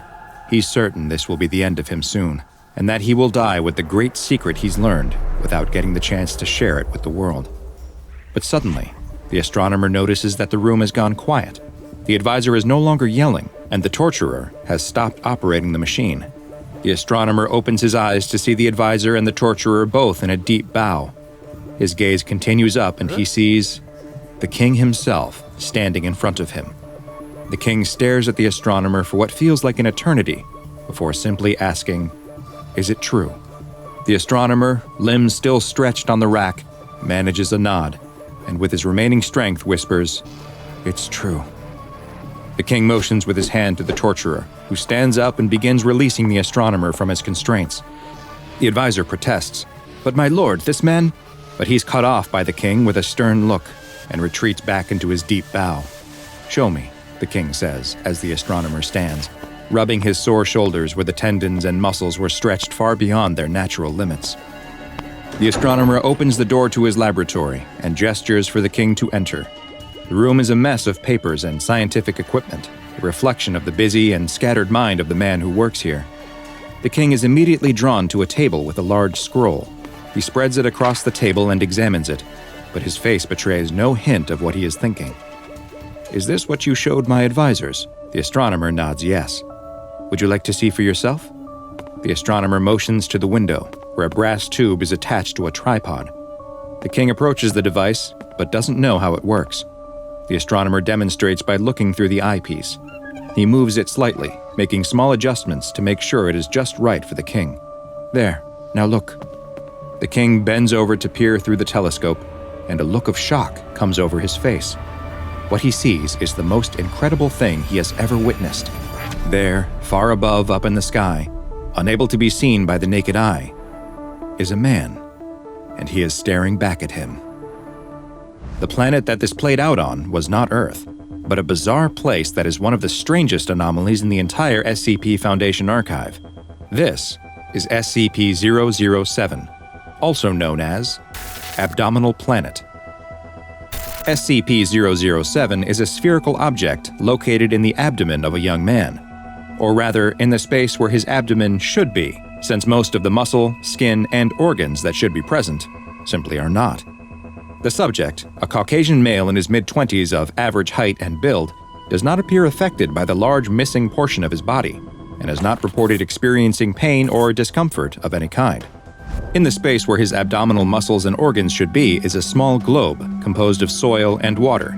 This sphere, which measures roughly 60 centimeters in diameter, resembles the planet Earth, though the arrangement of the continents does not match any known configuration from our own planet's history. The tiny planet has its own weather patterns, and even a small, but still detectable, gravitational pull. Perhaps the most fascinating aspect of SCP-007 is that it appears to be inhabited. Microscopic organisms that would correspond to roughly the scale of human beings on Earth have been observed on the surface of the planet. So far, 2 distinct intelligent species have been identified, both of whom seem to possess a technological level similar to the 15th century on Earth. It is unknown if the inhabitants of the Abdominal Planet are aware of the world outside of their planet, and communication attempts with the planet's occupants have been placed on hold by senior Foundation officials, pending further study into what effect an exchange may have on them or us.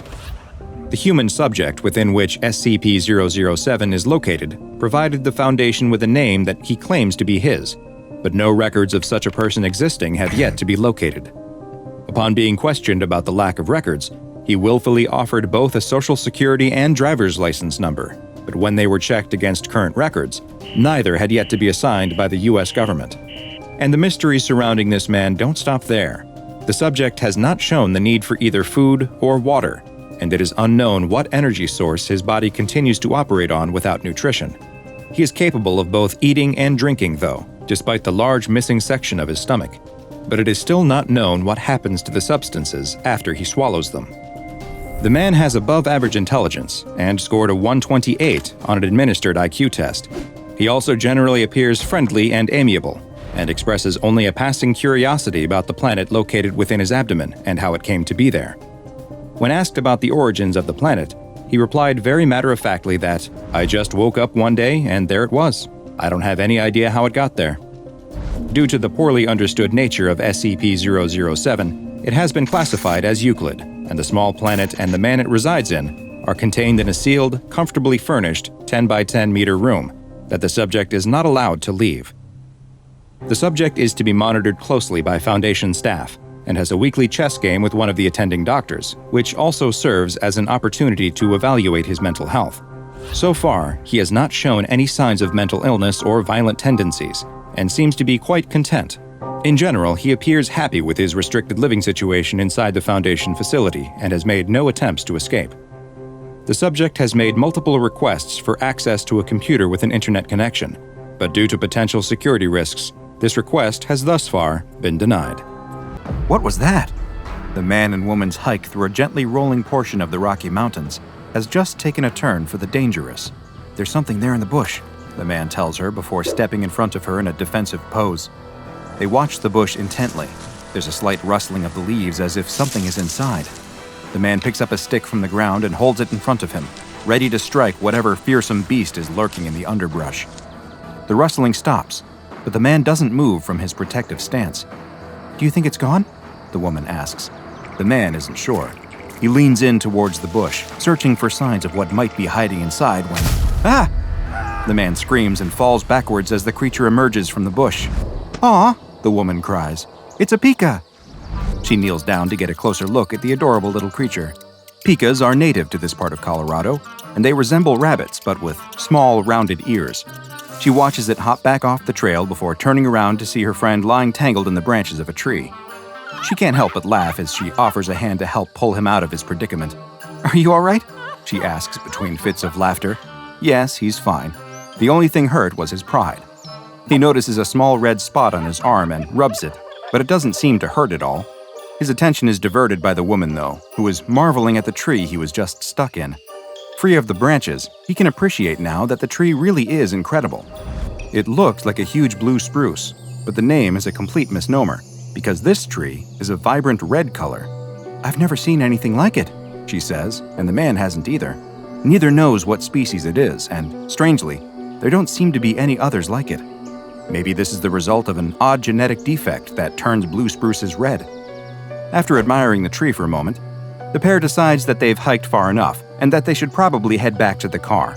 She jokes that he's likely exhausted from his run-in with a wild animal, and he laughs, but clearly his ego has been bruised. The man stops his car in front of the woman's house, and she thanks him for taking her on the hike. As she starts to get out, though, he stops her. He asks if she wants to go do something else, like dinner? The woman thanks him for his offer, but she has to be up early the next day for work. Just a quick drink then? An hour? 30 minutes?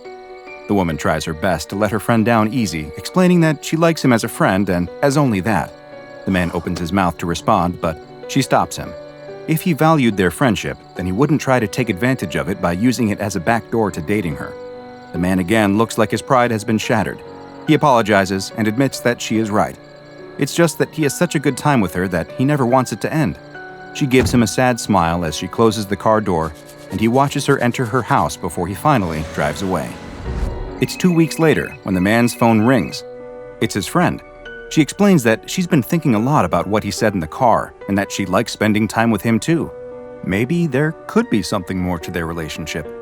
The man can't believe it. Is this really happening? The woman is serious. She'd like to take him up on that dinner offer, if he's still interested. Her treat. She wants to know what he is doing right. Ah! The man suddenly yelps in pain. Is he okay? What was that sound? Yes, I'm fine. It was nothing, the man tells her. It's just that now's not a good time. The woman doesn't understand. She thought he'd want to see her. She explains that she's leaving town for a work trip the next day and will be gone for a couple of weeks. She was hoping she could see him before she left, but the man cries out in pain again. He tells her that he hasn't been feeling well all day, but that he'll be all right. Okay, well, get well soon. I'll call you when I get back. They exchange goodbyes, and the man hangs up the phone. The man looks terrible. His skin is pale, and his face looks hollow and gaunt. He looks down at his arm and sees that the veins themselves appear to be moving, pulsing, and vibrating. He screams again in agony and falls to the floor, clutching his arm. After writhing on the floor, he manages to summon the strength to reach for the phone. His hand searches on the table above him, and eventually he's able to knock it onto the floor. He grabs the phone and starts to dial 911. Before he can press 1 again, another wave of intense searing pain consumes him. Several weeks later, the woman is standing outside the man's house. Mail and newspapers are piled up on his front porch, as if no one has been in or out in some time. She knocks on the door, but there's no response. "Hello?" she calls out, but still nothing. She's very worried. She's tried calling him several times, but he never answered or returned her messages. She tries the doorknob, and to her surprise, the front door swings open. She steps inside and the room is dark. She's also immediately hit by a strong aroma of pine? She searches on the wall and finds the switch. She turns on the lights and can't believe what she sees standing in front of her. There in the middle of the room is a massive spruce tree, its upper branches pressing against the ceiling. She reaches out and touches the tree's vivid red branches. They feel sticky and wet. She pulls her hand away and looks down to see that it's covered in a red substance. That's when she notices something else. Stuck among the trunk at the base of the tree is the half-consumed body of her friend. Unfortunately, this pair would never have the opportunity to see their feelings take root and grow, because unbeknownst to them, this beautiful tree is actually a very deadly anomaly, known to the SCP Foundation as SCP-867, but which is perhaps better known by its very appropriate nickname, Blood Spruce. SCP-867 is, or at least appears to be, quite similar to the species of tree Pisceae pungens, better known as the blue spruce. Of course, there are a number of dramatic differences between 867 and its non-anomalous counterpart. Visually, and most obvious, is the coloration. While blue spruces, as the name implies, are typically a blue-green color, SCP-867 is a deep, vibrant red. There's another major visual difference too, with the blood spruce lacking any sort of seed cones that you would normally expect to find. With no pine cones to protect and spread seeds, you'd be right to ask how SCP-867 goes about reproducing. The answer to that question is what makes this beautiful tree such a dangerous anomaly. The secret to how SCP-867 reproduces is found in its leaves. While they look like pine needles, SCP-867's leaves are, in fact, needles. Their structure is very similar to that of hypodermic needles, and each one contains a single long, thin seed, which sits above a small gas pocket at the base. When a living creature touches the leaves, the tree immediately reacts. It triggers the gas pocket in the base of the leaf to release, which injects the seed into the skin of whatever touched it. The process is quite similar to that found in auto-injectors, like those used to quickly treat allergic reactions. The seed itself is extremely small and is coated in a liquid that has both anesthetic and coagulant properties, which makes the process virtually undetectable. Once implanted in the skin, these seeds can lay dormant for up to 2 weeks before they begin the germination process, and the true horror of SCP-867 is revealed. Once the seeds begin to sprout and grow, they will not seek to penetrate through the skin like a plant rising out of the soil. Instead, the strange plant will grow within its host's body, spreading throughout the circulatory system. This process is extremely painful for the host. The plant's tendrils wind through their veins and capillary system, stretching and pressing against them as the blood spruce grows within them. Eventually, the ever-increasing size of the plant's tendrils becomes too much, and the veins will begin to rupture. This leads to severe internal bleeding, and soon after, the death of the host.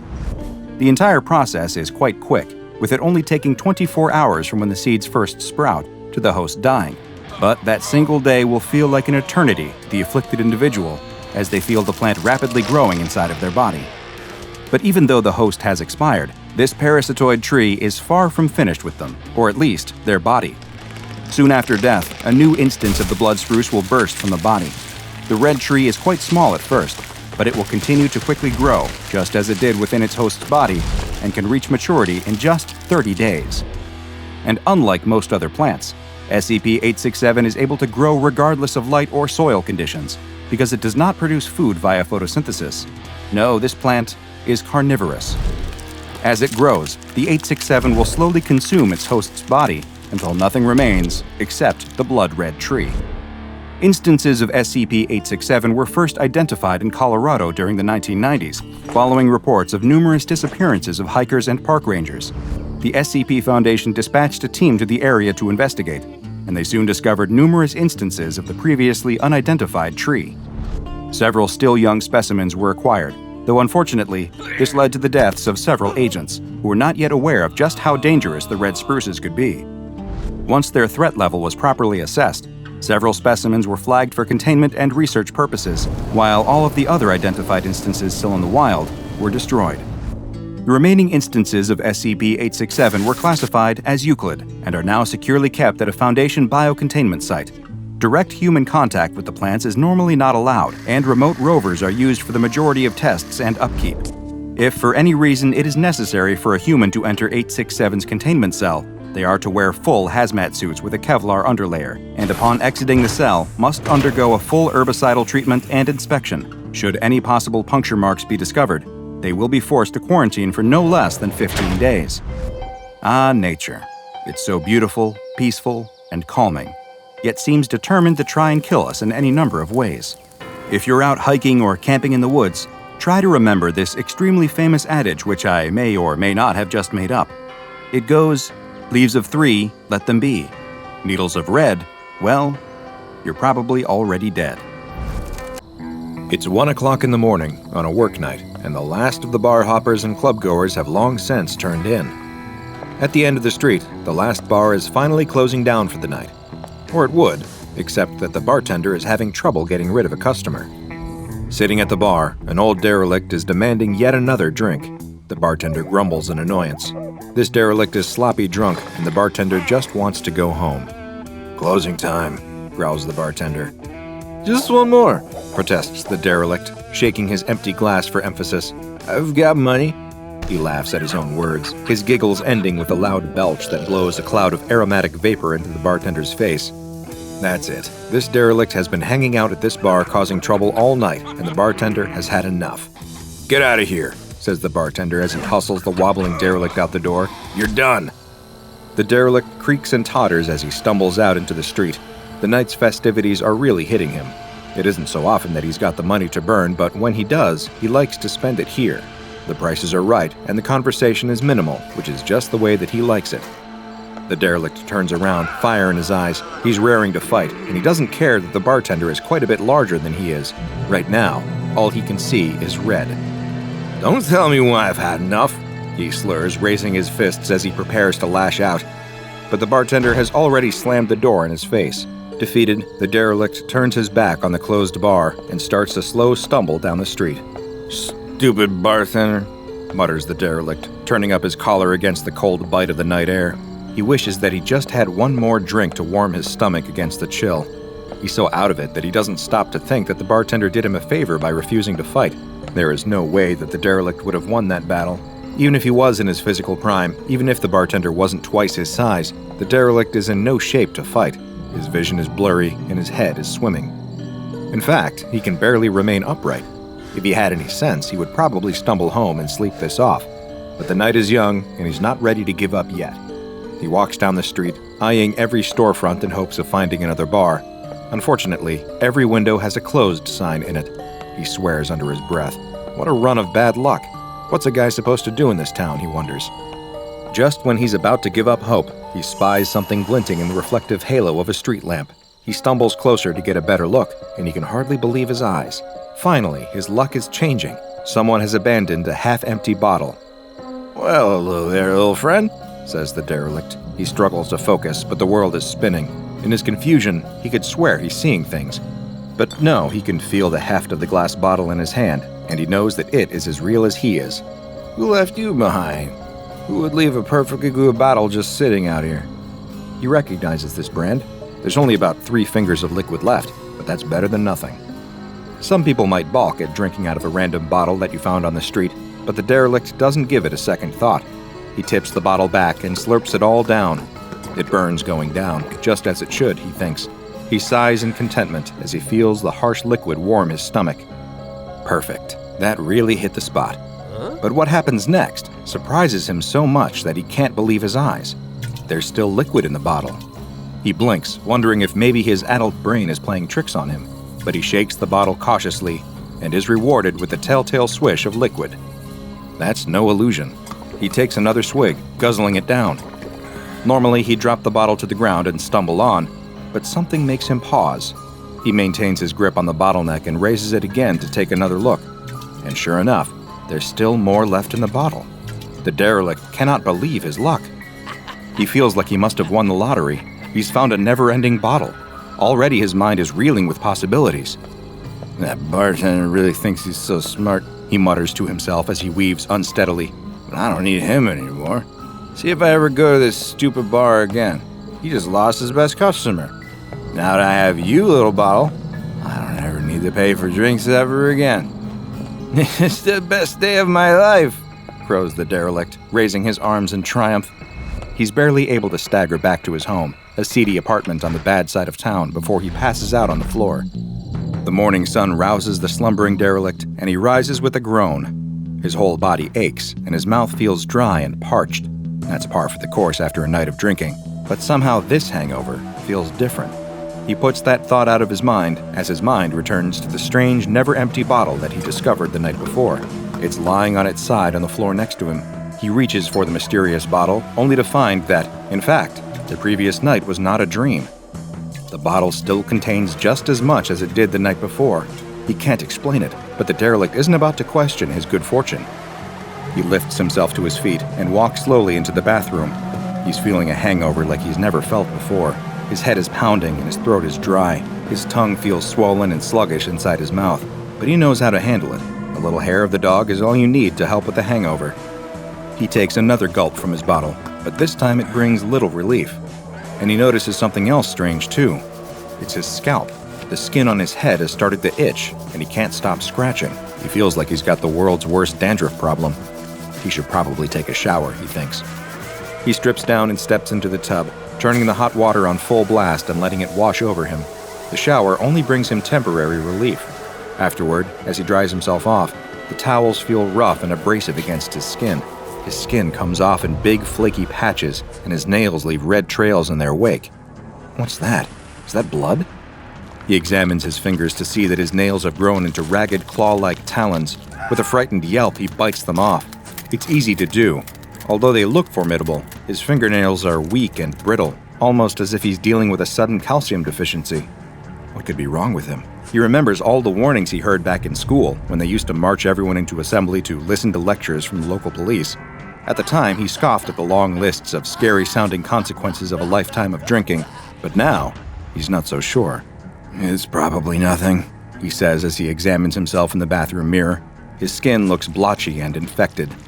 It doesn't take long before his hair and nails are out of control. His hair grows down to his shoulders, but comes out in big, ragged clumps if he runs his fingers through it. His claw-like fingernails are constantly breaking and cracking until his fingertips are bloody, and his quick is itchy and infected. If his habits had left him looking worse for wear before, he really looks awful now. For the next week, he barely leaves the apartment. He pulls the curtains and keeps the lights off, afraid that someone might see him. When the landlord bangs on the door, shouting that rent is late and demanding that the derelict hand over the money, he doesn't answer. He waits. The landlord gives up for now. That's good, thinks the derelict. It will give him time to think, time to figure out what to do about his disease. He knows that something is not right. Many of the local bartenders are, by now, probably wondering where he's gone. It's not like the derelict to stay away. He's practically kept the bar industry in this town afloat all by himself. It must be something major indeed to keep him away from his favorite poison. Luckily, he still has the bottomless bottle to comfort him during this trying time. The derelict is certain that he's caught some bad bug, but he thinks that he can wait it out. All he needs to do is make it through the next week, and everything will be fine. Sipping free drinks helps him to pass the time in a pleasant stupor as he waits for his health to return. Unfortunately, things are only going to get worse for him. His hair and fingernails keep growing, to the point that he has trouble lifting the bottle without his twisted nails getting in the way. His dry, flaky skin is changing as well, becoming thick and leathery and hanging off him in great folds like the hide of an elephant or a rhinoceros. His skin continues to grow, until the folds flop over his knees and gradually hang lower and lower until they touch the ground. Moving is harder now that he's carrying so much extra weight. He thought at first he just had a nasty bug, but he's clearly picked up some weird skin condition, and even this derelict, sodded as he might be, suspects exactly where he got it. It's got to be that crazy bottomless bottle. He can't think of another reason. Even so, he can't bring himself to part with this little gift from heaven. Even in his darkest hour, a few sips of liquid courage always helps to calm his nerves. He considers lumbering down to the free clinic in hopes that they might be able to cure him or at least tell him what's wrong with his skin. But he thinks better of this option. What if he's got some weird alien parasite that no one has ever seen before? They might lock him away in some government lab or something. No, he reasons, it's better to wait it out. He'll sleep it off, swear off the sauce for a little while, and maybe it'll pass. In desperation, the derelict drags himself across the floor, hoping to at least find some solace away from human contact. He locks himself into his bedroom while he's still able to manipulate the lock on his door. The extra folds of skin are hanging off of his hands and arms, making it hard to do anything. The extra skin is so heavy that he can't walk much carrying all that extra weight. He lies on the floor of his bedroom, away from everything, and hopes that tomorrow, when he wakes up, this will just be a fading dream. The only thing that brings him solace is the never-ending bottle, which, even now in his advanced state of decay, he keeps close by him. After all, he reasons, the damage is already done. What could possibly be the harm in enjoying a nice drink? A week later, his condition has not passed. The landlord is back, and this time he's not taking no for an answer.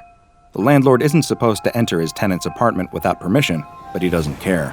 He uses his own key to unlock the door and go inside. The condition of the apartment is appalling. The furniture is broken, the floor is covered with unidentifiable filth, and there's a rotten stench in the air. The landlord wants to throw up as the full weight of the musty smell hits him in the face. It's as if someone has been living in here without any ventilation, with all the windows firmly closed and sealed. A sudden noise from the bathroom draws his attention. Of course, thinks the landlord, that old bum is hiding in there. He thinks I won't find him. The landlord steals his resolve and heads towards the bathroom, determined to get the money that he feels is owed to him. But what greets him when he steps through the door isn't the derelict anymore. It isn't even human. The creature in the bathroom is a massive pile of ambulatory skin folds. The skin flaps have grown so large and cumbersome that the derelict within can barely move. They sprout all over his body, covering him so that he looks more like some kind of alien sea cucumber now than any human. The landlord stumbles backwards, screaming in terror at the sight, unable to comprehend what he's looking at.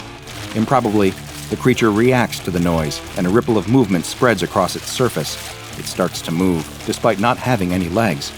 The landlord is so terrified that he doesn't notice the glass bottle that suddenly drops from between the creature's skin folds as it starts to move toward him. The same bottle, still with 3 fingers of liquid inside. How could something like this happen? What parasite or disease did the derelict contract from the miracle bottle he found?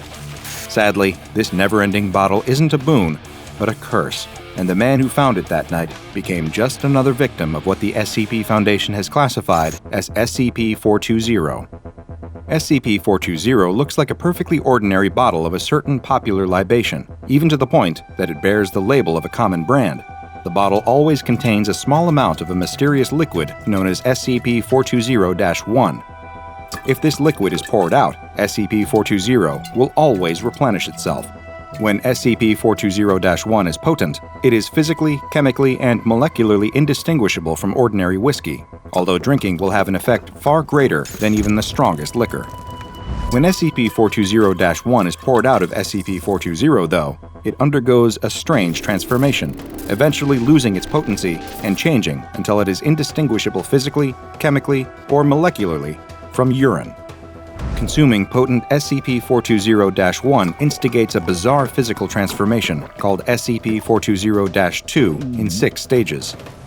In Stage 1, beginning 12 hours after consumption, the subject will start to have difficulty speaking, resulting in slurred speech that is not consistent with normal alcohol inebriation. Their fingernails, toenails, and hair will start to grow at an accelerated rate, but also become brittle and prone to breakage. Nail breakage to the quick often leads to bleeding and infection.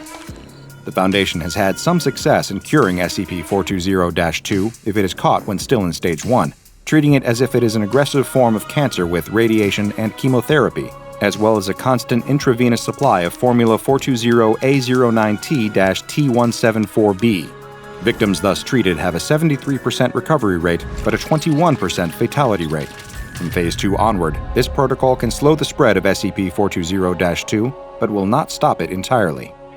In Stage 2, beginning 1 to 2 weeks after Stage 1, the subject's skin begins to show similar properties to those exhibited by hair and fingernails in Stage 1, becoming dry, brittle, and prone to cracking. As old skin flakes off, the subject's new skin begins to grow at an accelerated rate, eventually forming thick, leathery folds all over the subject's body. Skin flaps growing inside the mouth interfere with speech and eventually render subjects mute, but do not appear to impede breathing or eating. Indeed, subjects in Stage 2 exhibit a renewed interest in eating, possibly because the subject's body requires additional nutrients and calories to build the increasingly heavy armor of thickened, calloused skin. Stage 2 subjects will eat anything that they can get their hands on, and many die after attempting to eat poisonous or inedible objects. In Stage 3, beginning 3 to 6 weeks after Stage 2, nerves in the skin layer grow uncontrollably, but no longer connect to the victim's central nervous system. Genetic testing of the skin in this stage reveals that its DNA has become so mutated that it can no longer be classified as human. It is, in fact, a separate and very inhuman organism that almost acts as a parasite growing from the human host. The skin may develop tumor-like growths, which appear to be analogous to human muscle and secretory cells. Hair and fingernails sprout randomly from the mass of skin. By Stage 4, beginning 3 to 7 days after Stage 3, the skin has become a mass of thick, leathery folds, completely covering the human host to the point that they disappear completely. The skin begins to exhibit random twitching movements, as though it is indeed a living organism finally coming into its own as a life form and testing out its new body. The human subject within the skin continues to eat, although brain scans reveal that they are no longer in control of their mouth. Instead, the skin entity forces the mouth to move by moving the attached skin. Small holes begin to form in the skin, eventually growing into narrow tunnels or throats that lead back to the now trapped body of the helpless subject. The subject is still consumed with a ravenous hunger and will eat anything that they can get in their mouth. In Stage 5, beginning 1 to 2 days after Stage 4, the skin begins to move in patterns indicating rudimentary intelligence. The skin, although still attached to the original subject, is now completely and distinctly non-human. It is its own organism. It can move of its own accord, dragging the trapped host along for the ride, and it moves and feeds much in the manner of an extremely large amoeba. It feeds by excreting a digestive enzyme onto foodstuffs and then enveloping the nutrients with its skin folds, again like an amoeba surrounding its food. The food is taken into the throats. These tunnels connecting the outside of the skin to the now completely subsumed host are now directly connected to the host's circulatory system and function as additional mouths. They can consume nutrients which are moved down their length by bristly hairs and further broken down by grinding keratinous plates before being taken into the host's body. Most hosts will remain in Stage 5 indefinitely, although there still remains a much more dangerous Stage 6 yet to come. At this time, it's unknown what factor triggers SCP-420-2 to develop into Stage 6. Little information about Stage 6 is available at this time, although it is known that it involves even more accelerated skin and keratin growth, resulting in a sudden increase in size and mass. Perhaps the most terrifying part of the entire transformation is that the host remains alive for the duration of the process, and sometimes even after SCP-420-2 has settled comfortably into its new life at Stage 5. Mercifully, most hosts will have completely succumbed to insanity by this point, although some are shown by brain scans to still be self-aware and quite calm, perhaps fading into a Zen-like state as they accept the inevitability of their fate. SCP-420 is contained in a storage locker at an undisclosed site maintained by the Foundation, and it is only to be removed from this locker by SCP staff with Level 3 clearance or higher. It has been given the Safe class because, despite the horrifying nature of its effects, at least it doesn't move anywhere. Samples of SCP-420-1 not in use by testing should be stored in the container marked SCP-420-1 Decon in Locker 1014-420 until they lose potency, at which time they can be disposed of as biohazardous liquid waste. Victims infected with SCP-420-2 are not contagious and should be contained in standard solitary D-Class secure confinement. On reaching Phase 3, subjects should receive double rations. Due to the extreme danger of Phase 6, any subjects who reach Phase 4 should be closely monitored for signs that the condition may be advancing further, in which case they are to be immediately destroyed by incineration. Knowing the fate that befalls victims of SCP-420 should make anyone think twice about drinking out of a random bottle that you just found in the street. Though personally, I think that's just common sense. Ever worried that someday you might just up and disappear? There's nothing quite like a Sunday afternoon picnic in the park. The fresh air, the lazy hours sprawled out across a blanket, sharing company, food, drinks, and the beauty of the outdoors. The young man and his girlfriend spent their afternoon doing just that, enjoying a bit of slow living on a Sunday. Now, the sunset has streaked the sky with red and orange, and the air is beginning to cool to a less pleasant chill. It's time to pack up the remnants of the picnic and head on home. He carries the blanket, and she carries the basket, each of them keeping one hand free so they can still hold hands. They begin the walk back to the young man's apartment through the steadily emptying park. It's a familiar walk, one they've taken every Sunday for the past year that they've been together, and they take it at the same slow, easy pace as the picnic. There's no rush, not today. That's what Monday mornings are for. Right now, there's just the sunset, the park, and her hand in his. The young man catches a glimpse of a squirrel burying a nut in the dirt under a nearby tree. He goes to squeeze his girlfriend's hand to point out the adorable sight, but she pulls her hand out of his. She's changed course, walking toward a pair of benches, transfixed on something there. She asks in a strangely panicked voice whether he saw it. Strange, he can't spot anything out of the ordinary. The girlfriend insists, with unnerving intensity, that she saw some kind of strange light for a split second. Something that was gone as soon as it appeared, but left an indelible impression. The young man laughs uneasily. Something's wrong. Can't quite explain what it is. The hairs on the back of his neck are standing up. He tries to change the subject back to the squirrel. He turns to point out the squirrel again, but she remains fixated on whatever she can see that he can't. He can feel a knot forming in his stomach, a sense of dread, as his body screams at him to get out of there as fast as he can. He tries to soothe his overactive nervous system, to remind himself that there's no danger here.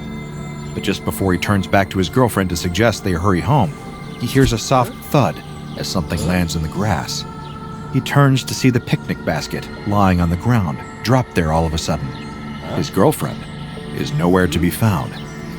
He calls out to her, but there's no answer. It's as if she vanished into thin air.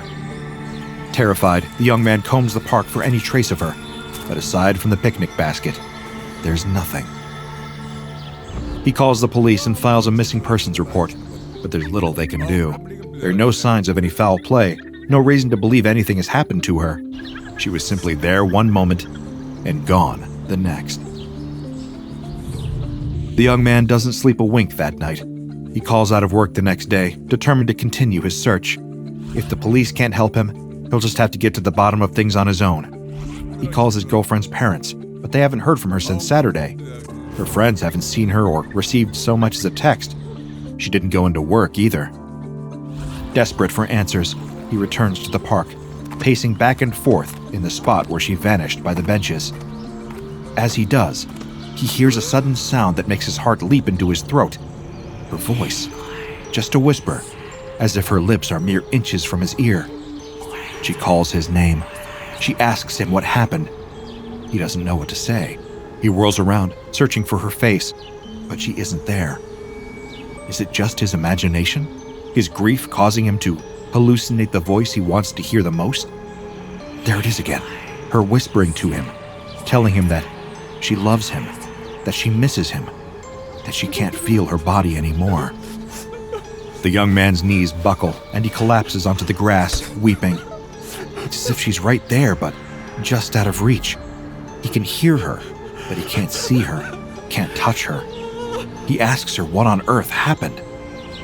I don't know. I don't know where I am. I don't know what I am. I don't. Her voice grows weaker, fading to static. She's fading away, and he can't do anything to hold on to her. His eyes settle on the tree where he saw the squirrel the day before. The bark swirls in a pattern that, when he stares at it too long and lets his eyes unfocus, looks almost like her face. He reaches out, brushing his fingers against the bark. It isn't her. Of course it isn't her. He doesn't hear the voice again. Maybe it was never really there at all. But he can't shake the feeling that she's still there, somehow, somewhere. Like she's just out of sight, on some other plane of existence he can't see. Sitting there, in the grass where she disappeared, he can feel her so clearly in his mind. He has a sudden, vivid memory of their first date. She spilled her coffee all over him, and they had to go back to her place so she could lend him a clean pair of pants. She was terrified he would be angry, but they laughed about it for the rest of the day instead. He can smell that coffee, feel that laughter bubbling in his throat. It's more vivid than a simple memory. It's her, somehow. Then, out of the corner of his eye, he spots something strange. A fluorescent, glowing light, radiating blue and yellow, twisting and turning in his peripheral vision. He turns toward it and climbs to his feet. He reaches out toward the shape, unable to stop himself, and then he's gone. The police would never discover what happened to the couple. How could they? They were victims of a force that the authorities could never hope to understand. This young man and his girlfriend encountered an anomaly known as SCP-7783. SCP-7783 is a semi-corporeal ontokinetic tetrahedral construct. Try to say that 5 times fast. The physicality of the anomaly is of dubious and spurious nature. As a facet of its containment, the anomaly is semanto-conceptually bound to the statement, contained within Unit 7783 of Site 196. SCP-7783 cannot always be perceived, and its perceptibility varies depending on the nature of the person attempting to perceive it. When effectively perceived, the anomaly emits a fluorescent glow on the blue-yellow gradient and maintains a fixed position in space no matter what kinetic force is used against it. SCP-7783 is extremely difficult to physically interact with, and can only be done using a complex series of actions known as semanto-conceptual interactivity. This is also the method through which SCP-7783 was contained. There are unfortunate consequences to effectively interacting with SCP-7783 on a physical level. Doing so causes abstraction, biological, conceptual, and ontokinetic in affected subjects. This tends to result in said subject transforming into an intangible conceptual sapience. I'll elaborate a bit more on that side effect in a moment. Individuals subject to the influence of SCP-7783 who are affiliated with the Foundation are referred to as Personnel-Associated Sapient Concepts, or PASCs. These sapient concepts still retain their higher cognitive functions, though they lack the biological functions associated with their original physical human forms. They are still capable of interacting with reality via cognitive subversive impression, or the limited and brief interference in the psychological and neurological activity of sentient and sapient beings in their vicinity. PASC presence can be detected through this brief interference, as well as an increase in pareidoleiac tendencies in those nearby. For those unfamiliar with the term, pareidoleiac tendencies refer to the tendency to see patterns and meaning in random stimuli. For example, seeing a face in a piece of burnt toast, observing a surprised facial expression in the shape of a faucet, or eyes in a wallpaper pattern. SCP-7783 was first discovered by senior researchers Dr. River Corys and Caden Powell while the two were off-duty. Some of the details of this initial discovery have been redacted from the official file due to potential concerns of containment breach, but the general shape of events is easy enough to determine. The two were taking a walk in the park together when they stumbled upon the anomaly. Dr. Corys took matters into his own hands by accident, performing a semanto-conceptual interaction with SCP-7783 without realizing what he was doing. 2 additional personnel were brought in, and the anomaly was successfully bound and contained.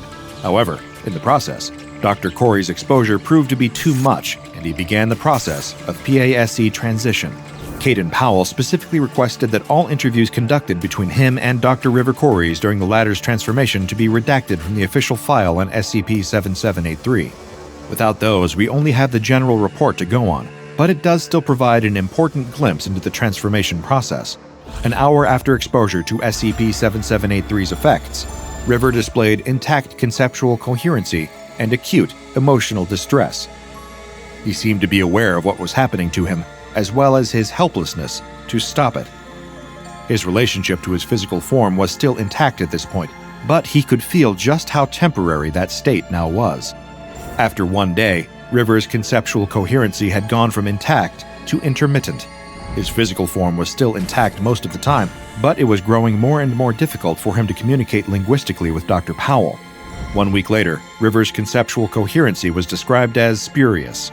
There was an increase in cognitive subversive influence, and his biological functions were beginning to shut down as the physical body began to become less and less tangible. After 1 month, River's biological and physical form became entirely abstract. Dr. Powell observed an increase in parietaliac influence, seeing the lost man's face in everything he looked at, even when it could not possibly be there. The leaves on a nearby tree, the bark on its trunk, the ripples in a puddle of water, it all looked just a bit like him. But then Powell would blink and the image would be lost. What would later be regarded as standard PASE influence began to manifest in the area, as exhibited by the parietaliac effects, as well as a general psychic impression. It was most prevalent in the immediate vicinity of the disassociated fruiting body. 1 year after River first stumbled upon SCP-7783, he was entirely converted into an abstract entity. His physical form was lost, and subversive cognitive influences were observable. Even outside of PASE proximity, parietaliac influence persisted for associated individuals. The most affected was Dr. Powell, who continued to see River's face everywhere he looked. It became so prevalent for him that he sought a psych evaluation, but it was confirmed that he was not suffering from any mental illness or grief-induced hallucinations. This increase in pattern seeking by the brain and recognition of facial imagery and random visual stimuli was due to River's lingering PASE influence.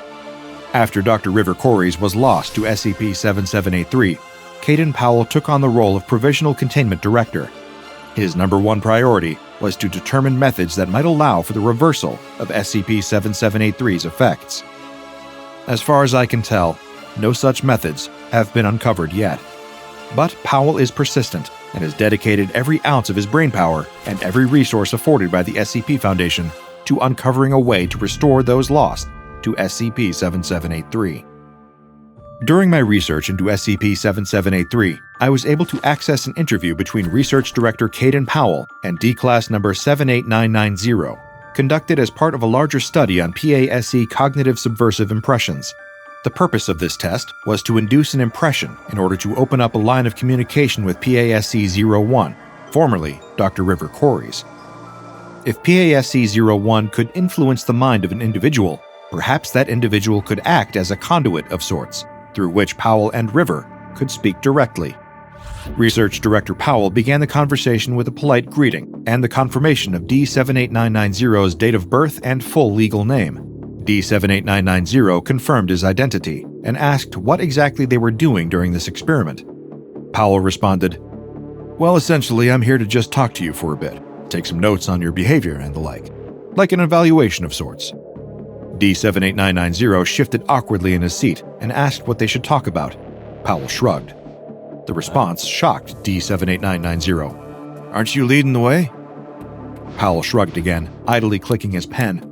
His brow furrowed, his thoughts seeming to be far away. "I guess we could start with something like, say, a favorite color." "Favorite colors?" The D-Class couldn't help but laugh at that. "Favorite colors? I thought it'd be something more, I don't know, science-y?" Powell sighed. "Well, I'm mostly just monitoring your behavior, looking for any signs indicative of..." D-78990 sat up a bit more stiffly in his chair, anxiety spiking. "Signs of what? I got cancer or something?" "No," Powell shook his head. "Just... never mind. Why bring up cancer out of all things?" Now it was D-78990's turn to shrug. "I don't know. My dad died of it, a long time ago." "What type?" "Lung cancer, stage 4. The conversation felt less like a typical Foundation research interview and more like the makings of an awkward first date. The back and forth, the get-to-know-you dance of questions and half-hearted answers. Powell offered a verbal olive branch, an attempt to sympathize. "I knew someone whose dad passed from lung cancer." Yeah, well, we probably saw it coming. He was a pack-a-day smoker for, Powell interrupted, 22 years. D78990's eyes widened in surprise. Oh, nice guess. Yeah, 22. You know, I would have loved to work here, D78990 remarked. Really? Powell raised an eyebrow. What makes you say that? From what I've seen, you don't have a research background. I wanted to go into medicine when I was younger, you know. Powell nodded. Would have been nice to work for a place like this, one with a real purpose, you know. Powell smiled weakly. Yeah, it definitely beats working in IT for a bunch of geriatrics. D78990 laughed at the remark, and Powell furrowed his brow, confused. River would have laughed at that joke. At the unexpected mention of his lost partner, Powell flinched. Yeah? D78990 nodded. He would have, yeah. Always hated working back in Loxy. Powell's eyes lit up with nostalgic recognition. Yeah, I remember. I remember it too clearly. D78990 laughed along with him, despite never having worked with Powell and Dr. Corey's in the past. Oh, definitely. It was crazy times, crazy times. Used to get so mad at that place. Get run up for the stupidest stuff, you and... Man, me and him. We really did. Chris always had a stick up his butt, though. Made it hell. He was too old to be working, that's why. Always decomposed at the desk. What was that one joke you made about his nose to me? D78990 was now speaking about Dr. Corey's memories in the first person. Which one? Powell asked. The night after D&B? Oh, the one about him looking 8 and 80 at the same time? D78990 cackled, throwing his head back. Please. Oh, God. River was crying laughing to that. That night was the most he had laughed in a long time then. Powell cracked a smile. Yeah, I remember that night. It was amazing, just making stupid jokes to each other, enjoying the time we had. Like all the time in the world was ours, huh? Made everything better. Life was perfect. Powell sighed. The neighbors didn't hear perfect, D78990 remarked. But the neighbors always complained about how loud we were. Powell shook his head. Well, I was loud. Noisy. That was something you liked about him. D78990 switched back and forth between third and first person, sometimes speaking about River, and other times speaking as if River was talking through him. I still remember his laughing. I still remember it all. D78990 smiled wistfully. He just didn't know how to take it seriously. Powell laughed at that, a smile breaking free from his mask of composure. Ha! Well, yeah, that's how he was. Always loud and bursting with energy. Made every situation colorful. Wonder if this River guy's still like that, D78990 remarked. Oh, he's still out there somewhere. Powell wiped the tear from his eye. Still the life of someone's party. Who is? Powell's stomach dropped. That was it then. The impression was gone. He sighed, composing himself. He wouldn't show his grief to this stranger. He forced a terse, polite smile. Never mind. And that was the conclusion of the interview.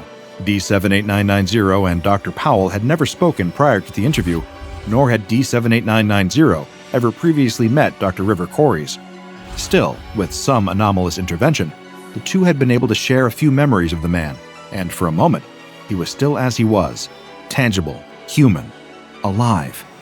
But the moment was fleeting, as are all impressions of those changed by SCP-7783. As for containment procedures, the specific instructions for the semento-conceptual, or related to the inherent semantic information of a concept in reality, binding of SCP-7783, may only be accessed by a select few specialists. Any personnel assigned to the area are strictly prohibited from any hypothetical, speculative, fantastical, or intimate thought related to SCP-7783. I am only able to engage with the subject matter to this degree from a safe distance, and do not suggest you approach the area after learning this much about the anomaly. Due to its particular nature, amnestics are not sufficient to treat its impact on the human mind. Complete amnesticization of personnel regarding its existence, or lack of existence, would cause semento-conceptual unbinding. This would technically result in a containment breach. Such is the trouble with semi-corporeal constructs. Essentially, as long as it is known to be contained, the containment should hold. If you have a bit of a headache trying to wrap your mind around the whole situation, you are not alone. Though amnestics are not an acceptable solution to SCP-7783 and its influence, selective thought-blocking medications derived from Class C amnestics can be used to induce a sort of deliberate brain fog, a barrier that prevents an individual from thinking about SCP-7783 in any way that extends beyond particular containment-related tasks and day-to-day Foundation operations. Once upon a time, in the earliest days of my research, I may have said that I didn't believe in ghosts. As a man of science, I balked at the concept of that which I could not prove with empirical data. But now I have seen, encountered, and learned of too many inexplicable forces in this world to hold the same view.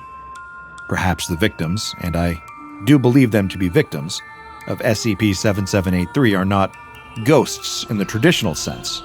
They did not die, after all. Their bodies simply dissolved. Their consciousness remained in some form.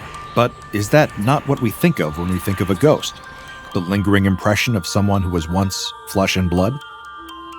Take away the body, and what remains, whether you call it a spirit or a personnel-associated sapient concept, seems to meet the criteria. Dr. River Corey's is gone. At least, the part of him that could be seen, perceived, known, and loved. What remains is that brief impression, that glimpse of a memory, ever so brief, that laugh, once shared, never to be heard again. There may not be any rattling chains or creaks on the staircase, but SCP-7783 has created its fair share of what I feel compelled to call ghosts. Agree or disagree with my verbiage, I don't mind. Those left behind are still just as haunted. Honestly, no. It doesn't feel like anything is working, the woman tells the man who is seated across the room from her. She's been coming to see him for several months now, but she doesn't feel like she's made progress on any of her issues. The man listens and nods as he jots down some notes on his pad of paper.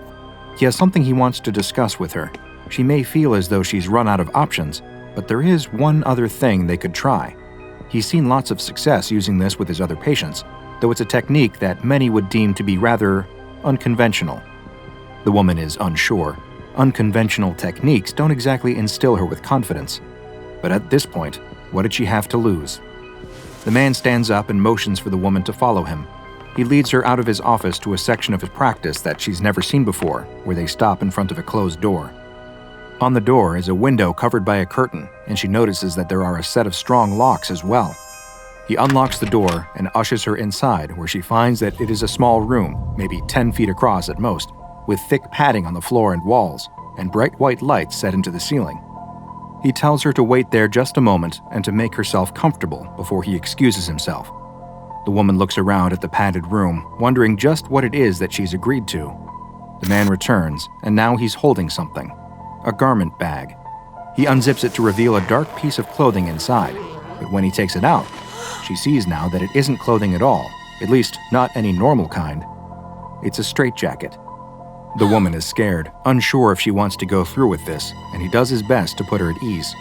If she's uncomfortable, she certainly doesn't have to do anything she doesn't want to, but he reiterates that he has had great results using this with some of his other patients.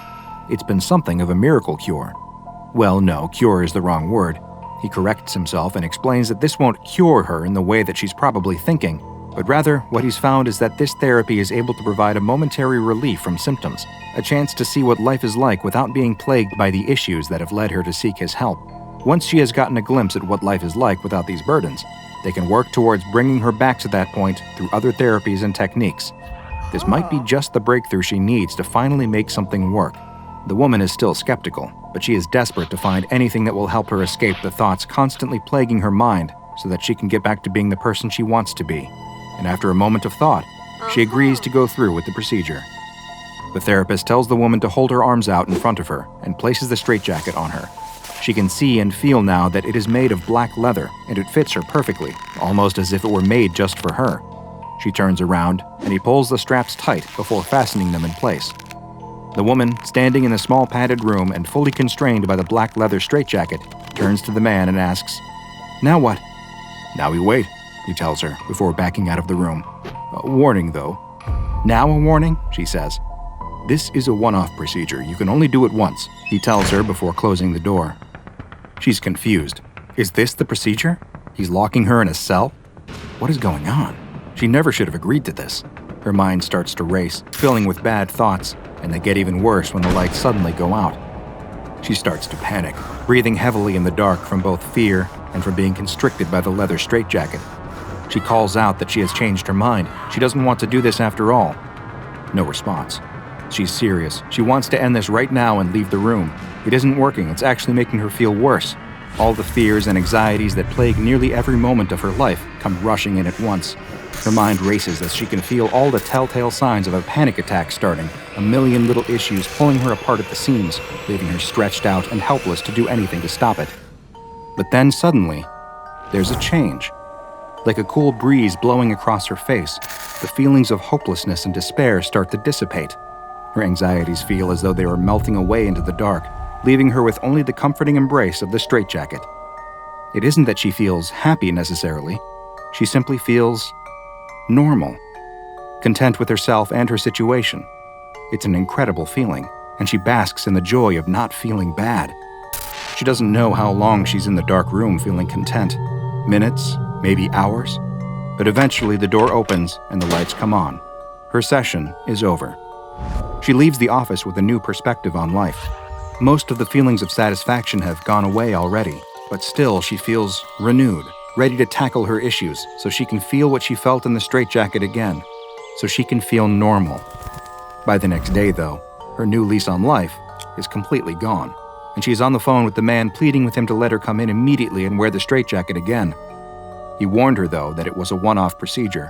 Too much exposure is dangerous. She needs to focus on other treatments instead. The woman only wants to come wear it for a little bit, though, just a few minutes to feel that way again. He tells her it's impossible, though. She should be happy it was so successful and move on to new techniques. And besides, he's leaving for a conference and won't be back for a week. They can discuss things again when he gets back. It's raining that night as a figure in a dark coat breaks the glass on the front door and reaches through to unlock the door. The woman enters the office and hangs her wet jacket on the wall. Her flashlight illuminates the room they have their sessions in. No one is there. She walks deeper into the building and spots the door to the padded room. She passes by and goes even further to a back room that she's never been in before. In the room, against a wall, is a metal trunk. She opens it to find the dark garment bag with the leather straitjacket inside. "What do you want me to do again?" the young man asks. He was just supposed to be delivering a pizza, and his boss would be angry to learn that he allowed a customer to invite him in. "This is my office," she tells him, "and I'm working on some new techniques for my patients, but I need to try them out myself first. That makes sense, right?" "Well, sure, I guess," he responds. "But for this particular one, I need some help. It's a secret, though, so I can't get any of my colleagues to help me. But you can help me, right?" The young man nervously swallows the soda she's given him and nods in agreement. She explains that all he has to do is help her tighten the straitjacket, close the door, turn off the lights, and listen. In a little while, when she's finished, she'll ask him to come inside and take it off her. That's it. The young man still seems a little wary of the request. "What happened to your door?" he asks, but she ignores his question and pushes a wad of cash into his hand. The young man shuts the door to the padded cell, and a moment later, the lights go out. The woman is almost immediately taken back to the same mental place she was before. All of the thoughts that constantly repeat in her mind, the ones that she's never able to turn off, suddenly go quiet. She sighs with relief in her dark, safe space. But then, she feels something. Not in her mind, but on her face. A twitch, just a little facial spasm. But then another. There's something wrong. Her face suddenly feels very tight, like it's being stretched. Her eyes grow wide. Her mouth pulls into an unintentional sneer. The young man hears the woman's muffled cries from inside the room and opens the door, but what he sees causes him to emit his own scream before he turns and runs out of the office into the stormy night. "What the heck?" the man thinks as he looks at the broken window on his office door. He enters to see that the door is still unlocked and that there's glass on the floor inside. He walks inside his office and looks around and doesn't see anything. But in an instant, there's a moment of realization. He runs to the back, to the door to the padded cell. The door to the room is ajar, and he listens. Is that breathing inside? He opens the door to the dark cell and turns on the light. The black leather straitjacket is sitting in the middle of the floor, except it isn't the floor anymore. Now, instead, a stretched layer of skin is spread across the padded room, with the outline of flattened bones visible underneath. The man's mind can't comprehend what it is that he's looking at, but then he sees it. In the far corner of the room is the stretched out face of the woman, her eyelids pulled too tight to blink, leaving her eyes staring up at him. Through a stretched, contorted mouth, she whispers, "Help me." Is there anything crueler than an object that is able to treat your mental health issues, yet has some of the most devastating side effects imaginable? In this humble doctor's opinion, no. And today's anomaly is just such an object. Designated SCP-482, it is perhaps better known as the mentally mutating straitjacket. SCP-482 is a black leather straitjacket that is quite similar in appearance and construction to a mass-produced version, though as you'll see, it is completely unique. Although the straitjacket is comparable in size to other medium-sized versions, it is somehow able to fit virtually any and all body types and sizes. A tag inside contains the words, "Made in Xiaoyan, hand wash only, no acerahena powder," in faded text, though neither the city nor acerahena powder appear to exist in any records that the SCP Foundation has been able to locate. There are no signs of wear on SCP-482, but there are several cuts on the straps that cinch the garment closed, and testing has shown that it is able to be further damaged, though any additional investigations of the extent to which it can be damaged have been suspended due to the lack of viable duplicates. The real anomalous effects of SCP-482 occur when the straitjacket is worn, and the two main effects, which occur one after the other, have been designated as time point alpha and time point beta. Time point alpha is used to refer to the initial stage of a subject wearing SCP-482 and can last a varied period of time, though it is most often between 1 and 6 hours of wear. During this period, the subject will report feeling mentally better, and any negative mental afflictions that they suffer from or are forced to deal with will appear to disappear completely. Additionally, any medications that they may be on will have their effects negated entirely, leading to them returning a result on Foundation standard psychological tests that is consistent with a baseline mentally stable individual. The effects of time point alpha are temporary, and once the subject is separated from SCP-482, any mental illnesses they are living with will be seen to return, but they will disappear once more if the straitjacket is worn again. However, the amount of time a subject spends experiencing the effects of time point alpha are cumulative, and given enough time inside of the straitjacket, they will always eventually reach the second stage of SCP-482. Time point beta refers to the subsequent time period that passes if a subject is still wearing SCP-482 once time point alpha lapses. During this period, the changes to the subject will no longer be mental, and instead, they will begin to experience physical effects. The exact nature of the physical changes will vary, though they do seem to be related in some way to the subject's own mental health issue, with the degree of the change also seemingly related to the severity of their issue. Through the testing of SCP-482 by Foundation researchers on D-Class personnel, a number of different manifestations of the straitjacket's anomalous effects have been documented, and they're recorded in a file designated Experiment Log SCP-482. In the first test, a male D-Class diagnosed with schizophrenia was placed inside of the leather straitjacket. He immediately reported feeling eerily calm, and he was observed to simply sit and stare at the wall with a blank expression for 2 hours and 49 minutes, a period which was later determined to be his time point alpha. Time point beta began 1 minute later at 2 hours and 50 minutes when the subject's body began to contort, and he remarked that he was in a great deal of pain. Various parts of the subject's body began to increase in mass and size, including his head, as his eyes began to bulge out. He called in agony while attempting to make eye contact with the researchers who were observing through a glass viewing window for 34 minutes until a termination order was given. Subsequent examination of the subject's body revealed that his body mass had increased by roughly 180% due to rapid bone and muscle growth. It's unclear what physical process caused this, though genetic tests showed that his DNA had abnormally shortened telomere strands. The observers also reported they experienced an unnatural feeling that rendered them unable to move in a normal manner while the subject was making eye contact with them. For the second test, another male D-Class, though one who had been diagnosed with a paranoid personality disorder, was placed in the straitjacket. During his alpha exposure, he reported a satisfying quiet in his head, with none of the disembodied voices that normally plagued his thoughts speaking to him. He still appeared content after 2 hours and was taken out of the suit, though after requesting to be placed back inside, he was allowed to return to wearing SCP-482. After an additional 1 hour and 30 minutes, though, the beta exposure began. Visible bulges appeared on his neck and shoulders, and after 4 minutes, he began screaming for someone to stop talking and get out of his head. More bulges appeared on his body, and audio recording equipment in the room picked up mysterious sounds that analysis has revealed to have been as many as 7 distinct voices speaking in an unknown language. The termination order was issued 25 minutes later, and a later autopsy revealed that each bulge actually contained a fully formed mouth and voice box. Observing researchers also reported that during the test, they had seen flashes of movement in their peripheral vision, and subsequent review of the taped footage revealed small shadows appearing and disappearing in the room throughout the test. Next up was a female D-class who had been diagnosed with hyperphagia, which is a disorder that can cause an extreme increase in appetite and can remove the ability to satiate one's hunger. Upon being placed in SCP-482, she remarked that, "For the first time ever, I am actually full." She felt this way for an hour and 58 minutes, after which she began to feel a pain in her abdomen. The D-class fell into the fetal position as the pain increased, and her limbs were observed to begin retracting into her body, accompanied by loud snapping sounds as presumably the bones started to crack and break. "Oh God, it's eating me! Oh God, it hurts!" she cried out, and a termination order was immediately issued. The autopsy that followed revealed that the woman's body had somehow formed a second digestive system that had begun to consume her own body mass, and if left unchecked, would have eventually digested it in its entirety.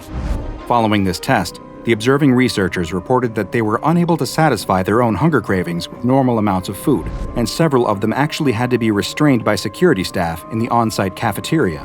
Luckily, these urges appeared to fade after several days. In the final test, a D-class personnel with pyromania was placed in SCP-482. Despite the impulse control disorder normally causing them to start fires whenever given the chance, they now ignored all of the flammable materials offered to them by researchers. After 1 hour and 33 minutes, though, thermometers in the testing room noted a sudden sharp rise in temperature. This was followed by a powerful explosion of heat and flames when the D-class spontaneously ignited. The testing room was completely destroyed, and nearby hallway A13 suffered catastrophic damage. All observing researchers were also lost in the conflagration. SCP-482, though, survived. Surprisingly, the body of the D-class was also able to be recovered, and though the autopsy was made difficult due to the heat it still exuded, a discovery was made. Inside the body, a new organ was found, one that appeared to be sustaining some type of constant reaction that produced heat, as well as strong magnetic waves, and this organ has been placed in containment for future study. SCP-482 is currently being kept in a containment locker at a secure site, with access restricted to Level 2 personnel and above. The maximum time allowed for testing is 1 hour after mutations manifest, and any test subjects who reach time point beta are to be terminated. Following termination, SCP-482 is to be removed from their body prior to autopsy. The straitjacket is then to be thermally cleansed and all biological traces of the prior subject removed before it is used for testing again. Now I bet you are telling yourself, well, this sounds pretty easy to contain. I bet this is a safe class anomaly. And normally, I would agree with you. But perhaps you noticed something strange in the experiment log. Did you pay attention to the reports from observing researchers that they too had begun to experience some rather unusual effects simply from watching SCP-482 affect a subject? Did it seem to you as though the mentally mutating straitjacket was somehow projecting the mental illnesses experienced by the subjects onto those observing it? It appears that there may be more to SCP-482 than first meets the eye, and this mystery only deepens when one reads the containment procedures on this anomaly's file and realizes that the person overseeing SCP-482 research is none other than SCP Foundation legend, Dr. Bright. Is the actual testing of SCP-482 not actually taking place on the D-class personnel, but on the SCP Foundation researchers? A convoluted experiment designed to discover the true extent of its anomalous effects. When it comes to this Euclid-class anomaly, only Dr. Bright knows for sure. Now go and watch another entry from the files of DrBob, like SCP-767, Crime Scene Photographs, for another inanimate object that appears to actually be quite active. And make sure you subscribe and turn on notifications so you don't miss a single anomaly as we delve further and further into the SCP Foundation's classified archives.